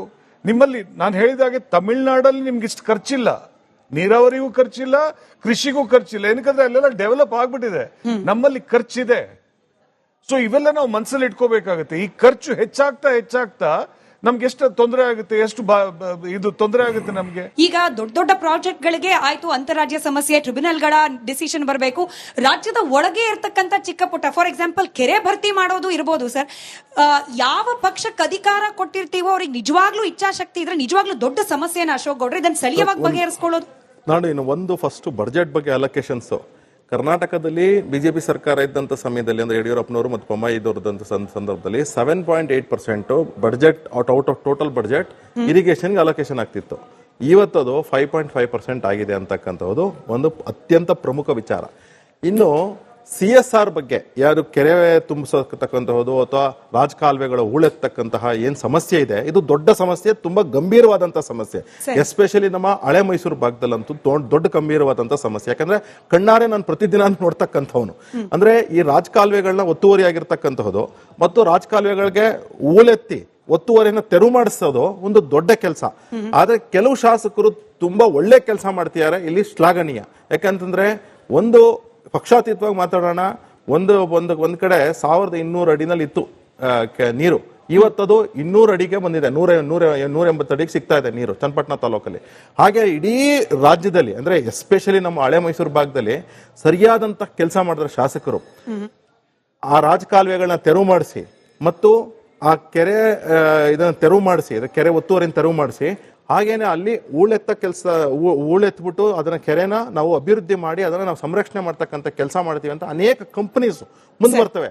ಅವ್ರಿಗೆ ಅದು CSR ಅಲ್ಲ, ಅವ್ರಿಗೆ ಬದ್ಧತೆ ಇರತಕ್ಕಂಥ ಎನ್ವೈರನ್ಮೆಂಟ್ ಬಗ್ಗೆ ಬದ್ಧತೆ ಇರತಕ್ಕಂಥದ್ದು. ಅದರಿಂದಾಗಿ ಮಾನ್ಯ ಮುಖ್ಯಮಂತ್ರಿಗಳೇ ತಾವು ಎನ್ವೈರನ್ಮೆಂಟ್ಗೆ ಮತ್ತು ನೀರಾವರಿ ಯೋಜನೆಗಳಿಗೆ ತಾವು ರಾಜಕಾಲುವೆಗಳು ಮತ್ತು ಕೆರೆಗಳೇನಿದೆ ಇದಕ್ಕೆ ಬದ್ಧತೆಯಿಂದ CSR ಆಕ್ಟಿವಿಟೀಸ್ ಅಥವಾ ಪ್ರೈವೇಟ್ ಕಂಪನೀಸ್ ನ ಇನ್ವಾಲ್ವ್ ಮಾಡ್ಕೊಂಡ್ರೆ ಖಂಡಿತವಾಗ್ಲೂ ನಿಮಗೆ ಸೊಲ್ಯೂಷನ್ ಸಿಗುತ್ತೆ. ಇದಕ್ಕೂ ಸಹ ನೀವು ಒಂದು ಪ್ರೈವೇಟ್ ನೀವ್ ಏನೇನೋ ಅಡ್ವೈಸರ್ಸ್ ಇಟ್ಕೊಂಡಿದ್ದೀರಾ, ಪ್ರೆಸ್ಗೆ 3 ಅಡ್ವೈಸರು, ನಿಮ್ಗೆ ಅದಕ್ಕೆ 4 ಅಡ್ವೈಸರು, ಸ್ವಾಗತ, ನನ್ಗೇನು ಅಬ್ಜೆಕ್ಷನ್ ಏನಿಲ್ಲ, ಆಯ್ತಾ. ಆದ್ರೆ ನೀವು ಇದಕ್ಕೆ ಅಡ್ವೈಸರ್ಸ್ ಇಟ್ಕೊಳ್ಳಿ ಅಂತ ನನ್ನ ಸಜೆಷನ್. ಸರಿ ಸರ್, ರಾಜಾರಾಮ್ ಸರ್ ಏನೋ ಆಡ್ ಮಾಡ್ಬೇಕು, ಅದಾದ್ಮೇಲೆ ವೀಕ್ಷಕರಿಗೆ ಪ್ರಶ್ನೆ ಕೇಳಲಿಕ್ಕೆ ಅವಕಾಶ. ಇದು ಲ್ಯಾಂಡ್ ಅಕ್ವಿಸಿಷನ್ಗೆ ಇದೇನಾಗೋಗಿದೆ, meeting mostly concentrated is only on South Karnataka. Issues concerning North Karnataka has not been reflected very much. ಬಹಳ ಕಮ್ಮಿ. ಅದರೊಳಗೂ ಅಪ್ಪರ್ ಕೃಷ್ಣ ಒಂದು ಸ್ವಲ್ಪ, ಅದು ಲ್ಯಾಂಡ್ ಅಕ್ವಿಸಿಷನ್ ಕನ್ಸರ್ನ್ ಮಾಡಿದರೆ ಅಪ್ಪರ್ ಕೃಷ್ಣ ಅದು ಭಾರಿ ದೊಡ್ಡದು. ಹೌದು, ಅಲ್ಲಿ ಈಗಾಗಲೇ ಸರ್ಕಾರ 30 ಲಕ್ಷ 40 ಲಕ್ಷ ಪರ್ ಎಕರ್ ಕೊಡ್ತೀನಿ ಅಂತ ಡಿಕ್ಲೇರ್ ಮಾಡಿದ್ರು ರೈತರು ಮುಂದೆ ಬರ್ತಾ ಇಲ್ಲ. ಆ ಲ್ಯಾಂಡ್ ಅಕ್ವಿಸಿಷನ್ ಸಬ್ಮರ್ಷನ್ ಅಲ್ಲಿ ಏನಾಗುತ್ತೋ ದೇವರೇ ಗೊತ್ತು. ಇದಕ್ಕೆ ಮುಖ್ಯ ಕಾರಣ ಕೇಂದ್ರ ಸರ್ಕಾರ supreme court delay for not publishing the notification. ಇದನ್ನು ನಾವು ಅವ್ರ ಮೇಲೆ ಭಾರ ಹಾಕಿ ಇದನ್ನು ನ್ಯಾಷನಲ್ ಪ್ರಾಜೆಕ್ಟ್ ಮಾಡಿದರೆ ಆ ಪ್ರಾಜೆಕ್ಟ್ ಏನು ಮುಂದೆ ಹೋಗುತ್ತೆ, ಇಲ್ಲದೆ ಅದು ಸತ್ತು ಹೋಗುತ್ತೆ, ಅದು ಅಲ್ಲೇ ನಿಂತೋಗುತ್ತೆ. ಒಂದು. ಎರಡನೇದು, ನಾನು ಇನ್ನೊಂದು ವಿಷಯ ತಮ್ಮ ಸ್ನೇಹಿತರಿಗೆ ಎಲ್ಲರಿಗೂ ಹೇಳಬೇಕು. ಈಗ ಕಾವೇರಿ ಡಿಸ್ಪ್ಯೂಟಿಗೆ ಏನಾಗಿದೆ, ಏನು ಮಂತ್ಲಿ ರಿಲೀಸ್ ಮಾಡಬೇಕು ಅಂತ ಇದೆ, ಬರೀ ರಿಲೀಸ್ ಕಡೆನೇ ಗಮನ ಎಲ್ಲರದು. CWMAದು ಮಿಕ್ನಾದ್ ಅಥಾರಿಟಿದು. ಇಲ್ಲಿ ಮೂಲ ಪ್ರಶ್ನೆ, ಅದೇ ಪೀರಿಯಡ್ ಅಲ್ಲಿ ಅದೇ ತಿಂಗಳು ಜೂನಲ್ಲಿ ನಾವು ಎಷ್ಟು ಉಪಯೋಗಿಸ್ಬೇಕು, ನಮಗೆ ಹಂಚಿರೋ 284 TMC ಉಪಯೋಗಿಸ್ಬೇಕಲ್ಲ, ಅದರೊಳಗಿಂದ ನಮ್ಮ ರೈತರು ಉದ್ಧಾರ ಆಗ್ಬೇಕಲ್ಲ, ಅದು ಎಷ್ಟು? ಮತ್ತೆ ಅವ್ರು ಏನು ಹೇಳಿದ್ದಾರೆ, ಪೇಜ್ 210 ಟ್ರಿಬ್ಯುನಲ್ ಹೇಳಿರೋದು, ಪೇಜ್ 210 ಪ್ಯಾರಾ 25, ಇದರಲ್ಲಿ ಏನು ಹೇಳ್ತಾರೆ, ನಾವು ಕೇಳಿದ್ದೀವಿ ಇದೇ ಕ್ವಶನ್ನು, ಸ್ವಾಮಿ ಇಂಥ ಬರ ವರ್ಷದಲ್ಲಿ ನೀರು ಬಿಡು ಅಂತ ನೀವು ಹೇಳ್ತೀರಾ, ಬಿಟ್ಟ ಮೇಲೆ ನಮ್ಮ ಗತಿ ಏನು, ನಮ್ಮ ರೈತರು ಹೇಗೆ ನೀರನ್ನ ತಗೋಬೇಕು ಅಂತ ಕೇಳಿದ್ದೀವಿ. ಅದಕ್ಕೆ ಹೇಳ್ತಾರೆ ಕರ್ನಾಟಕ ರಾಜ್ಯಕ್ಕೆ ಕಾವೇರಿ ಬೇಸಿನಲ್ಲಿ ಏನು ಕ್ರಾಪ್ ವಾಟರ್ ರಿಕ್ವೈರ್ಮೆಂಟ್ ಅವರೇ ವರ್ಕ್ ಮಾಡಿಕೊಟ್ಟಿದ್ದಾರೆ. ಅದರ ಪ್ರಕಾರ ತಿಂಗಳು ಅವ್ರು ಏನು ಬೇಕೋ ಅದಿಷ್ಟು ನೀರು, ಅದಿಷ್ಟೇ ಅಲ್ಲ, ರಬಿ ಕ್ರಾಪ್ಗೆ ಅಂದರೆ ಅಕ್ಟೋಬರ್ ತರುವಾಯ ಬರೋದು ಕುಡಿಯೋ ನೀರು, ವರ್ಷಕ್ಕೆ ಪೂರ್ತಿ ಬರೋ ನೀರನ್ನ ಸೌತ್ ವೆಸ್ಟ್ ಮಾನ್ಸೂನ್ ಅಂದರೆ ಮುಂಗಾರು ಮಳೆಗಾಲದಲ್ಲೇ ನಮ್ಮ ರಿಸರ್ವಾಯರಲ್ಲಿ ಹಿಡಿದಿಟ್ಕೋಬೇಕು ಅಂತ ಕ್ಲಾರಿಫಿಕೇಶನ್ ಕೊಟ್ಟಾರೆ. ಇದನ್ನು ನಾವು ಬಿಡಬೇಕು, ತಮಿಳ್ನಾಡಿಗೆ ಸುಮ್ಮನೆ ನಾವು ಬಿಡೋಕ್ಕಾಗಲ್ಲ. ಇದು ಒಂದು ವೇಳೆ ನೀವು ಆದೇಶ ಕೊಟ್ಟರೆ ನಾವು ಪಾಲಿಸಲ್ಲ, ನಿಮ್ಮ ಮೇಲೆ ಕಂಟೆಂಪ್ಟ್ ಮೇಲೆ ಕೇಸ್ ಹೋಗ್ತೀವಿ, ಸುಪ್ರೀಂ ಕೋರ್ಟ್ ಹೋಗ್ತೀವಿ ಅಂತ ಅವ್ರಿಗೆ ನಾವು ಬೆದರಿಕೆ ಹಾಕಬೇಕೇ ಆಗಲಿ ನಾವು ಅವ್ರಿಗೆ ನೀರು ಬಿಡ್ಕೊಡ್ದು. ಇವತ್ತಿನ KRS ಇದು ಲೆವೆಲ್ಲು 89 ಪಾಯಿಂಟ್ ಸಮಥಿಂಗ್ ಇದೆ, 90 ಆಗುತ್ತೆ. ಅದು ಇನ್ಫ್ಲೋ ಒಂದು 14,000 ಕ್ಯೂಸೆಕ್ಸ್ ಬರ್ತಾ ಇದೆ. ಆದರೆ ನಮಗೆ ಸುಪ್ರೀಂ ಕೋರ್ಟ್ ಆರ್ಡರ್ ಪ್ರಕಾರ ಜೂನ್ನಲ್ಲಿ 9.19 TMC ಬಿಡಬೇಕು, ಜುಲೈನಲ್ಲಿ 31.24 TMC ಬಿಡಬೇಕು, ಆಗಸ್ಟಲ್ಲಿ 45.95 TMC. ಬಟ್ ನೀರೆಲ್ಲಿದೆ? ಒಂದು ನಾರ್ಮಲ್ ಪೀರಿಯಡ್ ಅಲ್ಲಿ ಇದು ಬಿಡಬೇಕು ಅಂತಿದೆ, ಆದ್ರೆ ಕ್ರೈಸಿಸ್ ಅಲ್ಲಿ ಅಂದ್ರೆ ಅದನ್ನ ವರ್ಕೌಟ್ ಮಾಡಿಲ್ಲ, ಟ್ರಿಬ್ಯುನಲ್ನವರು ವರ್ಕೌಟ್ ಮಾಡಿಲ್ಲ, ಮತ್ತು ಸುಪ್ರೀಂ ಕೋರ್ಟನು ಅದನ್ನ ಅಕ್ಸೆಪ್ಟ್ ಮಾಡಿಕೊಂಡು ಇಷ್ಟು ಕ್ರೈಸಿಸ್ ಪೀರಿಯಡ್ ಅಲ್ಲಿ ಅಂದ್ರೆ ಬರಗಾಲ ಅಥವಾ ನೀರು ಇನ್ಸಫಿಷಿಯೆಂಟ್ ಆದಾಗ ಈಗ ಕರ್ನಾಟಕ ರೈತರು ಕೇಳ್ತಾ ಇದ್ದಾರೆ ನೀರನ್ನ. ನಮ್ಗೆ ಈಗ 89 ಆಗಿದೆಯಲ್ಲ, ನಮ್ಗೆ ಇವತ್ತು ಮಂಡ್ಯದಿಂದ ಬಂದೆ ನಾನು, ಅಲ್ಲೊಂದು ಮೀಟಿಂಗ್ ಇತ್ತು, ಅಲ್ಲಿ ರೈತರು ಕೇಳ್ತಾ ಇದ್ರು ನಮ್ಗೆ 2 ಇದು ನಾನು ನೀರು ಕಾಲುವೆನಲ್ಲಿ ಹರಿಸ್ಬೇಕು ಅಂತ ಅನ್ಬಿಟ್ಟು. ಬಟ್ 2 ಬಾರಿ ಹರಿಸ್ಬೇಕು ಅಂದ್ರೆ ಬೆಳೆ ಹಾಕೋಬೇಕು, ಭತ್ತದ ಬೆಳೆ ಈಗ ಅಂತ ಕೇಳ್ತಾರೆ. ಬಟ್ ತಮಿಳ್ನಾಡು ಅವ್ರಿಗೆ ಅಂದ್ರೆ Kaveri water management authority decides. ನಾವು ಈಗ ಸುಪ್ರೀಂ ಕೋರ್ಟ್ ಡಿಸಿಷನ್ ಆದ್ಮೇಲೆ ಗವರ್ಮೆಂಟ್ ಆಫ್ ಇಂಡಿಯಾ ನೋಟಿಫೈ ಮಾಡಿದೆ ಗೆಜೆಟ್ ನಲ್ಲಿ, ಸುಪ್ರೀಂ ಕೋರ್ಟ್ ಡಿಸಿಷನ್ ಪ್ರಕಾರ ಫಾಲೋ ಮಾಡಬೇಕು ಅಂತ. ಅದನ್ನ ಫಾಲೋ ಮಾಡೋರು ಯಾರು? ನಮ್ಮ ಸ್ಟೇಟ್ ಗವರ್ಮೆಂಟ್ ನಲ್ಲಿ ಅಥಾರಿಟಿ ಇಲ್ಲ. Kaveri water management authority decision ತಗೊಳ್ತದೆ ಯಾವ್ಯಾವ ರಿಸರ್ವರ್ ನಲ್ಲಿ, ಕಬಿನಿನಲ್ಲಿ ಎಷ್ಟಿದೆ, ಆರಂಗಿಲ್ನಲ್ಲಿ ಎಷ್ಟಿದೆ, KRS ಅಲ್ಲಿ ಎಷ್ಟಿದೆ, ಲೆವೆಲ್ಸ್ ನೋಡ್ಕೊಂಡು ತಮಿಳ್ನಾಡಿಗೆ ಎಷ್ಟು ಬಿಡಬೇಕು ಅಂತ ಅವರು ಕಾವೇರಿ ವಾಟರ್ ಮ್ಯಾನೇಜ್ಮೆಂಟ್ ಅಥಾರಿಟಿ ಅವ್ರು ಡಿಸೈಡ್ ಮಾಡ್ತಾರೆ. ನಮ್ಮ ಸ್ಟೇಟ್ ಗವರ್ಮೆಂಟ್ನವರು ಡಿಸೈಡ್ ಮಾಡೋಕ್ಕಾಗಲ್ಲ. ಆವಾಗ ನಮ್ಮ ರೈತರಿಗೆ ಅನ್ಯಾಯ ಆಗುತ್ತೆ. ದಯವಿಟ್ಟು ಇದು ನೋಡಿ, ಇದು ಡ್ಯಾಮು ಯಾವುದೇ ಇರ್ಬೋದು, KRS ಇರ್ಬೋದು, ಆಲ್ಮಟ್ಟಿ ಇರ್ಬೋದು, ಇದು ವಾಟರ್ ಸ್ಪ್ರೆಡ್ ಪೂರ್ತಿ ತುಂಬಿದಾಗ, ಡ್ಯಾಮ್ ತುಂಬಿದಾಗ. ಆಮೇಲೆ ಇದು ಸಮ್ಮರ್ ಅಂದರೆ ಖಾರೀಫ್ ನೀರು ಬಿಟ್ಬಿಟ್ಟ ಮೇಲೆ ಅಕ್ಟೋಬರ್ ನವಂಬರಲ್ಲಿ ಏನು ಮಟ್ಟ ಇರುತ್ತೋ ನೀರು, ಏನು ಎಕ್ಸ್ಪೋಸ್ ಜಾಗ ಇರುತ್ತೆ ಅಲ್ಲಿ ಯಾವುದೇ ಒಂದು ಇಂಡಸ್ಟ್ರಿ ಅಥವಾ ಯಾವುದೇ ಒಂದು ಟೌನು ಯಾರೇ ನೀರು ಕೇಳಿದ್ರು ಅಲ್ಲಿ ನಿನಗೆ ಬೇಕಾದಂಥ ಒಂದು ರಿಸರ್ವಾಯರ್ ಮಾಡ್ಕೊಳ್ಳಪ್ಪ with in the water spread area of the reservoir. ಹಾಗೆ ಮಾಡಿಕೊಂಡು ಅವನು ಅರ್ಧ TMCನೋ 1 TMCನೋ 2 TMCನೋ ಎಷ್ಟು ಬೇಕಾದ್ರೂ ತಗೊಳ್ಳಿ, ಅವನಿಗೆ ಪರ್ಮಿಷನ್ ಕೊಡಿ ಇದು ರಿಸರ್ವಾಯರ್ ಮಾಡೋದಕ್ಕೆ ಮತ್ತು ಆ ನೀರು ಎತ್ಕೊಳ್ಳೋಕ್ಕೆ. ಅವನಿಗೆ ಮೊದಲು 4 ತಿಂಗಳು ಜೂನ್, ಜುಲೈ, ಆಗಸ್ಟ್, ಸೆಪ್ಟೆಂಬರ್ ಸರ್ಕಾರನೇ ಪರ್ಮಿಷನ್ ಕೊಡುತ್ತೆ ರಿಸರ್ವಾಯರಿಂದ ನೀರು ಎತ್ಕೊಳ್ಳೋಕ್ಕೆ. ಅದಾದಮೇಲೆ ಒಂದು ವೇಳೆ ಸರ್ಪ್ಲಸ್ ಆಗಿದ್ರೆ ಆ ನೀರು ಎತ್ಕೊಳ್ಳಿ ಅಂತ. ಯಾವ ಡ್ಯಾಮು 10 ದಿವಸ ಸರ್ಪ್ಲಸ್ ಆಗಲ್ಲ. ನನ್ನ ಅನುಭವದಲ್ಲಿ ಹೇಳ್ತೇನೆ, ಏನಂದರೆ 8 ದಿವಸ, 4 ದಿವಸ, 5 ದಿವಸ, 6 ದಿವಸ ಆಗ್ಬೋದು ಅಷ್ಟೇ. ಅಷ್ಟರೊಳಗೆ ಅಷ್ಟು ನೀರು ತೊಗೊಳಕ್ಕಾಗಲ್ಲ. ಹಾಗಾಗಿ ಅವನು ಇಲ್ಲೇ ಇಟ್ಕೊಂಡ್ರೆ ಲ್ಯಾಂಡ್ ಅಕ್ವಿಸಿಷನ್ ಇಲ್ಲ, ರೈತರು ಭೂಮಿ ಕಳ್ಕೊಳ್ಳಲ್ಲ. ಆಮೇಲೆ ಇಲ್ಲಿ ಅಗಿಯೋದು ಸುಲಭ, ಮೆಷಿನಿಂದ ಯಾವಾಗಲೂ ನೀರಲ್ಲೇ ಇರುತ್ತೆ ಮಣ್ಣು. ಅಲ್ಲಿ ಇಟ್ಕೊಂಡ್ರೆ ಅವನಿಗೆ ನೀರು ವರ್ಷ ಪೂರ್ತಿ ತಗೋಬೋದು. ಇದನ್ನ ಮಾಡಿದರೆ ನಮ್ಗೆ ನವಲೆ ಪ್ರಾಜೆಕ್ಟ್ ಬೇಕಿಲ್ಲ. ಎಲ್ಲ ಡ್ಯಾಮಲ್ಲೂ ಇದು ಮಾಡ್ಬೋದು. ನವಲೆ ಪ್ರಾಜೆಕ್ಟ್ ಯಾಕೆ ಆಗ್ತಾ ಇಲ್ಲ ಅಂದರೆ ಅವ್ರು ಯಾವ ಎಫರ್ಟ್ ಇಲ್ಲದೆ ನಮ್ಮ 32 TMC ಅವ್ರಿಗೆ ಹೋಗ್ತಾ ಇದೆ. ಅವ್ನು ಯಾಕೆ ದುಡ್ಡು ಕೊಡಬೇಕು? ಹಾಗಿದ್ರೆ ನೀರು ಬರ್ತಾ ಇದೆ ನನಗೆ ಎಕ್ಸ್ಟ್ರಾ, ನಾನು ಯಾಕೆ ದುಡ್ಡು ಖರ್ಚು ಮಾಡಿ ಇಲ್ಲಿ ಸಿಕ್ಕಾಕ್ಕೋಬೇಕು ಅಂತ ಹೇಳಿ ಅವ್ರು ರಿಲೇ ಮಾಡ್ತಾ ಇದ್ದಾರೆ, ಬರ್ತಾ ಇಲ್ಲ. ನಾವು ಪಾಡಿಗೆ ನಾವು ಬಜೆಟಲ್ಲಿ ತೋರಿಸ್ತಾ ಇದ್ವಿ, ಏನೂ ಆಗ್ತಾ ಇಲ್ಲ. ಈ ಥರ ನಾವು ಪ್ರತಿ ರಿಸರ್ವಾಯರ್ ಮಾಡ್ಕೊಂಡ್ರೆ ಇಂಡಸ್ಟ್ರಿಗೂ ನೀರು ಕೊಡ್ಬೋದು. ಒಳ್ಳೊಳ್ಳೆ ಇಂಡಸ್ಟ್ರಿ, ವಾಟರ್ ಬೇಸ್ಡ್ ಇಂಡಸ್ಟ್ರಿ ಬರ್ತದೆ, ದೊಡ್ಡ ಇಂಡಸ್ಟ್ರಿ ಬರ್ತದೆ, ಅನುಕೂಲ ಆಗ್ತದೆ. ಇದು ರಿಸರ್ವಾಯರ್ ಇನ್ ರಿಸರ್ವಾಯರ್. ಇದನ್ನು ಭಾಳ ಹಿಂದೆಯೇ ನಾನು ಸರ್ಕಾರಕ್ಕೆ ಪ್ರೊಜೆಕ್ಟ್ ಮಾಡಿದ್ದೀನಿ. ಆಂಧ್ರ ಪೇಪರ್ ಈನಾಡು ಒಳಗೆ ಇದನ್ನು ಮುಖಪುಟದಲ್ಲಿ ಹಾಕಿದ್ದ. ಈ ಸ್ಕೀಮು ಚೆನ್ನಾಗಿದೆ, ಇದನ್ನ ಮಾಡಬೇಕು ಅಂತ. ಈ ಥರ ನಮ್ಮ ಎಲ್ಲ ರಿಸರ್ವಾಯರ್ ಮಾಡಿಬಿಟ್ರೆ ಬೇಕಾದಷ್ಟು ನೀರು. ಸೊ ಇವಾಗ government is making acts, agreements ತುಂಬಾ ಮಾಡ್ತಾ ಇದ್ದಾಗ ಪಕ್ಕದಲ್ಲಿ ನಮ್ಮ ರೈತರು ಎಷ್ಟೊಂದು ಜನ ಸೂಸೈಡ್ ಮಾಡ್ಕೊಳ್ತಾ ಇದ್ದಾರೆ. ನಮ್ಮ ಸ್ಟೇಟ್ ಇಂದು ವಾಟರ್ ಶೇರ್ ಬೇರೆ ಕಡೆ ಹೋಗ್ತಾ ಇದೆ. ನಾವಿದನ್ನ ನೋಡ್ತಾನೆ ಇದ್ದೀವಿ. ಆದರೆ over the decades and decades of years ಬರೀ ನಾವು ಆಕ್ಟ್ಸು, ಕಮಿಟೀಸು, ಮೀಟಿಂಗ್ಸು ಮತ್ತೆ ಕೋರ್ಟ್ ಕೇಸಸ್ ಅಂತ ಕೋಟ್ಯಾಂತರ ರೂಪಾಯಿ ಟ್ಯಾಕ್ಸ್ ಪೇಯರ್ಸ್ ಹಣ ವೇಸ್ಟ್ ಆಗ್ತಾ ಇದೆ. ಬಟ್ ನನಗೆ ಒಂದೇ ಒಂದು ಕಾಂಕ್ರೀಟ್ ಸೊಲ್ಯೂಷನ್ ಗೌರ್ಮೆಂಟ್ ಇಂದ ಏನಿದೆ, ವಾಟರ್ ಡಿಸ್ಪ್ಯೂಟ್ ನ ಪೊಲಿಟಿಸೈಸ್ ಮಾಡದೆ ಪ್ರಯಾರಿಟೈಸ್ ಮಾಡಿ. So I don't want data, I want the date for the water disputes when it is going to come to an end. Vijay sir, ಇದಕ್ಕೆ ಉತ್ತರ ಕೊಡ್ಬೋದಾ ಅಂತ ಅಂದ್ರೆ, ನ್ಯಾಯಮಂಡಳಿಗಳಿಗೆ ಹೋಗ್ದಲೆ ಇಂಟರ್ಸ್ಟೇಟ್ ಏನೋ ಇದೊಂದ್ ರೀತಿ ವಿವಾದ ಆಗ್ದಲೆ ಪರಿಹಾರ ಮಾಡ್ಕೊಳ್ಳಿಕ್ ಸಾಧ್ಯನಾ? ಸಾಧ್ಯ ಇದೆ, ಇಬ್ರು ಒಪ್ಕೋಬೇಕು. ಇವಾಗ ವ್ಯಾಜ್ಯಗಳು ಕೋರ್ಟ್ಗಳಲ್ಲಿ ಯಾಕೆ ಹೋಗ್ತವೆ? ಇಬ್ರು ಒಪ್ಕೊಳ್ಳೋಂಗಿದ್ರೆ ವ್ಯಾಜ್ಯಗಳೇ ಆಗೋದಿಲ್ಲಲ್ಲ. ಬಟ್ ಒಪ್ಕೊಳ್ಳೋ ಸಾಧ್ಯತೆ ಇಲ್ಲ. ಯಾಕೆಂತ ಹೇಳಿದ್ರೆ ನಾನು ಕಾವೇರಿದಲ್ಲೇ ಹೇಳಿದ ಹಾಗೆ ಮೊದಲನೇ ಒಪ್ಪಂದ ಆಗಿರುವಂಥದ್ದು 1892, ಎರಡನೇ ಒಪ್ಪಂದ ಆಗಿರುವಂಥದ್ದು 1924. ವ್ಯಾಜ್ಯ ಇನ್ನ ಮುಗ್ದಿಲ್ಲ. ಸೊ ಅದೇ ರೀತಿಯಲ್ಲಿ ನಾವು ಒಪ್ಪಿದ್ರೆ ಎಲ್ಲವೂ ಆಗುತ್ತೆ, ಬಟ್ ಒಪ್ಪುವಂತ ಸಾಧ್ಯತೆ ಕಾಣಿಸೋದಿಲ್ಲ. ಬರೀ ಮೀಟಿಂಗ್ ಮಾಡಿ ಒಪ್ಪಂದ ಮಾಡಿಕೊಂಡು ಚೀಫ್ ಮಿನಿಸ್ಟರ್ಗಳಲ್ಲಿ ಆಗಿರೋದು. ಇಲ್ಲಿ ಈ ತರ ಕೃಷ್ಣಾದಲ್ಲಿ ಆದಾಗ ಅಜಯ್ ಬಚಾವ್ ಚೀಫ್ ಜಸ್ಟಿಸ್ ಅಲ್ಲಿ ಇದ್ರು. ಇಲ್ಲಿ ಅಲ್ಲಿ ಯಾಕೆ ಹಂಗೆ ಮಾಡಿದ್ರು, ನಮ್ಗೆ ಯಾಕೆ ಹಿಂಗೆ ಮಾಡಿದ್ರು ಅವ್ರನ್ನೇ ಕೇಳ್ಬೇಕು. ಅವ್ರು ಇದ್ದಾರೋ ಇಲ್ಲ ಗೊತ್ತಿಲ್ಲ. But Godavari entire dispute is resolved through meetings and agreements. All agreements are part of the award. Sir, Mekedatu ಬಗ್ಗೆ ನೀವು ಮಾತಾಡಿದ್ರಿ. ಮೇಕೆದಾಟು ಯಾರಿಗೋಸ್ಕರ ಮಾಡ್ತಾ ಇದ್ದಾರೆ? ಕರ್ನಾಟಕ ರಾಜ್ಯದ ಜನರಿಗಾಗಿ. ಸರ್, ನೆಲ ಜಲ ಭಾಷೆ ಅಂತ ಬಂದಾಗ ಯಾಕೆ ಸರ್ ಪಕ್ಷಾತೀತವಾಗಿ ಎಲ್ಲಾ ಪಕ್ಷದವ್ರು ನಿಂತ್ಕೊಂಡು ನಮ್ಮ ಜನರ ಪರವಾಗಿ ನಿಂತ್ಕೊಂಡು ಒಂದು ಸಪೋರ್ಟ್ ಮಾಡಕ್ ಆಗ್ತಲ್ಲ ನಿಮ್ಮ ಕೈಯಲ್ಲಿ? ನಾವು ಯಾವಾಗಲೂ ಸಹ ಒಂದ್ ನಿಮಿಷ, ಬಿಜೆಪಿ ಸ್ಟ್ಯಾಂಡ್ ಕ್ಲಿಯರ್ ಆಗಿದೆ. ನಾವು ಮೇಕೆದಾಟು ಪರವಾಗಿದ್ದೇವೆ. ನಾವು ಅದಕ್ಕೆ ಯಾವುದೇ ರೀತಿ ವಿರೋಧ ಮಾಡಿಲ್ಲ. ನಮ್ಮ ಕನ್ಸರ್ನ್ ಇರ್ತಕ್ಕಂಥದ್ದು ಒಂದೇ, ತಾವು ಹೇಳಿಕೆಗಳನ್ನ ಏನೇನು ಕೊಟ್ಟಿದ್ದೀರಾ ತಾವು ಅದನ್ನ ನೋಡ್ಕೊಳ್ಳಿ. ಫಸ್ಟ್ ಇನ್ಫ್ಯಾಕ್ಟ್ DPR ಅಂತ ಆಗಿದೆ, ಫಸ್ಟ್ DPR ರಿಪೋರ್ಟ್ ಅದಾಗಿದೆ ಬಿಜೆಪಿ ಸರ್ಕಾರದಲ್ಲಿ ಯಡಿಯೂರಪ್ಪನವರು ಮುಖ್ಯಮಂತ್ರಿ ಆಗಿದ್ದಂತ ಸಂದರ್ಭದಲ್ಲಿ 2019-20 ಸಾಲಿನಲ್ಲಿ. ಆಯ್ತಾ? ಫ್ಯಾಕ್ಟ್ಸ್ ನ ತುಂಬಾ ವಿಚಾರಗಳನ್ನ ಕಾಂಗ್ರೆಸ್ನವರು ಹೈಜಾಕ್ ಮಾಡ್ಕೊಂಡು ನಮ್ಮಿಂದಾನೆ ನೋಡಿ. ವಿಚಾರ ಇಷ್ಟೇ, ನೀವು ರೆಕಾರ್ಡ್ ಏನು ಈಗ ರಾಜಾರಾಮ್ ರಾಯ್ ಹೇಳ್ತಾರೆ, ಕ್ಯಾಪ್ಟನ್ ಅವ್ರು ಹೇಳ್ತಾರೆ 1924 ಕ್ಲಿಯರ್ ಕಟ್ ಆಗಿ ಆರ್ಡರ್ ಆಗಿದೆ.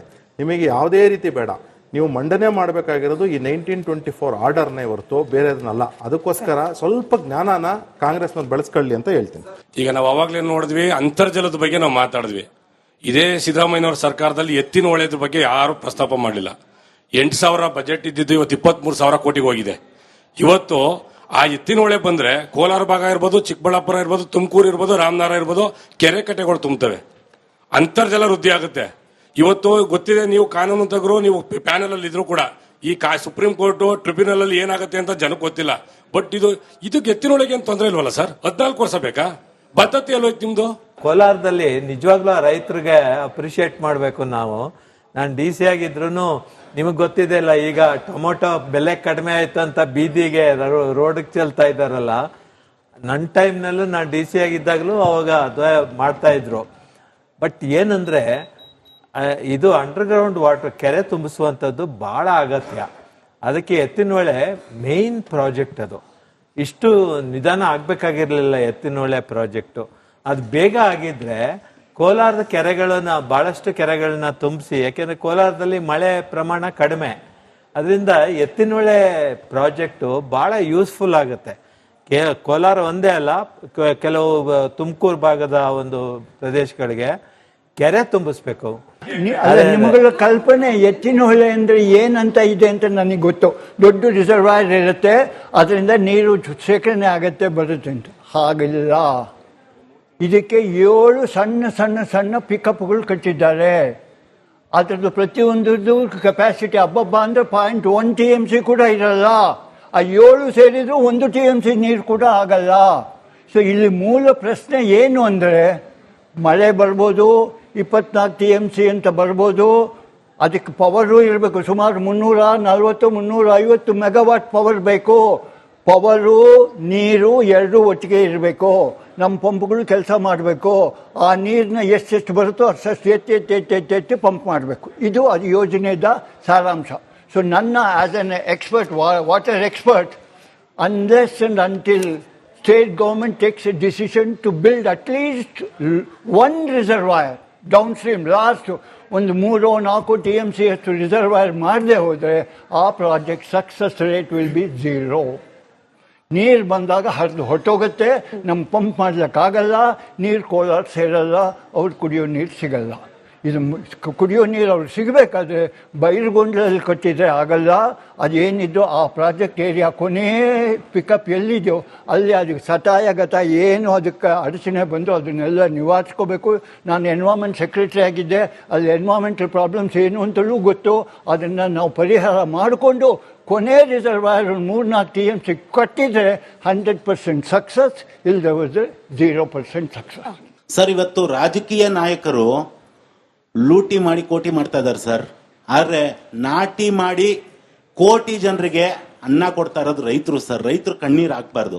ಮತ್ತೆ ನಾವು ಪ್ರತಿನಿತ್ಯ ಗಂಗೆ ಯಮುನೆ ಚೈವ, ಗೋದಾವರಿ ಸರಸ್ವತಿ, ನರ್ಮದೆ ಸಿಂಧು ಕಾವೇರಿ, ಜಲೇಸ್ಮಿನ್ ಸನ್ನಿಧಿ ಅಂತ ನದಿಗಳನ್ನ ಜೋಡಣೆ ಮಾಡಿ ಎಲ್ಲಾ ನದಿಗಳು ಒಂದೇ ಅಂತ ನಾವು ಇದು ಮಾಡ್ತೀರಿ.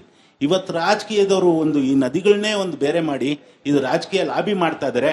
ಮತ್ತೆ ಇವತ್ತು ಬೆಂಗಳೂರಿಗನಾಗಿ ನಾನು ಕೇಳ್ತಾರ ಪ್ರಶ್ನೆ ಏನಂದ್ರೆ, ಇವತ್ತು ನಾವು ಕುಡಿತಾರ ನೀರು ಕಕ್ಕಸ ನೀರು ಅಥವಾ ಈಕೊಳ ವಾಟರ್.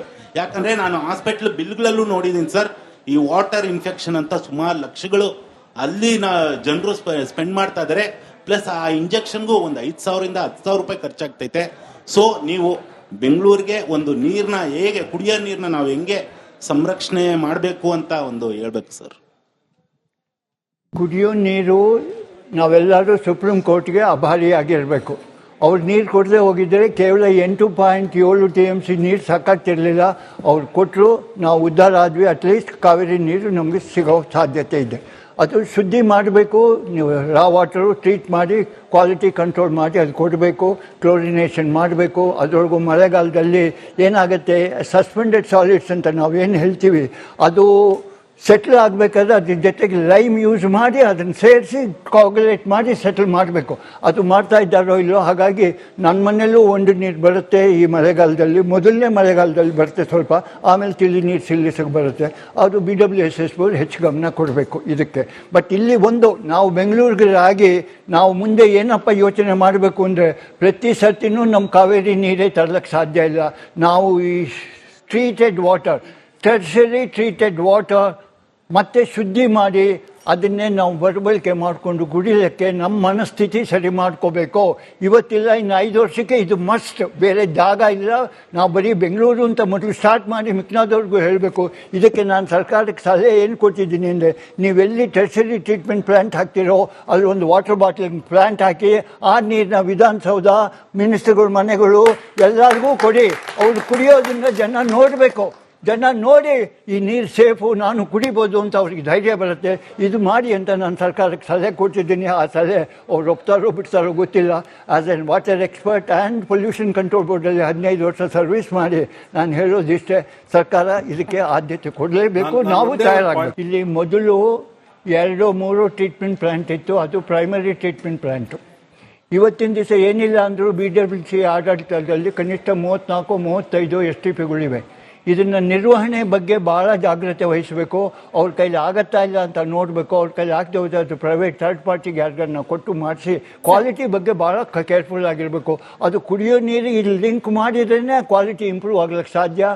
ಅದನ್ನು ಮಾಡಿದ್ರೇ ಭಾಳ ಅನುಕೂಲ ಆಗುತ್ತೆ. ಬಿಲ್ದಲ್ದ ಆ ನೀರು ಇದೇನಾಗುತ್ತೆ ಅಂದರೆ, ಇಲ್ಲಿ ಚರಂಡಿ ನೀರು ಬರ್ತಾ ಇದೆ, ಇಲ್ಲಿ ನಾನು ಶುದ್ಧಿ ಮಾಡಿದ್ದೀನಿ. ಈ ನೀರನ್ನ ಯಾರು ಬಳಸ್ತೇ ಹೋದ್ರೆ ಮತ್ತೆ ಅಲ್ಲಿಗೆ ಬಿಡಬೇಕು. ಸೊ ಕ್ವಶನ್ ಬರುತ್ತೆ, ಯಾಕೆ ಶುದ್ಧಿ ಮಾಡಬೇಕು? ಇಷ್ಟು ಪವರ್ ಸಪ್ಲೈ ಖರ್ಚು ಮಾಡಿ ಯಾಕೆ ಮಾಡಬೇಕು? ಸುಮ್ಮನೆ ಸುವೇಜೇ ಬಿಟ್ಬಿಡ್ಬೋದಲ್ಲ ಅಂತ ಡೈವರ್ಟ್ ಬೈಪಾಸ್ ಮಾಡ್ತಾರೆ. ಅದು ಆಗದೇ ಇರಬೇಕು ಅಂದರೆ ಅದು ಟ್ರೀಟೆಡ್ ವಾಟರ್ನ ಸೆಕೆಂಡ್ರಿ ಯೂಸ್ಗೆ ಎಲ್ಲಾದರೂ ಕಳಿಸ್ಬೇಕು. ಅದನ್ನು ಚೀಪಾಗಿ ಕೊಡ್ತಾರೋ ಫ್ರೀ ಕೊಡ್ತಾರೋ ಏನೋ ಒಂದು ವ್ಯವಸ್ಥೆ ತಂದು ಅದು ಸ್ಲೋಲಿ ಪಿಕಪ್ ಆದಮೇಲೆ ಅದಕ್ಕೇನೋ ರೆವಿನ್ಯೂ ಜನ್ರೇಷನ್ ಮಾಡ್ಕೋಬೇಕು. ಇದು BWSSP ಕೆಲಸ. ಇದು ಅವ್ರು ಮಾಡಲೇಬೇಕು. ನೀವು ಕೋರ್ಟ್ಗೆ ಹೋಗೋದು, ಕೇಸ್ ಹಾಕೋದು 10, 20, 30, 40 ವರ್ಷಗಳು ಬರೀ ಇದರಲ್ಲೇ ಕಾಲ ಹಾಕೊಳ್ಳೋಕ್ಕಿಂತ ರೈತರ ಬಗ್ಗೆ ಯೋಚನೆ ಮಾಡಿಕೊಂಡು ನೀವು ಆದಷ್ಟು ಬೇಗ DK ಶಿವಕುಮಾರ್ ಅವರು ಧೈರ್ಯ, ಸಾಹಸ ಎಲ್ಲ ಇದೆ, ಹುರುಪು, ಹುಮ್ಮಸ್ಸಿದೆ. ಅವರು ಒಂದು ವರ್ಡ್ ರೆಕಾರ್ಡ್ ಮಾಡ್ದಂಗಾಗತ್ತೆ. ಇದನ್ನು ಪರಿಹಾರ ಮಾಡೋದು ಒಳ್ಳೆಯದು ಅಂತ ಅನಿಸುತ್ತೆ. ಇನ್ನೊಂದು, ಎಲ್ಲ ಪಕ್ಷದವ್ರಿಗೆ, ಮೋದಿಯವರಿಗೆ, ಸೆಂಟ್ರಲ್ ಗೌರ್ಮೆಂಟ್ ಅವ್ರಿಗೆ ಏನಾದ್ರು ಸಪೋರ್ಟ್ ಕೊಟ್ಟರೆ ಇರೋ ಹಿಮಾಲಯದಿಂದ ಕನ್ಯಾಕುಮಾರಿವರೆಗೆ ಇರುವಂಥ ನದಿಗಳನ್ನೆಲ್ಲ ಒಂದು ಜೋಡಣೆ ಮಾಡಿಬಿಟ್ರೆ ಈ ಕೋರ್ಟು ಕಚೇರಿ ತಕರಾರುಗಳು ಸ್ಟೇಟ್ಗಳು ಗುದ್ದಾಟಗಳು ಎಲ್ಲ ತಪ್ಪೋಗುತ್ತಂತ ನನ್ನ ಅಭಿಪ್ರಾಯ. ನಿಮ್ ಸಲಹೆ ಅಂತ ಸ್ವೀಕಾರ ಮಾಡ್ತಾ ಇದಕ್ಕೆ ಆಲ್ರೆಡಿ ಉತ್ತರ ಕೊಟ್ಟಿದ್ದಾರೆ. ಮುಂದಿನ ಪ್ರಶ್ನೆ. ನಮ್ಮ ಚಿತ್ರದುರ್ಗ ಜಿಲ್ಲೆಯಲ್ಲಿ ಭದ್ರಾ ಯೋಜನೆ 2002ರಲ್ಲಿ ಆರಂಭವಾಗಿ ಕಾಮಗಾರಿ ಈಗ 2026ಕ್ಕೆ ಮುಗಿಯೋ ಹಂತದಲ್ಲಿ ಬಂದಿದೆ. ನಿಧಾನವಾಗಿ ಕೆಲಸ ಸಾಗಿ ಈಗ ಮುಗಿಯೋ ಹಂತದಕ್ಕೆ ಬಂದಿದೆ. ಅಲ್ಲಿ 162 ನಮ್ಮ ಜಿಲ್ಲೆಯಲ್ಲಿ 162 ಕೆರೆಗಳಿದ್ದಾವೆ. ಅದರಲ್ಲಿ 120 ಕೆರೆಗಳು ನೀರಿಲ್ಲದೆ ಬತ್ತಿ ಹೋಗಿದೆ. ಅದರಿಂದ ಕುಡಿಯಲಿಕ್ಕೆ ನಮ್ಮ ಜಿಲ್ಲೆಯಲ್ಲಿ ಬಹಳ ತೊಂದರೆ ಆಗಿದೆ. ಕುಡಿಯಲು ಎಷ್ಟೋ ಹಳ್ಳಿಗಳಲ್ಲಿ ನೀರಿಲ್ಲ, ಕುಡಿಯಲಿಕ್ಕೆ ಫ್ಲೋರೈಡ್ ನೀರುಗಳನ್ನ ಕುಡಿತಾ ಇದ್ದಾರೆ. ಮತ್ತೆ ರೈತರ ತೋಟಗಳೆಲ್ಲ ಒಣಗ್ತಾ ಇದೆ.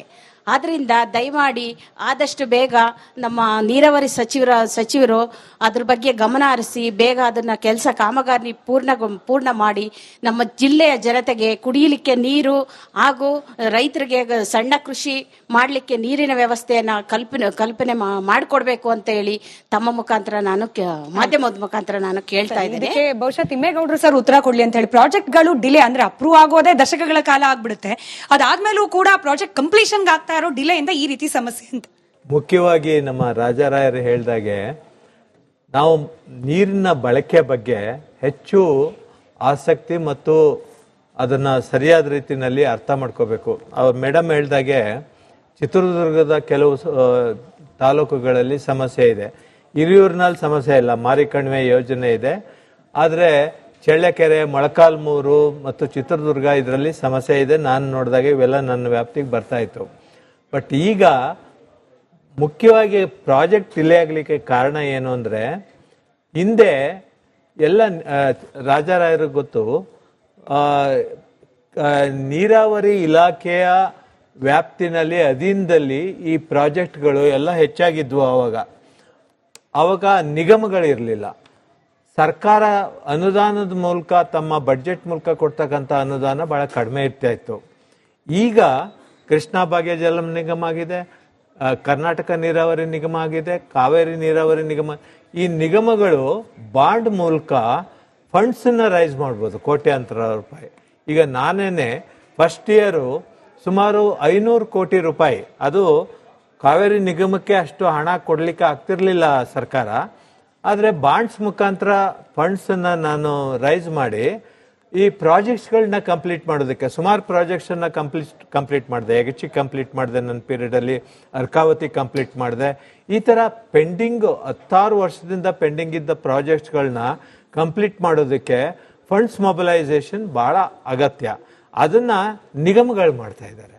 ಬಟ್ ನಿಗಮಗಳಿಗೆ ಫಂಡ್ಸ್ ರೈಸ್ ಮಾಡೋದಕ್ಕೆ ಸರ್ಕಾರ ಗ್ಯಾರಂಟಿ ಕೊಡಬೇಕು.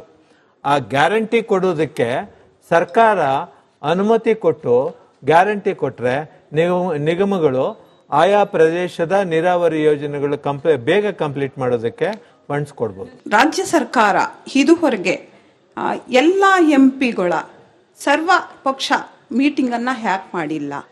ಆಮೇಲೆ ಆಕ್ಚುಲಿ ಪರಿಸರ ಸಂರಕ್ಷಣೆಗೆ ಸ್ವಲ್ಪ ಅದು ತಕರಾರಿದೆ. ಆ ತಕರಾರು ವಿರುದ್ಧವಾಗಿ ಇವರು ಫುಲ್ಫಿಲ್ ಮಾಡಬೇಕಾಗಿತ್ತು.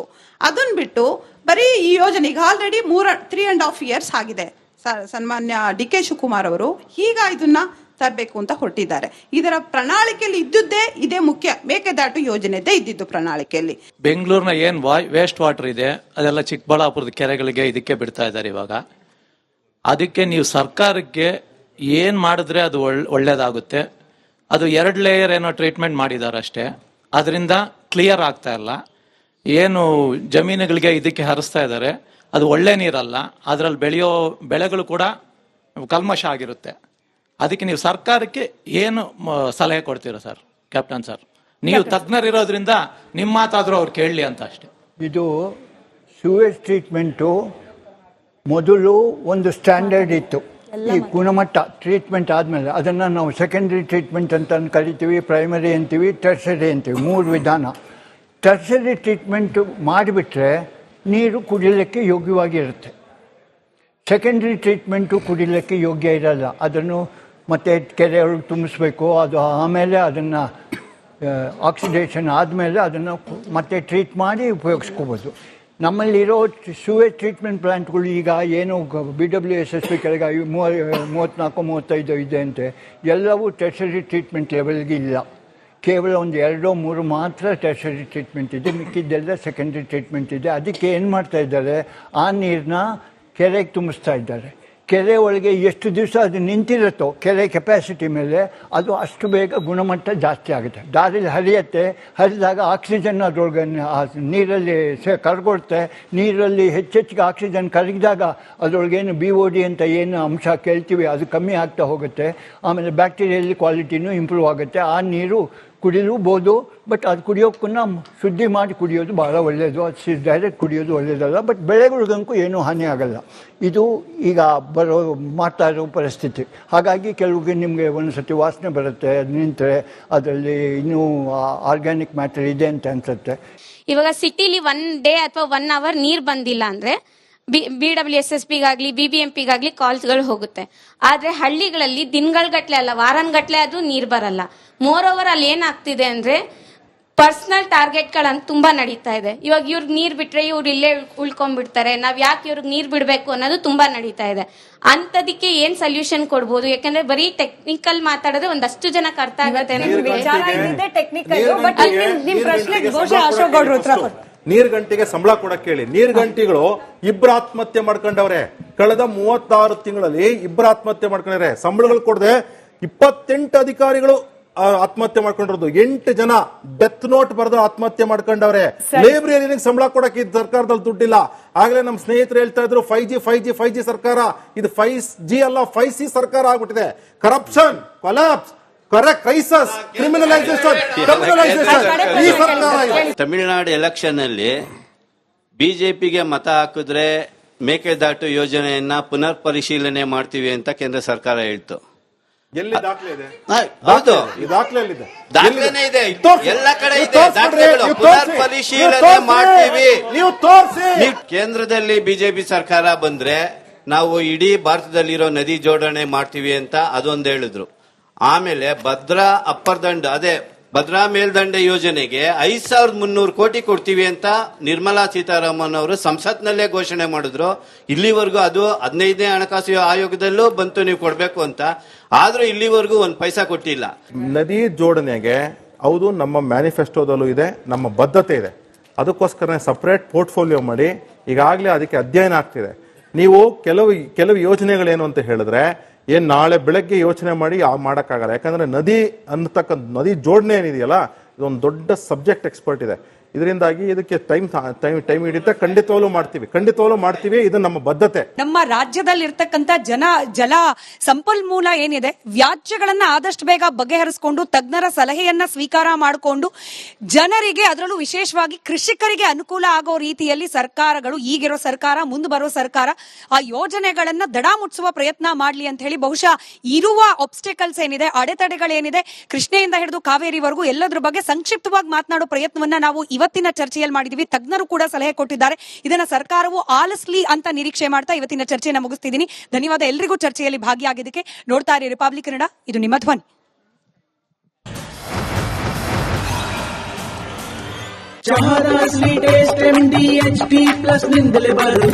ಗಂಟು ಕಟ್ಟಿಕೋ ಲವಂಗ, ಹಸಿರು ಏಲಕ್ಕಿಯಿಂದ ತುಂಬಿದ MDH D+ ಮಸಾಲೆ.